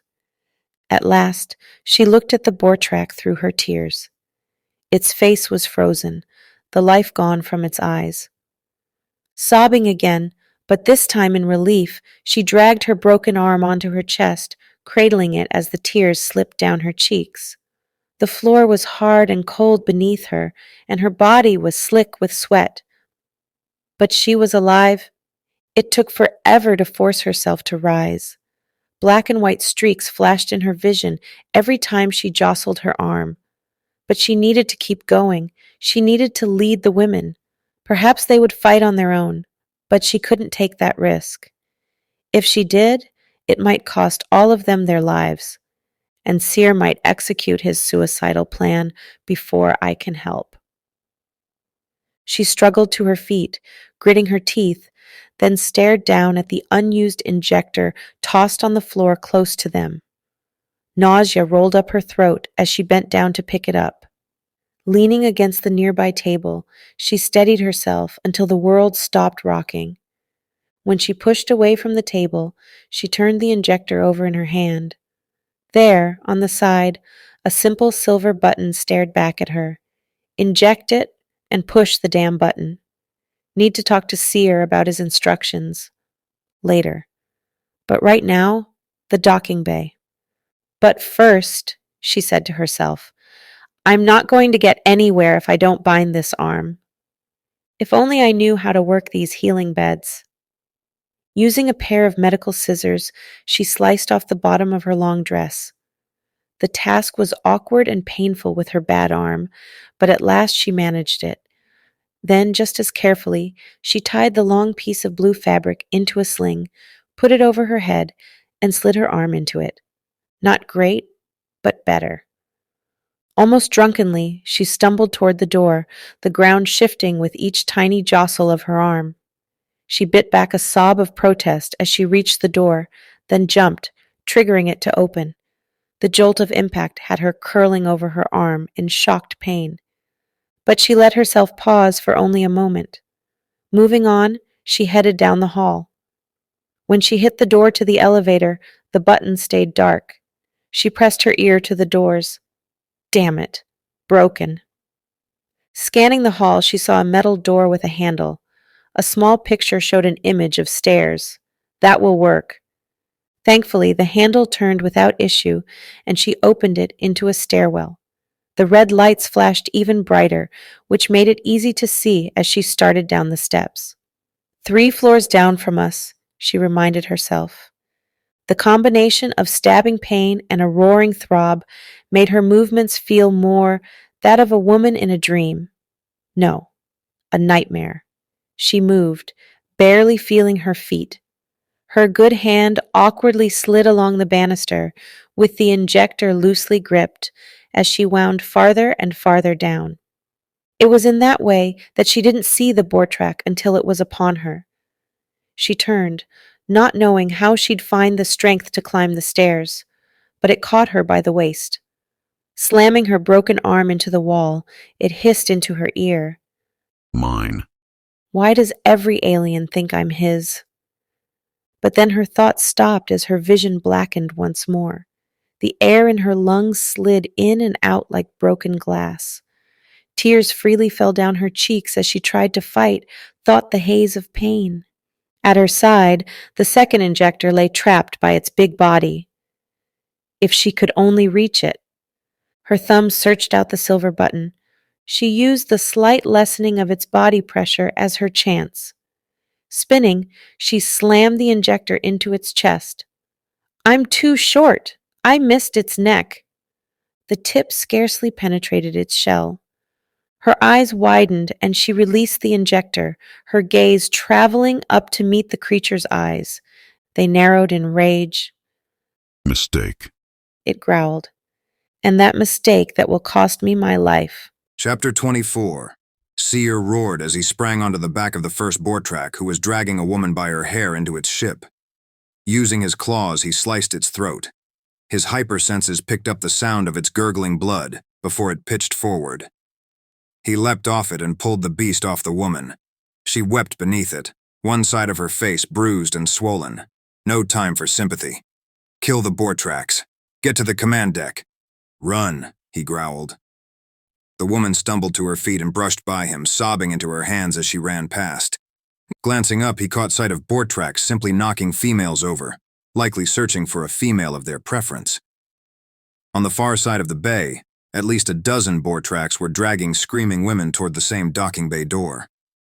They must have already docked a transportation ship with our own. The implications were horrifying. He moved down the hall like an animal on the hunt. His blade sliced through Bortrax faster than he'd ever killed with his blade in the war. Everything seemed to slow down around him, and he felt his battle instincts sharpen. He felt himself slipping away even more. Blood and carnage trailed his every step. Shocked females stared at him with horror in their eyes. He leaped, ran, moved with agility through them all. Some of the Bortrax tried to fight back, but he was faster.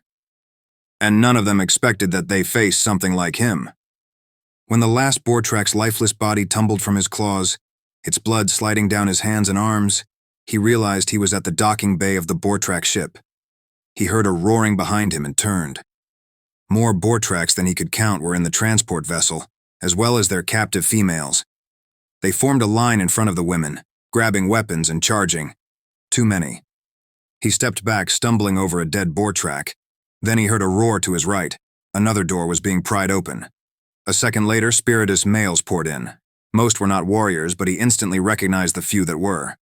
Taking a deep breath, he curled his nails and roared. The answering roar was deafening. Some of the spiritus men had partially shifted. The warriors. But the other males were no match for the Bortrax. They battled with blades, the panic in their eyes mirroring the fear in the women's eyes. He briefly glimpsed two of them using the injectors. Leader. He glanced around but didn't see his friend. One woman screamed in front of him as a Bortrax gripped her hair, his arm pulled back, ready to strike. Her face looked so much like his Kaci's. Delicate, fragile, desperate for his help. His vision went red. A coppery scent filled his nostrils. Hot blood splattered his body. A roar tore from his lips like that of a mindless beast. He carved through more Bortrax than he could count, blood flying, roars filling the air. Seer. Seer. He spun, claws outstretched. It's me, Gallant. Seer, it's me. Slowly his vision returned. Gallant stood before him, his arm hanging awkwardly along his side, no doubt broken. One side of his face was bruised and sliced. You need medical attention. His voice sounded groggy, wrong, even to his own ears. His friend nodded. We all do. The Bortrax. He stiffened instantly, looking around. The blaring from the sirens filled his ears. The hall was a massacre of bodies. The red light only darkened the blood painting the walls. But luckily most of the bodies were those of their enemy. You got them, his friend said. Pretty much all of them. We assisted as much as we could. He turned back to Gallant and to the men who still stood, battered and injured, behind him. Some holding females in their arms. All stared at him. The mixture of both awe and terror so familiar. His stomach tensed, the battle frenzy. The being I become, just as my father before me. It's necessary, he reminded himself. His mind knew it. He rubbed his forehead, willing the memories away. But they wouldn't dissipate. He remembered every detail of the day his father had turned on a room full of his own kind, killing dozens before he was taken down. Seer had prayed never to become that. But I must take the risk. For Kaci, I'm taking back the command deck. Those who wish to join me may. Seer turned and raced back down the hall, stepping over bodies as he moved. He turned the handle to the stairwell and started up the stairs. Below him he heard the sounds of a fight. A woman's scream. He hesitated only a moment. Should I save her? No. I have to get to the command deck if I have any chance at protecting Kaci. When they reached the top floor, he paused. 6 men reached the landing a moment later, including Gallant. 3 warriors, 3 untrained males. It isn't enough, but it will have to do. His gaze held theirs. Be prepared for anything. They nodded. A woman screamed far below. His gut tightened, but he couldn't help her. None of them could, not if they hoped to save them all. He turned the handle and opened the door, knowing that this might be one mission he might not make it out of. Perhaps Leader will take over my plan then. He hoped. If not, Kaci would still be in danger. All of this would be for nothing. Chapter 25. Kaci screamed and struggled with what little strength she had left, but this new bore track had her trapped against the wall. She shoved at the injector sticking from its chest, trying to push the button, but the creature hardly seemed to notice. Instead, it held her against the wall. Its hard, massive hand curled around her throat. It leaned in, hot breath on her cheek. You will spawn my child, a son, a warrior. I won't, she said, tears stinging her eyes. Its head suddenly jerked, and it stared off as if listening. The plates around its mouth moved, and an angry hiss escaped its lips. Not safe. You come with me. 1 second she was pinned against the wall. The next she was hoisted over his shoulder. The jolt to her arm nearly had her spewing the contents of her stomach. But with great effort she swallowed it down, kicking weakly in a poor attempt to free herself. It neither slowed nor acknowledged her. They exited the stairwell and entered a hallway. As they traveled down the corridor, she glanced around, and terror caught in her throat. Blood painted the walls. Bodies littered the floor, spiritus, human, and bore track. The creature made a sound she decided must be a curse. It turned and began to pry open a door. Hey. With great effort, she craned her neck to look toward the sound. A male with long golden hair, much like Seer's, rushed toward them. Put her down. Hope blossomed within her. The man pulled out a golden dagger from his belt and charged. Her breath caught.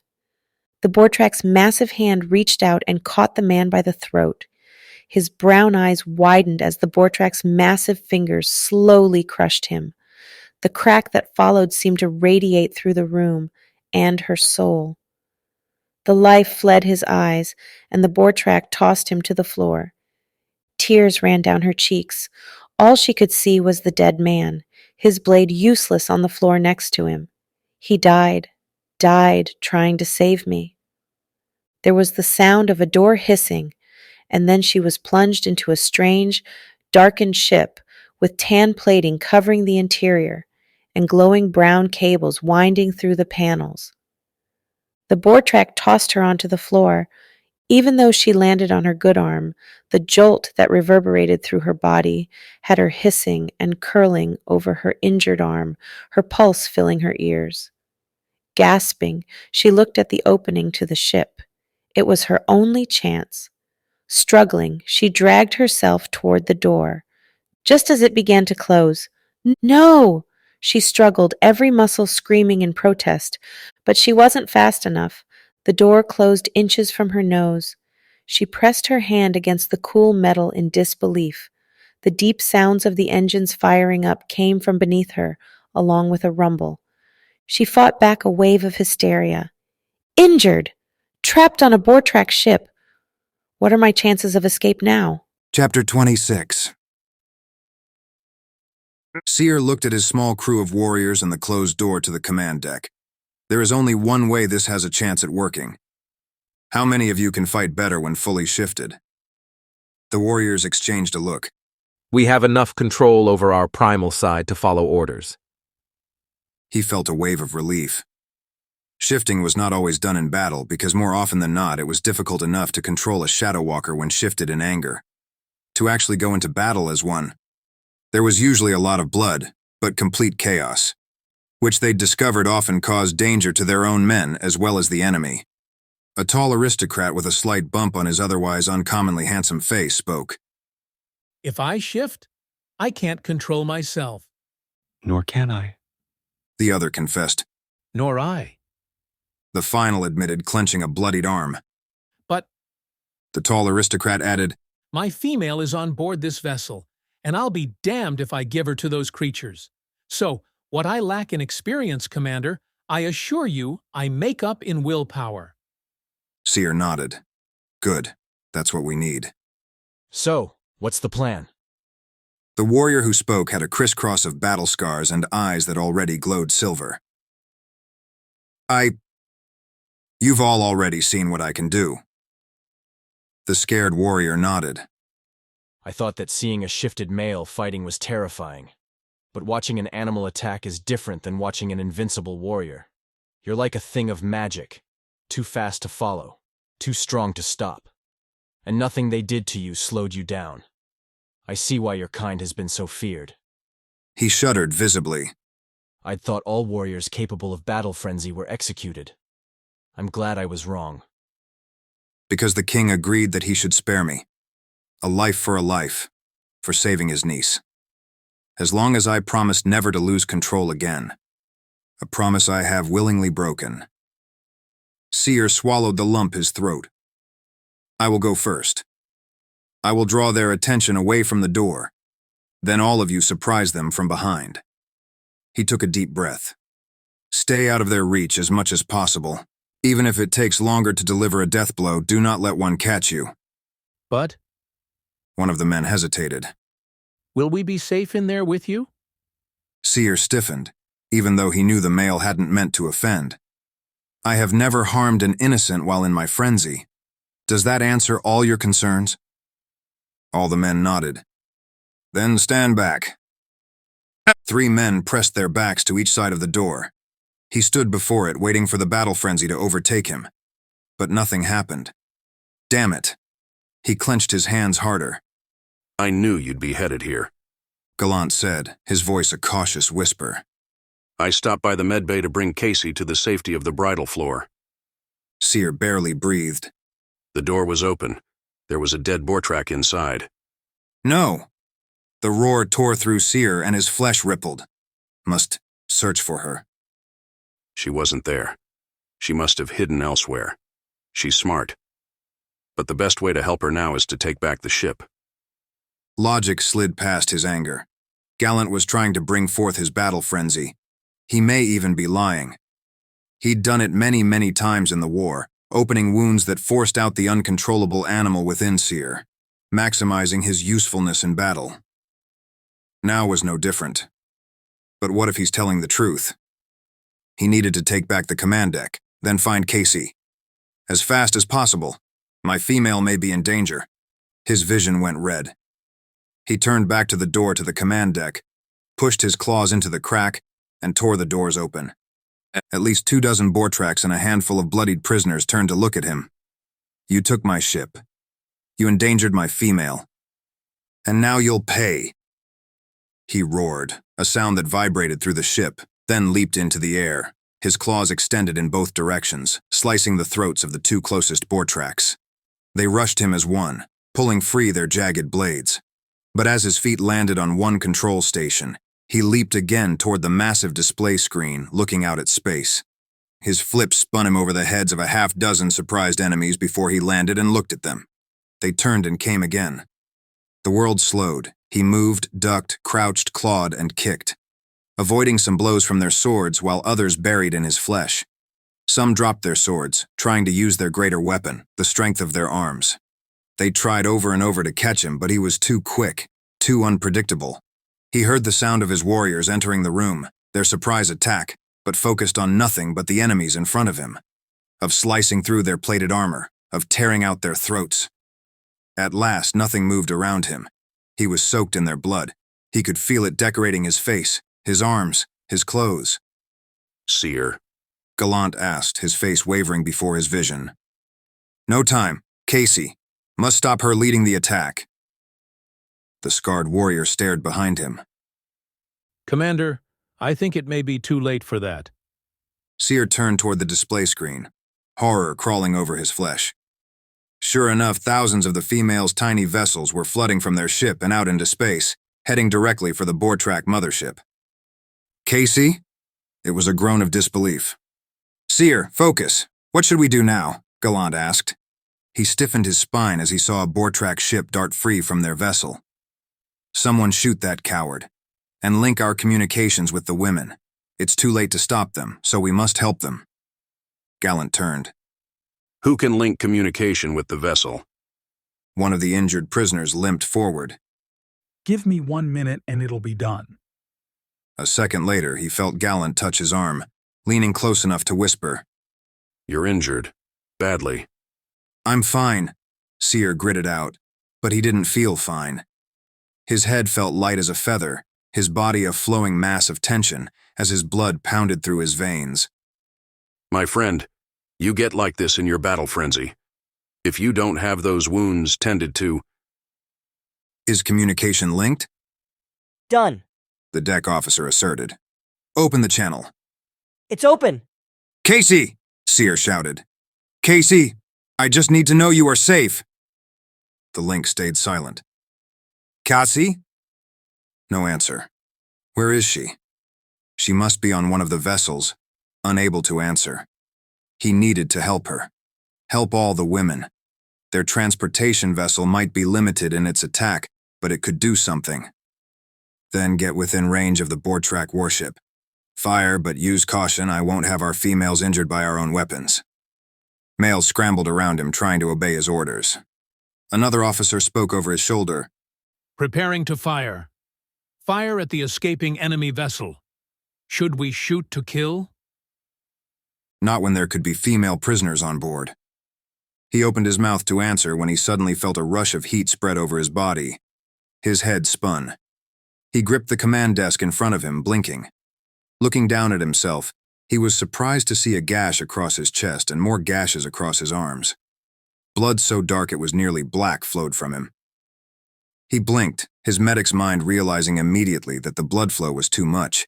He opened his mouth to speak, but the ground shifted and then rose up to meet him. Chapter 27. The Bortrak stood from the pilot's chair and turned to face Kaci. The tan plates around its mouth shifted to reveal sharp teeth. She shivered. It looked as if it might be smiling. It peered at her, its black eyes scanning over her far too slowly.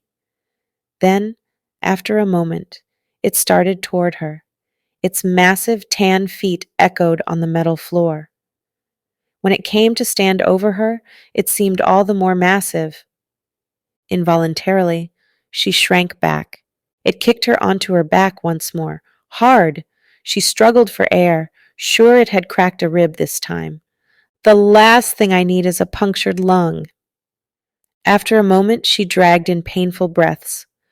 Lights blinked in her vision as she watched the Bortrak step over her. She tensed, preparing to fight it even if she died trying. But then it made a strange wheezing sound, its big hands moving to the injector that still protruded from its chest. What at? Is the poison finally affecting it? Hope uncurled within her. The Bortrak stumbled, nearly tripping over her as she curled into a fetal position. Suddenly, the entire ship rocked with an explosion, sending the Bortrak flying against the opposite wall and her sliding toward it. It slumped over and she scrambled away to avoid touching it. Struggling, she rolled onto her stomach and used her good arm to help her rise to her knees. When she looked at the Bortrak again, its strange eyes were half closed.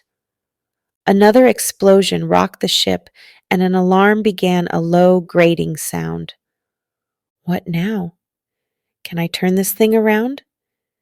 Gritting her teeth, she used the wall to inch up until she made it to her feet.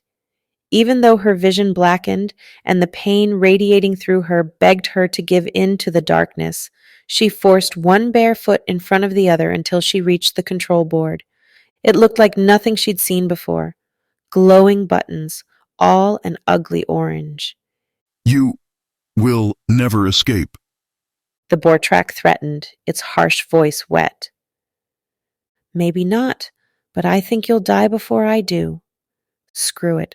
She started hitting buttons at random, but nothing happened.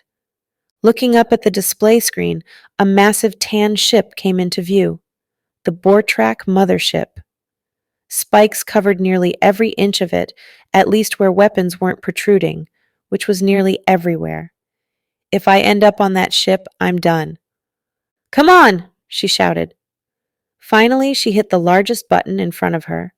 A guttural computer voice spoke. Self-destruct triggered. Confirm. Self-destruct? Her fingers hovered over the button she'd just pressed, and finally, she knew what she had to do. She was going to steer this ship straight into the center docking bay of that massive ship of monsters and self-destruct it. Everything had led up to this moment. This is my chance to save all of them. I love you, Seer. I only wish I got the chance to tell you. With steady fingers, she pressed the button. A countdown began at 60 seconds. Chapter 28. Seer rose in a panic. Whoa! Whoa! Elder Medic Steady pressed him back onto the healing table with firm hands.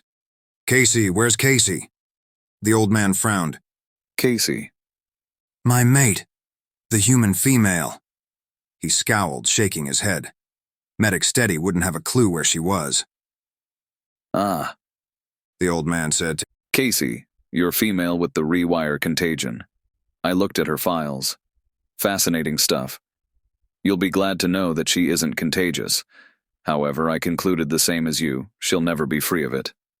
We'll be able to keep it at bay, but only with regular treatment from a specialist in... Medic. He sat fully up, forcing the old man back. Where is she? His gray brows drew together in his familiar expression of disbelief. Be logical, son. I've barely finished the first level of your healing. If you don't remain in the healing bed, you'll be bleeding out again with the slightest trauma. Seer stood, then half fell back onto the bed. The old man caught his arm, but after a moment, Seer shrugged him off. I'm fine. You're not. Now lie down. Unable to help himself, he grasped the old man's arm. You speak of your bride as if the moon rises only for the love of her. What would you do if she was in trouble? The old man held his gaze for a minute, then sighed, running his fingers through his short gray hair. Fine, you convincing bastard. Get up and be a hero. Just get back here in time for me to patch you up. Seer felt a rush of gratitude. Now I need only to find her.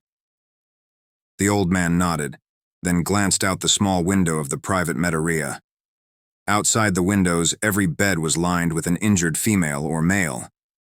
I can help, if only for a moment. Help? I can pinpoint her location. Seer stared, gratitude and confusion rushing over him in a wave. How? I mean, yes, please, right away. Medic Steady went to his comm station, his hands waving through the golden nanobots. This has to be our little secret, but when we take their blood sample, we also inject them with a tracker. It doesn't work for long distances, but it should help us now. What? You track them? He frowned. Well, they are only humans. It's really for their protection. Seer snorted. He'd have to deal with that later. After a minute, the old man frowned. This can't be right. What? Seer pushed himself farther from the table, trying to see what the medic saw. The old man turned around, his markings moving in an uncharacteristic display of uncontrolled emotions. She isn't on this vessel anymore. According to this, she's inside one of the small Bortrak warships, almost inside the mothership. Seer's heart stopped. No. Racing from the room, he sprinted up the stairs, winding and winding. When he reached the right floor, he turned to the private docking bay. The massive room held only 3 vessels. He hurried past Leader's large ship and chose a tiny one. With his hands on the silver oval, the ship responded to him, propelling him out of the docking bay and into open space. Around him, more female ships were rushing toward the Bortrak mothership. Orange flashes of light came around him, followed by explosions of the tiny ships. He focused his attention on the Bortrak mothership, surrounded by the female's tinier crafts. A second later, fire poured from the mothership's docking bay, and fiery cracks spread throughout the surface of the vessel. The female's ships fled from it in a haste, but he willed himself to move closer. To reach Kaci before the ship, it exploded, fiery massive pieces shooting out in every direction. His own small ship was hit by a wave, rolled over, and spun. When at last he stopped the ship from spinning and turned back to the mothership, his heart in his throat. All that remained of the vessel was a field of debris. Kaci. It couldn't be. It's impossible. After everything he had done to protect her, she couldn't have died. Parsimon's ship came into view from where it was hiding far behind the Bortrak ship. He saw the blue flash of its weapons charging, but he didn't care. It was only fitting that after failing to protect his bride, he would lose his life too.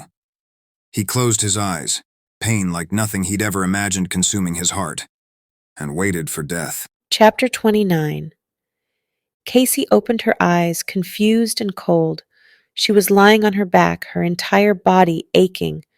Her arm throbbed, as if to remind her what mind-numbing pain really was. She craned her head in every direction, but all she saw was space, a blanket of darkness, and speckles of stars. Where am I? How did I get here?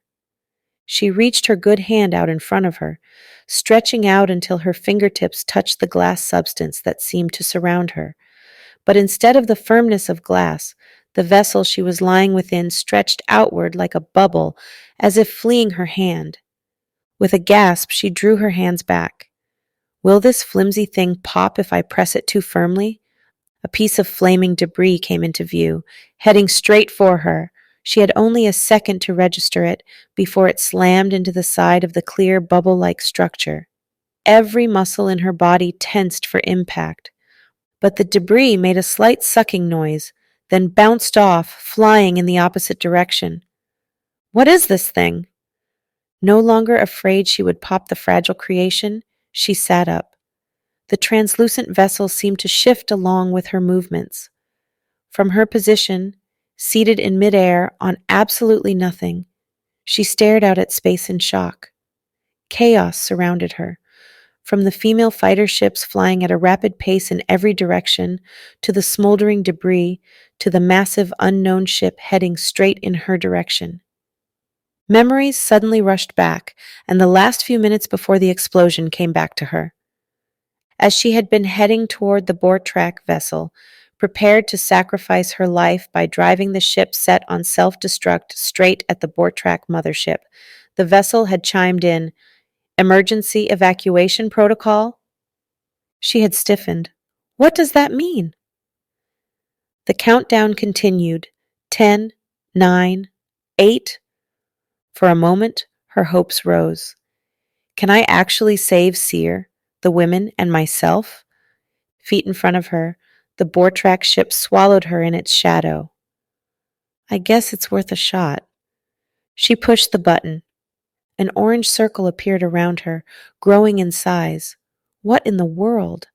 A translucent bubble shimmered and grew around her in the orange light. Her pulse picked up as she forced herself not to run. A loud beep sounded, and then the ceiling of the vessel opened above her, and she shot out. The explosion, the wave rocking her bubble and sending her flying through the air, an almost invisible speck next to the flaming debris and enormous ships that surrounded her. Her arm being crushed as she rolled over and over. That's why I blacked out. She surveyed the space before her. Most of the flames were gone, floating debris, her ship, and Parsimon's ship still remained.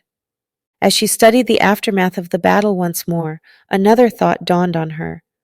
The Bortrak ship was gone, completely, and in its place was a field of debris, like the flaming piece that had come at her before. A laugh slipped past her lips, sounding too loud in the darkness. I did it. Now, no matter what happened to her, at least she'd killed them. The other women had a chance. Seer has a chance. She curled her good arm around her injured one and felt the oddest sense of hopelessness. So what now? No one knows where I am. I can't get aboard any of the ships. She surveyed the space before her. And there are no controls in this damn bubble. Seer will come, her mind reassured her. Come on, the voice broke in. You're just a speck in the middle of space. How can he hope to find you? As Parsimon's vessel drew closer, she saw something that made her breath catch. A bright blue light grew from one part of the ship, starting at the tip of a massive weapon. The light grew brighter and brighter. It's charging. and it was pointed straight at the big transportation ship, at Seer and the innocent people on board. Perhaps all her sacrifice had done was buy everyone a little more time before they died. Chapter 30. The small craft Seer had stolen from the docking bay closed in around him. This can't be happening. I can't have lost her. His comp beeped. Out of instinct, he accepted the message. And instantly regretted it. Kaci is dead. Death is coming. Nothing else matters. Seer? Medic Steady's voice was soft, calming. He spoke, the words tumbling past his numb lips. The Bortrak ship exploded. Parsimon is charging his weapons now. And Kaci is dead. But he knew the medic wouldn't care about that, past viewing her as a subject with the rewire contagion. Only I loved her. And she was dead. His Kaci. He still couldn't wrap his mind around it. It didn't seem possible that she had died, and he remained behind. Without her. Impossible. The medic cleared his throat. I checked Kaci's tracker. For some reason it's still showing her, but now in open space. I thought you would want to know. Seer sat up straighter, unable to take a breath. What? What did you say? The medic held up his hands. I'm not saying she's still alive, I'm just saying... Send me the tracker coordinates. Logically, he knew that all he might find was her body, but his heart wouldn't let him accept that. Instead, a desperate hope filled him, rushing through his veins. The medic sighed. Well, I guess you'll probably be safer out there than in here. Tell leader... Seer paused when a high-pitched sound cut through the ship, and Parsimon's smooth voice slid over the comlink instead of the medic. I realized that given the circumstances, there may be some bad blood between all of us now. His voice oozed with satisfaction. However, I am grateful for this turn of events. Now that the Bortrak ship has been dealt with, we can simply go forward with our initial plan and pretend that all this ugliness never happened. That bastard. But Seer didn't care about Parsimon or his agenda now. His hands closed into fists as he waited for Kaci's coordinates to be sent to him. He knew that right now, Parsimon was probably deciding if he needed to kill all of them to hide his actions from their people, or if they were going to play along with him. The truth was, Parsimon had a Class 4 warship. If he hit their ship with a powerful enough blast, he could tear it apart. The only reason he hasn't is probably because he's still hoping to get his female. I hope Leader remembers that bargaining chip. It made him sick that Parsimon would have allowed the Bortraks to kill all of them and steal all the women as long as he got his female. The bastard. Coordinates appeared across his console and instantly his focus sharpened. He sent his ship the command silently. It obeyed, switching its direction toward the vast field of debris that was the remains of the Bortrak ship so the scanners could check the area for life. Around him, space flew by. Every muscle twitched as he stared at the vidscreen and silently commanded his vessel to move faster. Female fighter ships flew all around him. Some were returning to their transportation ship, some headed back toward Earth, and a handful of them moved toward open space. A number of the women flew like experienced pilots, but some narrowly missed smashing into his craft. A few hit debris, sending fire blazing along parts of their ships. In other words, it was utter chaos. It was only his sharp focus and fast commands that allowed him to avoid their unpredictable paths and the flaming bits of ship that tumbled all around him. The ship beeped and slowed as he neared her coordinates. He focused on the screen in front of him, even though he didn't want to consider what the scanners might find when they got to her coordinates. I can't lose her. He slowed the ship. Computer, magnify the following coordinates. On his screen, a section of the debris field magnified. Smoldering masses flew in all directions, but there was no Kaci. Double magnification. A flash of something came and went. A light source, perhaps. Something. His voice shook as he spoke. Double again. There. At first, his mind didn't make sense of what he was seeing, but then the pieces came together. She was in a Bortrak escape pod. The clear bubbles made it difficult for enemies to find them. How did she get into a Bortrak escape pod? Slowly, a smile touched his lips. My clever, clever mate. He steered the craft close to her trajectory path, and then strapped into a spacesuit with hands that shook with disbelief, shock, and relief. This can go wrong in so many ways. All space pilots had special training for occasions like this. The bubbles were strong, but slippery and hard to grasp.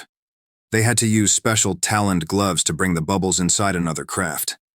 He could miss her as she flew by, or be unable to hold on to her. Or he could accidentally pop the balloon with the talons, and she would be in open space. But I can't afford to focus on the many ways this could go wrong. Going to the back of the ship, he closed the doors and waited impatiently as the compartment decompressed. All the while, tension built inside of him. She's alive, that's the most important thing, and if she was hurt, he could fix her. That's why I became a medic. The lights around the decompression room turned green and he clipped his safety harness into place, then hit the button for the external door. It opened with a soft hiss. Not 20 feet in front of his ship, Kaci drifted in his direction. I need to time this right, or she'll go right past me and I'll have to try again. Just don't pop the bubble. The muscles in his legs bunched and then he leapt. Almost in slow motion, he shot out. Her eyes widened and her bubble slammed right into him. He dug the sharp talons on his gloves into the bubble, praying that they would hold her vessel without breaking it. After a tense moment, he breathed a sigh of relief. His grip held. "I've got you," he whispered. Tears filled her eyes and her mouth moved, but he didn't understand her words. She pressed her fingers to her lips, then to the bubble right in front of his mouth. "I love you too.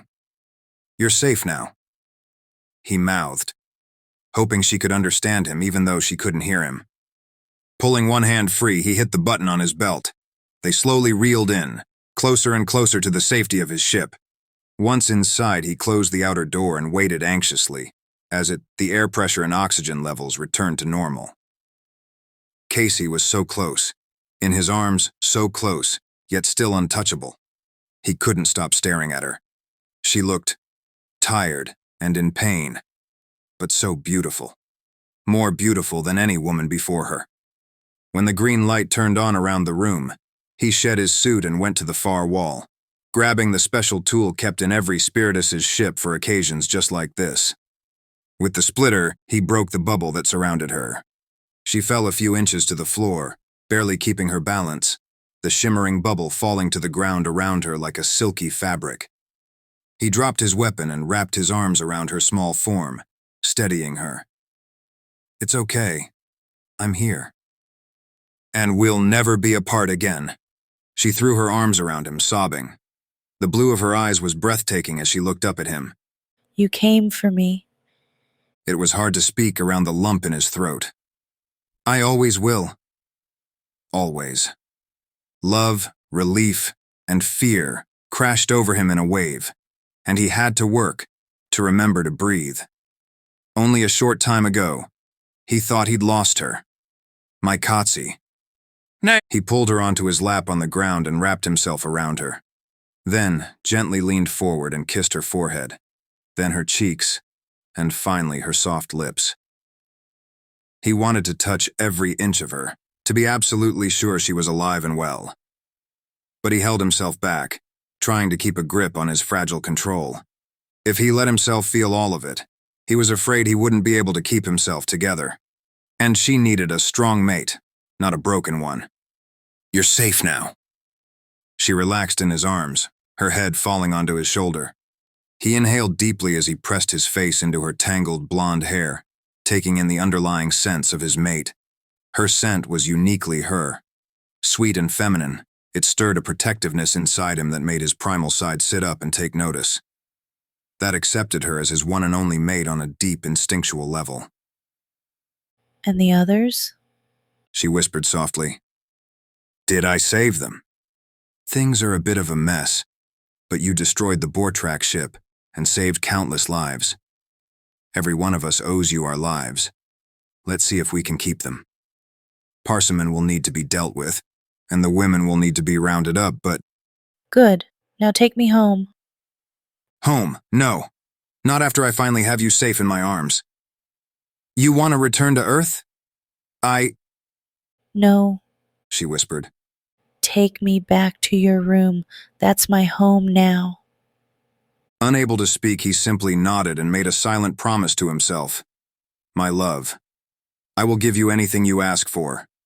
I will keep you safe from all harm, no matter what it costs me. No matter what I have to give up, you are my mate. I will never lose you again. Chapter 31. Kaci sat in Seer's lap as he piloted the ship.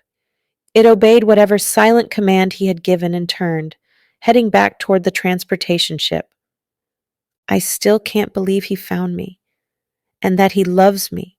There has to be a way to get around the rules of his society, the law that forbids him to take a bride. I won't let his inability to shift determine whether we can be together or not. He dropped his hand from the silver oval and held her even more closely in his lap. After a moment, he spoke softly. I can't believe I almost lost you. I tried so hard to keep you safe, and still you ended up in a bubble in the middle of space. He covered his face with one enormous hand. The pain in his voice made it hard for her to take a breath, but there was so much that hadn't been said before. So much she still needed to say. I know. I heard your plan. He stiffened beneath her touch. You did? Then why did you... She looked up at him and lifted her good hand to sweep his blood-stained blonde hair back from his face. His deep green eyes met hers, and something powerful and unfamiliar stretched between them. The words tumbled from her lips, even while she felt lost in the depths of his gaze. Because I couldn't lose you, just like you couldn't lose me. He shook his head, his eyes wide. But it's my job to protect you. No, she smiled. It's our job to protect each other. He reached out and lightly touched the sling that held her injured arm. His brows drew together in an expression she'd come to realize meant he was thinking too much. If I were your mate, it would be my responsibility. You would be my responsibility, in all ways. She searched her brain for what he'd told her before. Seer had told her before they made love that he couldn't be with her because of some strange rule in their culture that required him to be able to shift. At that time, all she had been hoping for was that Seer might care for her enough to return her to Earth. But now, everything had changed. Even though it meant giving up Earth and never seeing her sister again, she wanted to stay with Seer. Yet was such a thing even possible? What if I want to be your mate? His arms tensed around her. Nothing would make me happier. But you said before... I know what I said. He interrupted. And that hasn't changed. In my society, you and I can never be together. I won't accept that. I can't.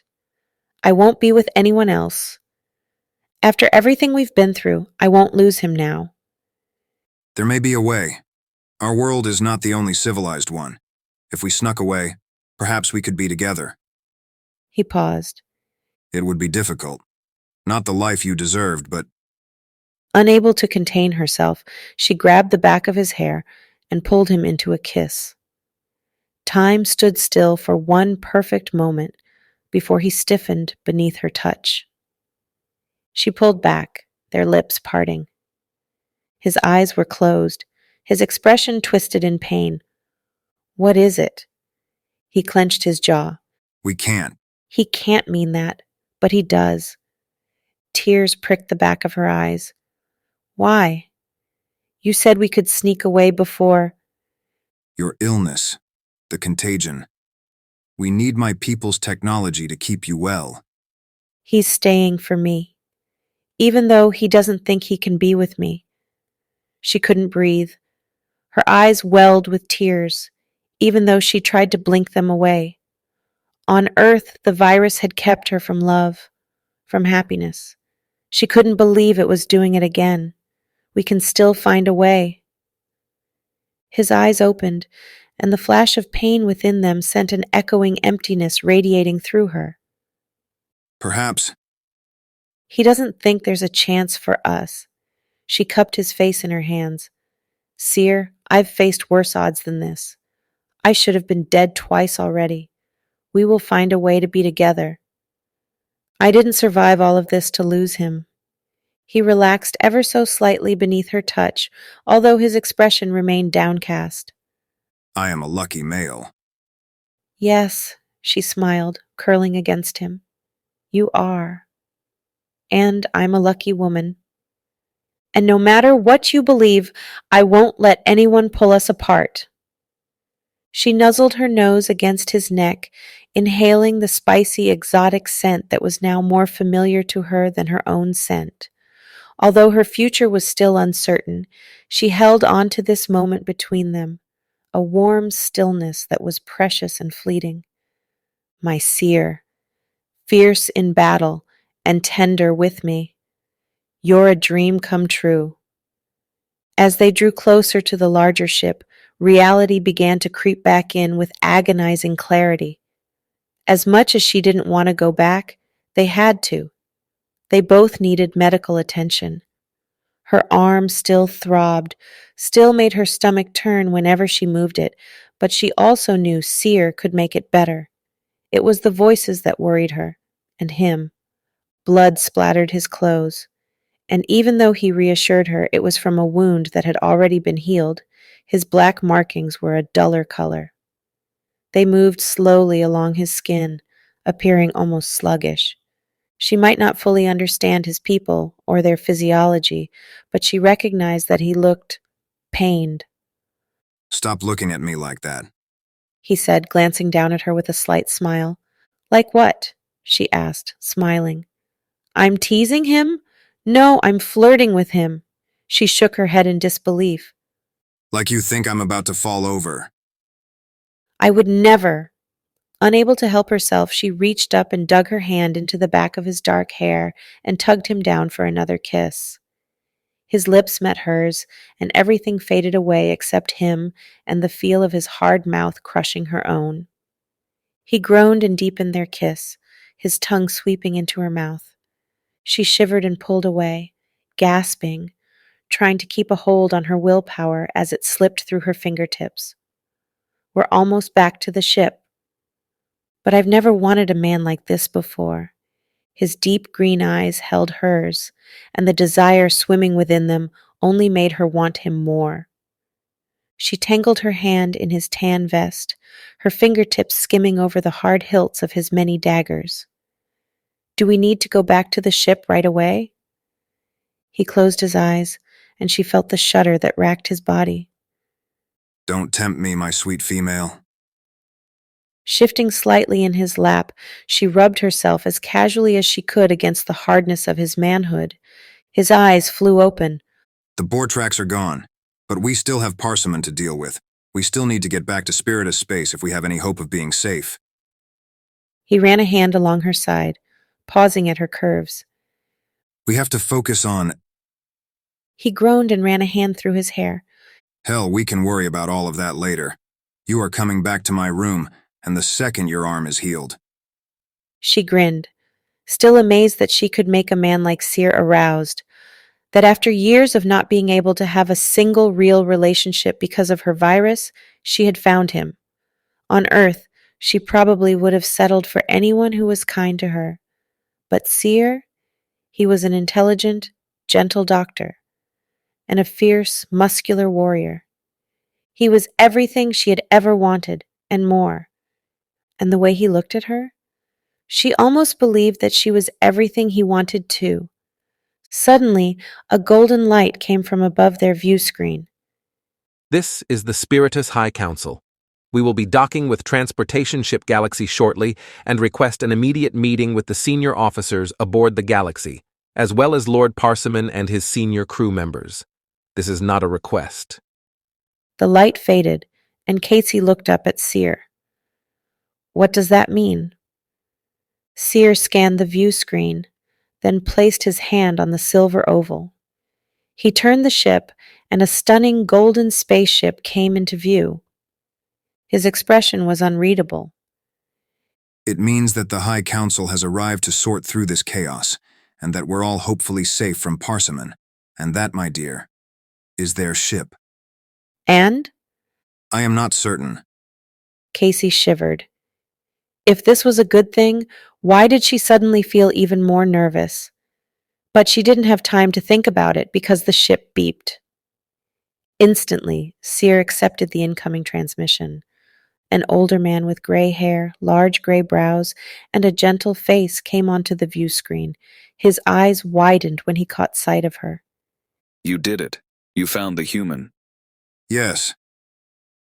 His arm tightened around Kaci. Thank you for notifying me of her location. What is the status on board? Well, we believe most of the Bortracs have left the ship. The ones who didn't leave on their own were dealt with by Leader and his warriors. Our males were incredible. We lost many good warriors, but they won against impossible odds. Leader and Gallant are doing a final sweep of the ship as we speak. But still, you should be cautious coming through the ship just in case. Thank you. Another man spoke from somewhere off-screen. We found another group of injured. The old man didn't look at them. Time to go. The screen returned to a view of the side of their massive transportation ship as they drew closer and closer. The speed of their small craft slowed, and another person communicated with them, giving them permission to dock. A red door on the outside of the transportation ship slid open. Their tiny craft flew in and through a short tunnel into an enormous bay with a handful of crafts. These ships were much, much larger than the tiny crafts they had piloted from Earth. She was too in awe to respond. This must be where the real ships are, the Spiritus ships. Their ship was one of the smallest. It hovered over a small spot, then slowly lowered. Their ship slowed further before she felt it come to a stop. Seer lifted her in his arms and carried her to the door. Are you ready? His voice was gruff. She took a deep breath. I'm ready if you are. He hit the button, and the door opened. In front of them, the docking bay was poorly lit by the emergency lights. Proceeding cautiously, he carried her through the eerily empty docking bay to a metal door that exited into a familiar hall. The hallway was also empty, although the creepy red lights still flashed and the sirens still wailed. She tensed in his arms. He carried her down the hall, past docking bay door after door, and past bodies that still littered the floor. Suddenly one of the bodies groaned. Seer froze and set Kaci down, kneeling beside the body. Leader? His voice was filled with disbelief. Another body, so bloodied she couldn't recognize the face, moved. Seer stiffened. Gallant? His hands curled into fists. What happened? Leader's mouth worked, but for a moment no words came out. Seer leaned in closer. Kaci stood over them, clutching her hands. These men were Seer's friends, and even with their alien technology, she had no idea how they could survive the damage done to them. Tears choked her throat, and instinctually she leaned forward too. Behind you. Leader gurgled, blood flying from his lips. A cold hand grasped her injured arm, and suddenly she was pulled away from Seer. She turned, staring into an unfamiliar face. The man, with cruel eyes and a crueler face, smiled. At last, my bride has been returned to me. Chapter 32. Seer roared as Spiritus males stepped out of the docking bay doors on all sides of them. There were a dozen, not including Parsimon, but it didn't matter. All that mattered was Kaci. He leaped for her, but Parsimon jumped back, taking Kaci with him. A fist crashed into the side of Seer's head, the raw power making his head spin. A slight tickle of warm blood trickled down the height of his head, but he ignored it. His vision blurred, then returned. A concussion. He turned slightly to view the warrior who had delivered the coward's blow. The man's facial expression was one of nervousness. Seer glanced at the men who surrounded him, scrutinizing their strengths and weaknesses. All wore the reddish-tan vests of males trained in the war. But something was off. His eyes narrowed as he took in the strange, billowing quality of their uniforms. Instantly, he knew what it meant.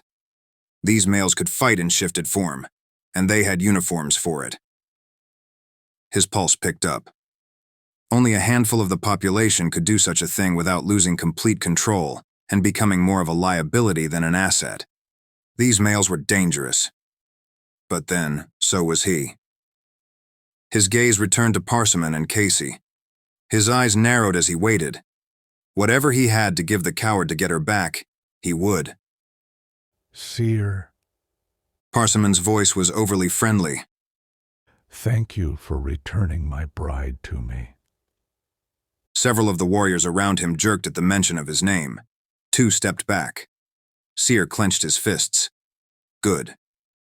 Let them know that they faced one of the only living males who could enter battle frenzy. Let them know that even in shifted form he was stronger, faster, and able to take more damage than they could ever imagine. Let them realize that even against 10 shifted males, he would win a battle. And if my past is any indication, I can kill them all without hurting my Kaci. Seer's chest rose and fell as he fought to remain calm. His head felt strangely light, but he ignored the odd sensation, focusing instead on his mate. Kaci looked small and pale in the other male's grip. He needed to do whatever he had to in order to keep her safe. He would enter battle frenzy only if he had to. His primal side rippled beneath his flesh, demanding blood. Seer pushed it down. He didn't know what his Shadow Walker would do if released. His battle frenzy he understood. And what could the combination of the two do? A voice whispered at the back of his mind. This isn't the time to find out, he argued sternly. Be calm. I was taking the female to the medical bay. She is injured. And after the Bortrak attack, it was unwise to surround a warrior protecting a female. Then, he glanced pointedly at Leader and Gallant. And somehow, even after the Bortraks were dealt with, 2 of my friends were badly wounded. If they don't get medical attention soon... They already appear dead to me. Parsimon watched him too closely. But if you feel they can still be saved, by all means, go. Seer's eyes narrowed. Thank you.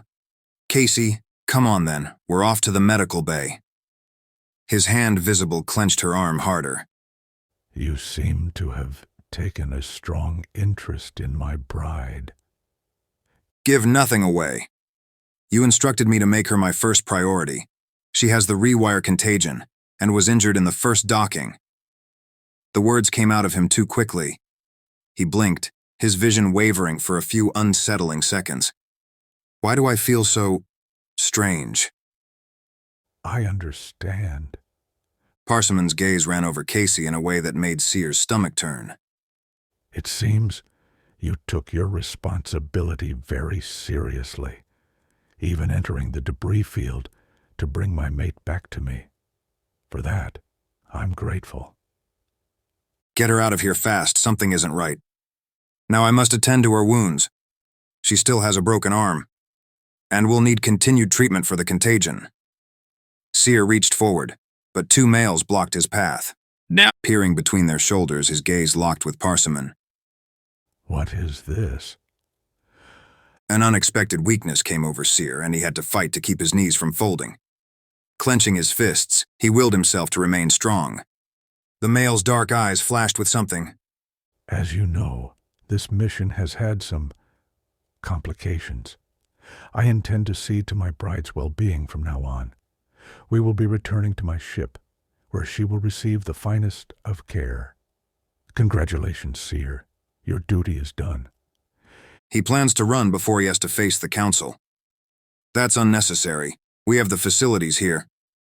I have deemed it necessary, medic, and as I am your superior in all ways, you have no right to tell me otherwise.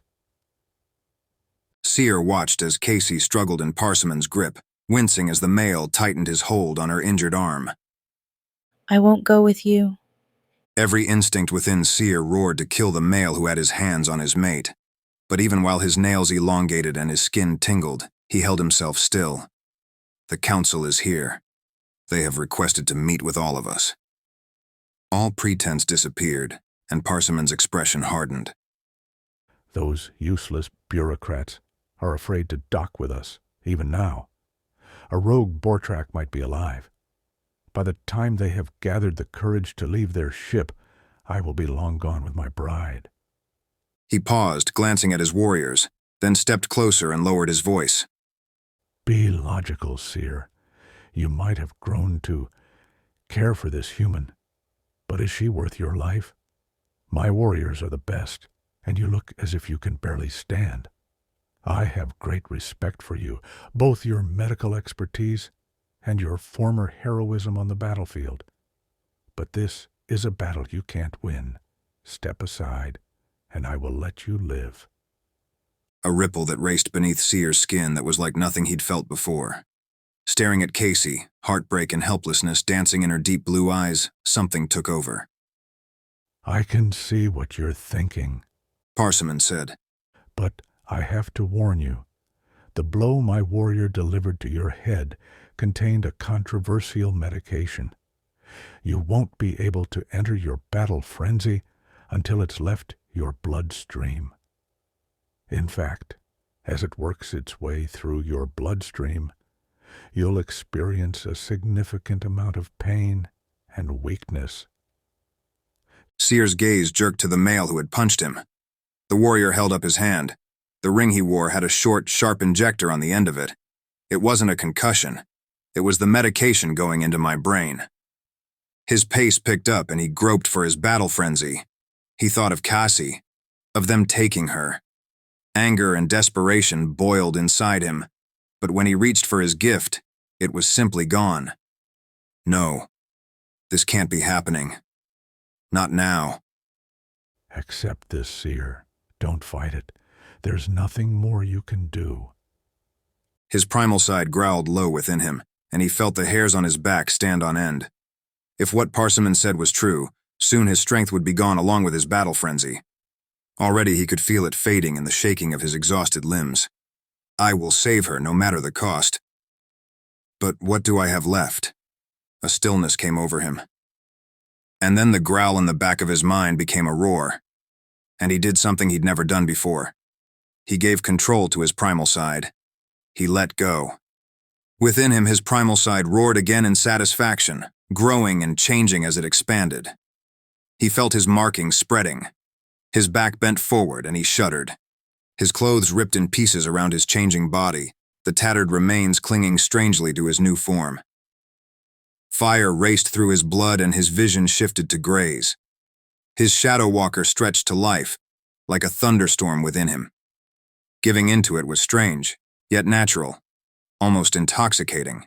Just the power that filled his blood, strengthening his muscles and his bones, made him feel like a creature of legend. It was different than his battle frenzy. When he was young, a warrior had described the difference between battle frenzy and shifting. He was right. When he used his skill, he felt invincible. But in his shifted form, he felt the raw power of an animal.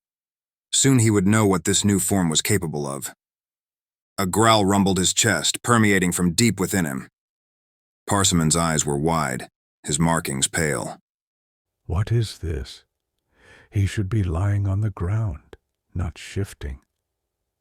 But something was different than everything he'd been told, even by the shifter. I'm still able to think. Unlike most shadow walkers, he wasn't attacking like a beast driven only by instinct. He was waiting. None of them seemed to know what to do. "Can he still tap into his battle frenzy?" One warrior asked, pulling a blade from his vest. Parsimon took too long to answer. No. His men did not look convinced. Seer could smell the fear on all of them. He growled low in his throat, his lips pulled back from sharp teeth. Let them wonder what I'm capable of. He's just a shifter, and so are all of you. Parsimon barked, shoving one of his men forward. There are a dozen of you. Take him out. Drain the life from his worthless body. Seer! Kaci shouted. She tried to run toward him, but Parsimon yanked her back. She cried out in pain. My mate! His primal side snarled. His vision flashed to red. Hey! Leaping onto the first warrior, he tore through his throat and let the body drop to the floor. Blades hissed as they were unsheathed from vests. His ears perked as he heard the other warriors start to shift. He caught the wrist of the closest guard and twisted. The male yelled out in pain and dropped his dagger. But then he finished shifting and swiped at Seer with his other hand. His claws slashed Seer's chest like shallow knives. Using his nails, Seer slashed back at his throat, and the male's yell faded away in a gurgle. Seer tore through the other warriors one by one, moving ever closer to Kaci, who was kicking and struggling in Parsimon's arms. It didn't matter if they had fully shifted. Seer's rage and desire for his mate made his Shadow Walker faster, stronger, and his ability to think gave him increased control. The remaining men leaped on him together, trying to use their numbers against him. Blades, claws, and teeth tore through his barely healed flesh, but he hardly felt the pain. He slashed, bit, fought like the primal animal that he had become. Nothing could stop him from reaching his mate. I'll kill her. Parsimon's threat was a cowardly whisper. Seer looked up and saw that more warriors were emerging from the ship behind Parsimon. He roared, but didn't move as the guards closed around him. If you fight them, I will kill her here and now.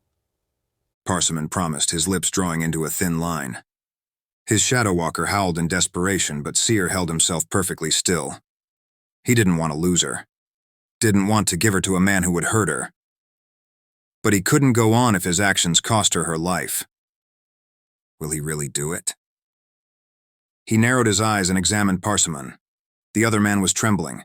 His only concern was for his own life at this point. He would slit her throat and leave her here just to make his escape while she bled.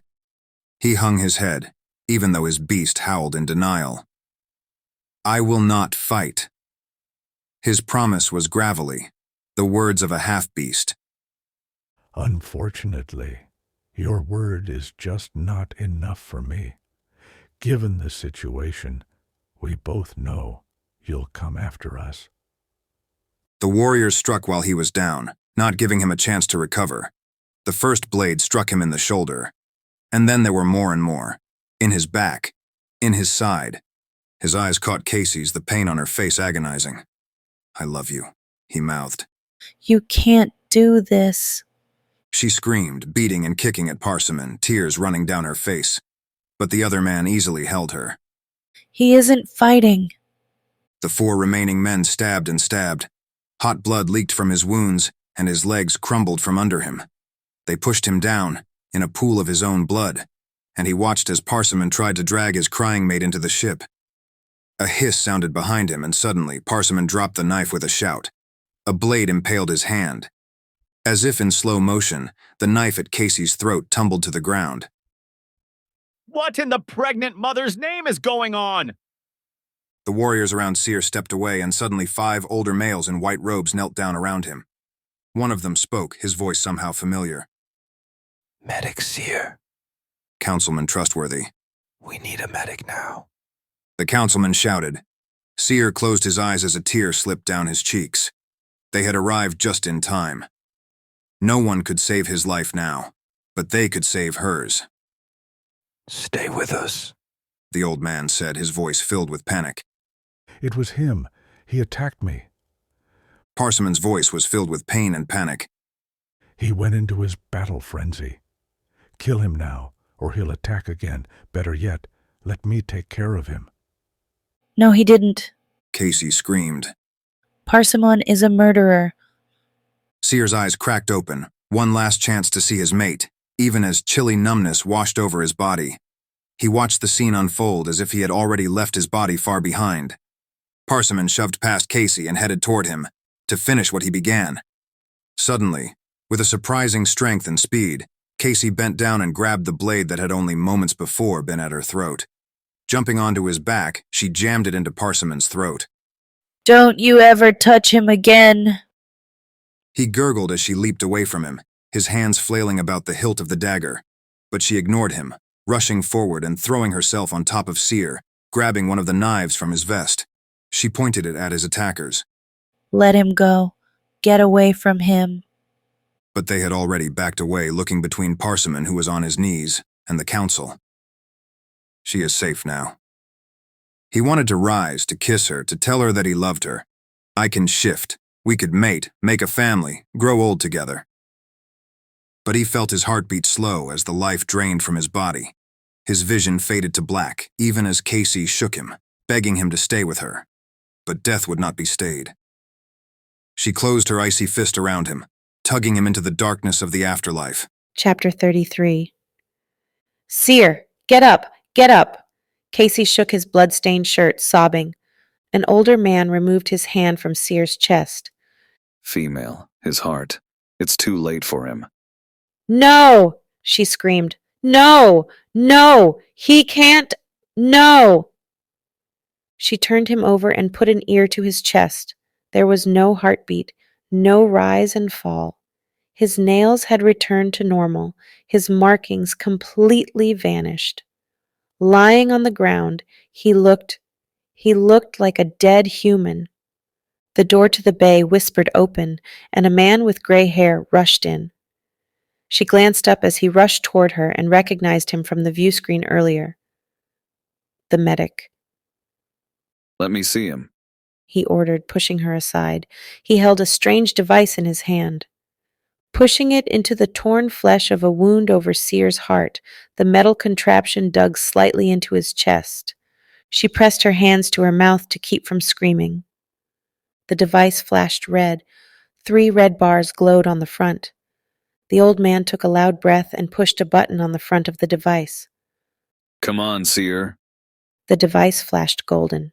Seer's entire body jerked, his limbs flying out, but the bars remained red. Come on, medic. Attend to one of the living.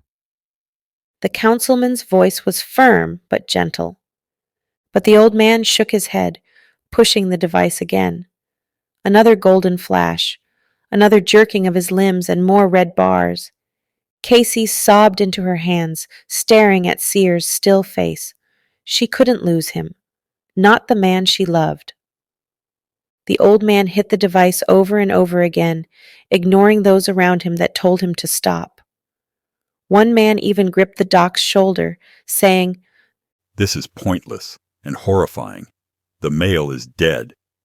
The doc smacked his hand away and hit the device again. This time, the bars turned yellow.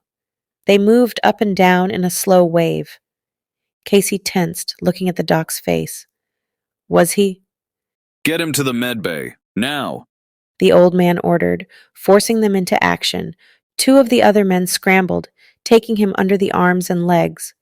She followed them closely out into the hall, and as they ran toward the medbay, she saw that others were already hauling Leader and Gallant in that direction. They all crowded into the elevator. Kaci held his hand, refusing to let go. Seer needed to feel her there, to know she hadn't left him. Someone tried to push her aside, stumbling under the weight of his patient. She refused. They hurried into the medbay, past healing bed after healing bed, all full. The older spiritist was right behind her, pointing to a bunk in the corner. "Put him there," he ordered. The 2 men laid Seer on the bunk, and the doctor pressed a button. Golden particles immediately floated over his head. Kaci?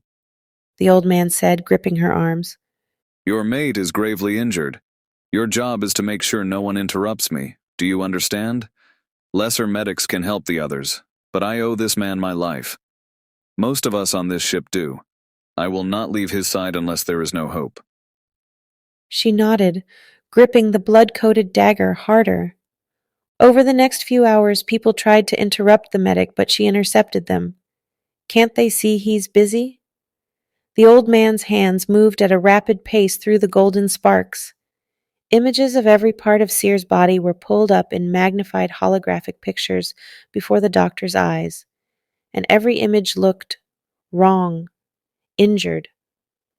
The old man would narrow his eyes, and then he would begin to work on each section, closing wounds, healing broken bones, and constantly moving back to a holographic image of his levels. Some she recognized, his heartbeat, his temperature, but others were foreign to her. People didn't seem to care how busy the doctor appeared. They approached her over and over again. They argued that Seer was too far gone to be helped, that others needed the doctor's attention more. Finally, after 10 hours, they began to argue that the old man was pushing himself too hard. But she faced off with them like a feral animal. She refused to respond, only gripped her dagger and dared them to step forward with her eyes. None did. They shot her looks of annoyance and disgust, but she would not let Seer die when he could be saved. At last, there was a loud sound behind her. The dock had crumbled to the floor. She rushed forward and bent down to him, feeling his neck for a pulse.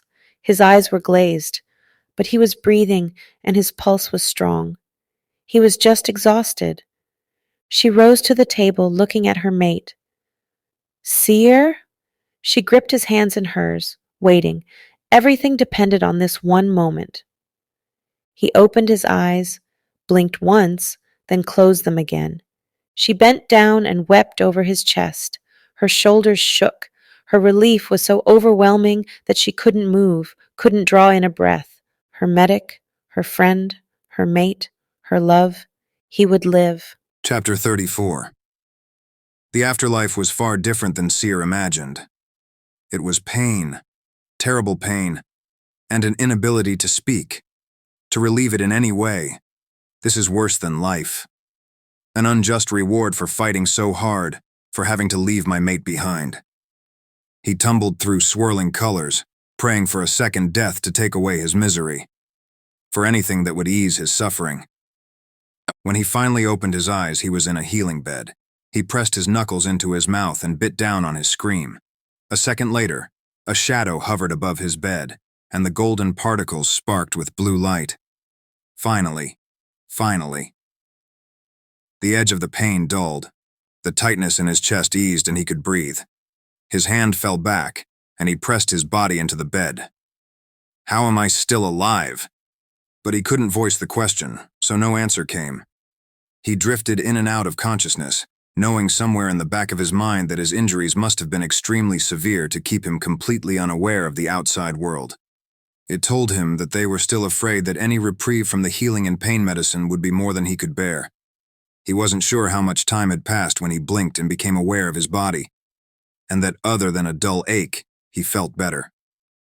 When he tried to sit up, soft hands helped him. His head spun as he fully sat up and his neck strained in protest. Then he opened his eyes, and she was there. Kaci's arms came around him, and he held her close. His chest felt tight as emotions overwhelmed him. She was here, she was safe, and they were together. How do you feel? Her voice was overjoyed. He breathed in the sweet scent of her hair and brushed his shaggy beard against her head. He cleared his throat as the word came out a croak. Okay. She pulled back and held his face in her hands. Tears streamed down her cheeks.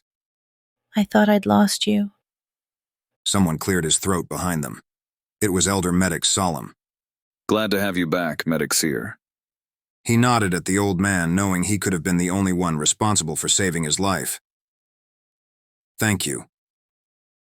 Well, I couldn't have done it without your fierce little mate. She protected you until I got there and stood as my guard throughout your healing. Somehow I'm not surprised to hear that. He looked at his beautiful mate. Of course you fought for me. The old man cleared his throat. I hate to tell you this, but the council wants to see you right away.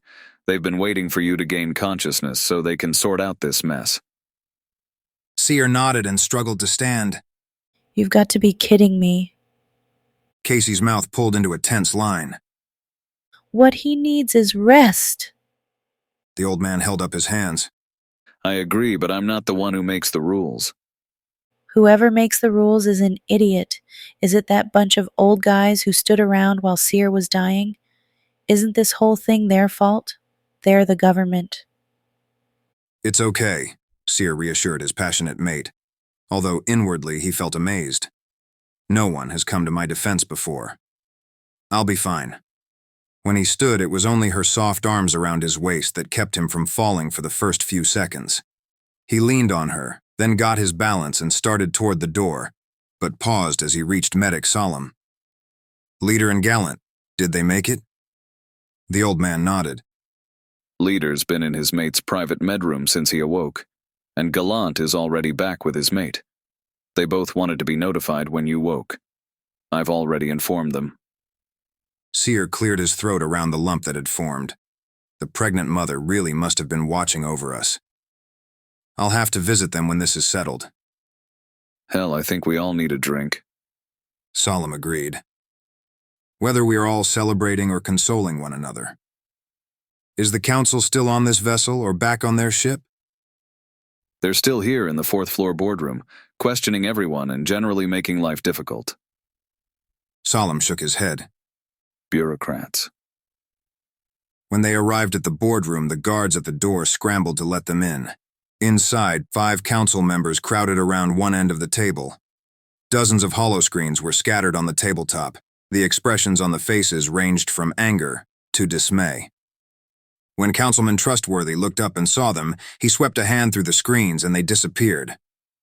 Seer, how are you? Kaci lowered him into a chair while he held back a groan.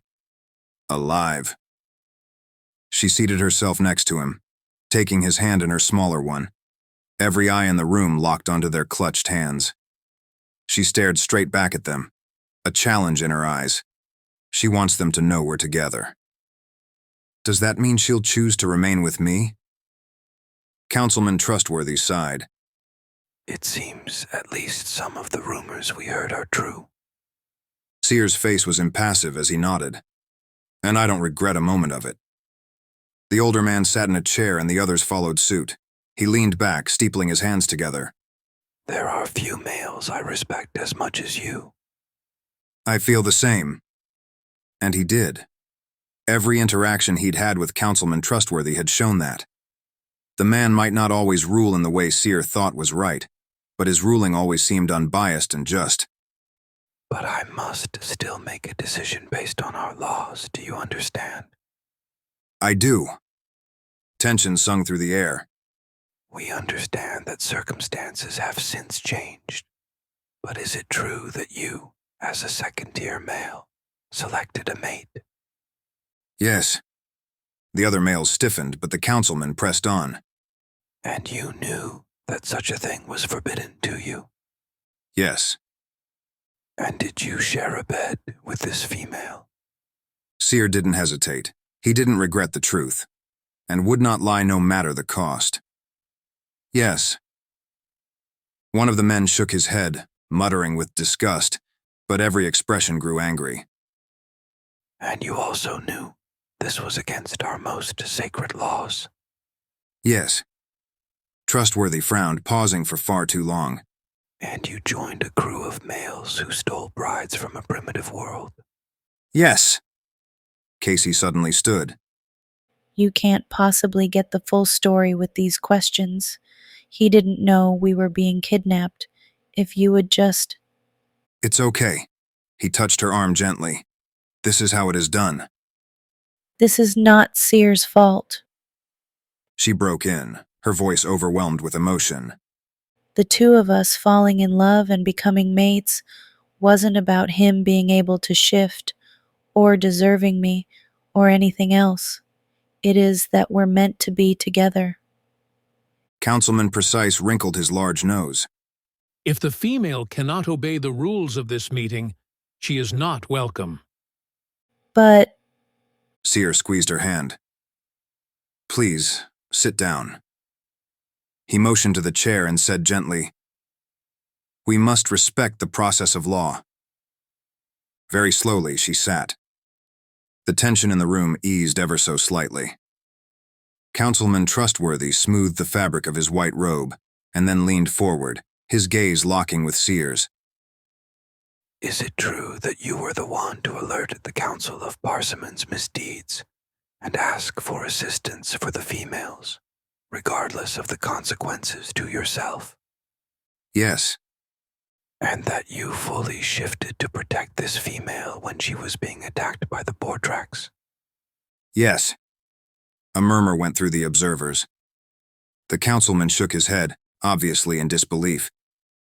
Shifting for the first time as an adult.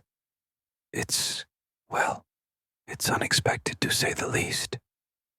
However, a second councilman broke in. We are grateful that you were able to shift. Otherwise, Parsimon would have gotten away with this travesty. The first councilman's gaze turned to Kaci. Is it true that medic Seer never once forced his affections on you? He saw her eyes lighten with hope. That's true. And you willingly chose him as your mate, even though he was of a lesser status? Yes. And is it true that you will accept him as your mate, remaining with him forever of your own free will? Seer couldn't breathe. This might be her chance to escape, to return to her old life and put this whole ordeal behind her. Would she actually choose him over returning to her world? Yes. She said, turning to face him. Nothing would make me happier. She smiled. His heart surged with joy at her words. Now all they have to do is say yes. He threw an arm around her and began to pray silently. Please, pregnant mother, if I ask you for nothing else, let me have this. Let me have her. The councilman nodded formally. Please step outside. We shall make our decision. They were in the hall for nearly an hour before they were called back in. Seer's legs shook and his eyelids felt heavy from the effort, but he held himself tall for their verdict, meeting each of their gazes, daring them to take his mate from him. Councilman Trustworthy stood, his expression unreadable. Your crime is twofold. For one, you and your crew are responsible for damage to a primitive world and to precious female lives. Although you were unaware of the consequences of your actions, many were hurt because of your ignorance and complicity. Others were killed. Your second offense was to claim a female as a second-tier male and take her as your own. These crimes cannot be ignored. Seer scanned the faces of the other councilmen, but their faces were impassive. The councilman took a deep breath. You are henceforth stripped of any and all association with the Bride Initiative. You may never again take any role in this organization, nor are you allowed to leave the Spiritus without express consent of this council. What's more, since you have now been elevated to a first-tier male, effective immediately, you are solely responsible to see to the care and well-being of your mate, henceforth referred to as Kaci of the humans. Because of her unique health concerns, again a consequence of you and the other males associated with this disastrous kidnapping, it will be your responsibility alone to ensure she remains healthy. These responsibilities will be for the remainder of your life. You mean Kaci began. He held up a hand.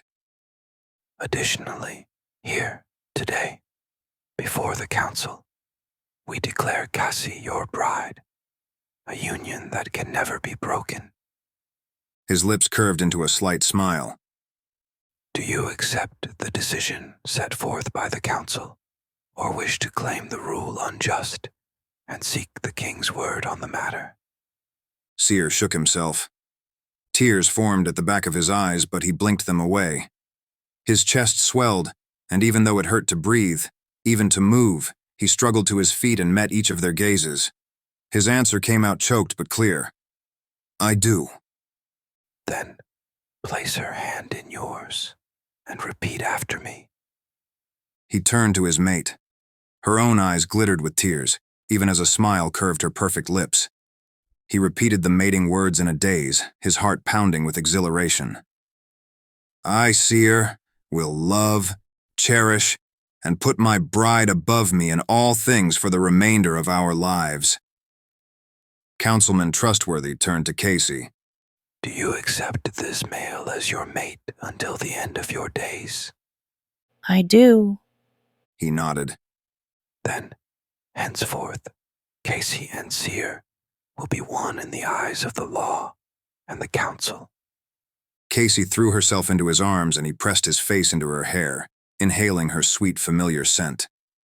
None of it had truly sunken in yet. Kaci was his mate, forever. If he awoke now, this moment would still be the best one of his life. He gazed over her head at the men who watched him. Thank you. Councilman Trustworthy smiled. Oh, and the king wanted me to tell you that he is glad you survived and wishes to meet your mate. After your claiming period, of course. As Kaci led him from the room, he couldn't keep the smile from his face. Now the rest of our lives will begin. Chapter 35. 2 days later. Kaci stepped from the bath in Seer's room, still amazed by how clean she felt after the tub of warming stuff, some substance that was not quite water, but not quite gel either. She donned a massive robe made of a shimmering fabric that felt thick and soft against her body, and absolutely heavenly. As she ran a brush through her hair, she felt happier than she had in years. The council had finished handing out the last of their rulings just hours before.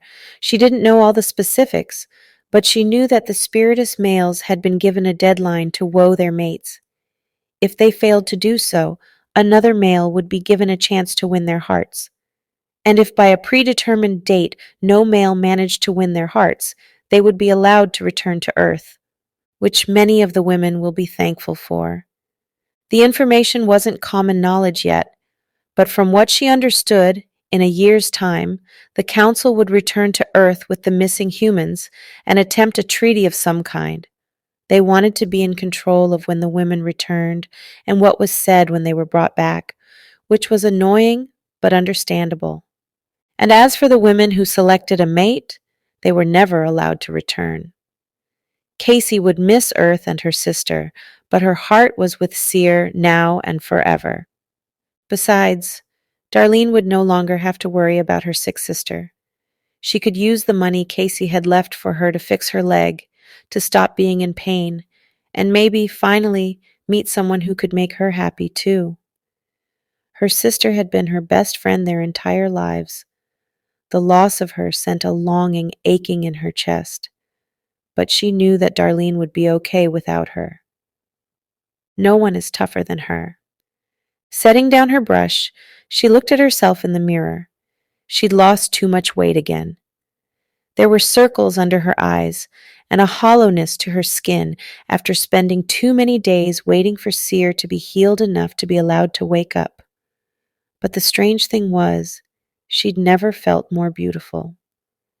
Seer makes me feel beautiful. She turned to stare at his sleeping form in the bed. Although his time in the healing bed was finished, he still needed as many hours of sleep as he could get until he fully recovered.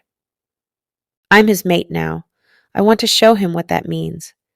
Tiptoeing to the edge of the bed, she gazed at his face. His markings were still duller than they should have been, but they wrapped his flesh in a familiar scattering of shapes, like intricate curving tattoos. He looked younger as he slept, even beneath the slight beard he hadn't yet shaved off. She caught the edge of his blanket and slowly tugged it down. His body was covered in scars, some pale and pink, others still red and angry-looking. He'd healed so much, and yet he still had so much more healing to do. I'll have to be gentle. The intimate scene has been removed to comply with YouTube standards. To listen to what you're missing, I have included several places to find it below this video. And then he slowed, wrapping his arms around her shoulders and pulling her close. Sparks continued to fire inside her, but she pressed into him, inhaling his exotic, familiar smell, still in disbelief that she didn't just have tonight with him, but forever. As her eyelids grew heavy, he stroked the hair from her back. I love you, my mate.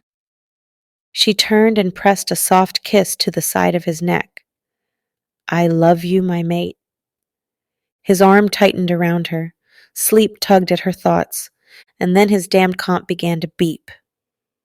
She sighed, climbing off him, tying the robe at her waist. He pulled the blanket around himself and strode to the computer, sitting in the chair. She perched herself on his knee. What do you think this is?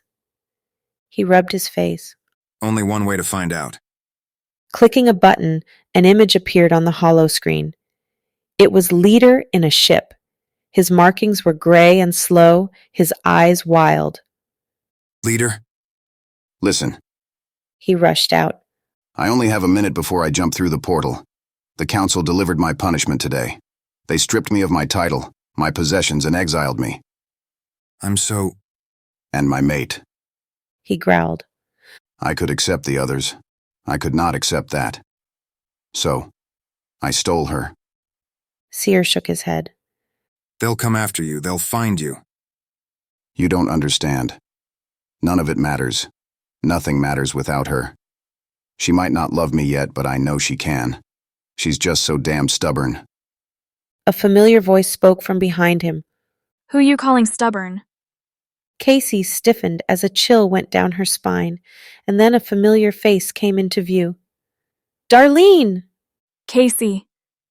Her older sister's dark eyes widened as she leaned over the chair behind Leader to peer back at Kaci.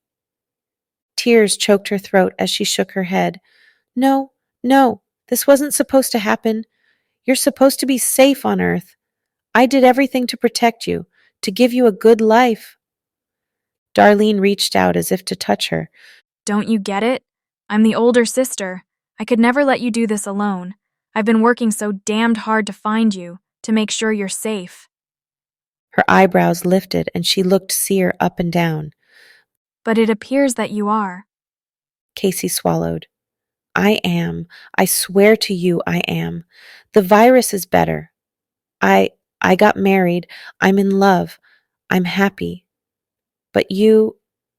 Have been kidnapped by a psycho, she said, narrowing her eyes at Leader. Not to worry. He's about to learn who's really in charge here. But the way her sister stared at the man beside her, there was more than anger in her gaze. There was interest, passion. Kaci had never seen that look in her sister's eyes before. I'll come get you, if you want to be rescued. Darlene hesitated. So it's like that, is it? We're going through the portal. Leader broke in. Sit down in that chair before I...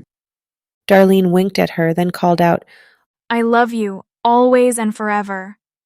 Always and forever, she shouted back. And then the screen faded to black. She turned to Seer with panic in her eyes. What if she really doesn't want him? We should find her. Help her. Seer tilted his head. Are you sure she wants to be rescued? Kaci opened her mouth, but no words came out. Seer sat back in his chair. What do you think? Will she enjoy a man like Leader? A stubborn, daring, adventurous know-it-all? Will she like being on the run, seeing new worlds, and constantly experiencing new things? The answer was easy. Yes. Seer wrapped his arms around her waist. Then let them have their fun. I, for one, would like to see what else my little mate can teach me. Despite the lingering confusion concerning her sister, Kaci smiled. I can worry about that later. I have all the time in the world now with my mate. Come on then, back to bed.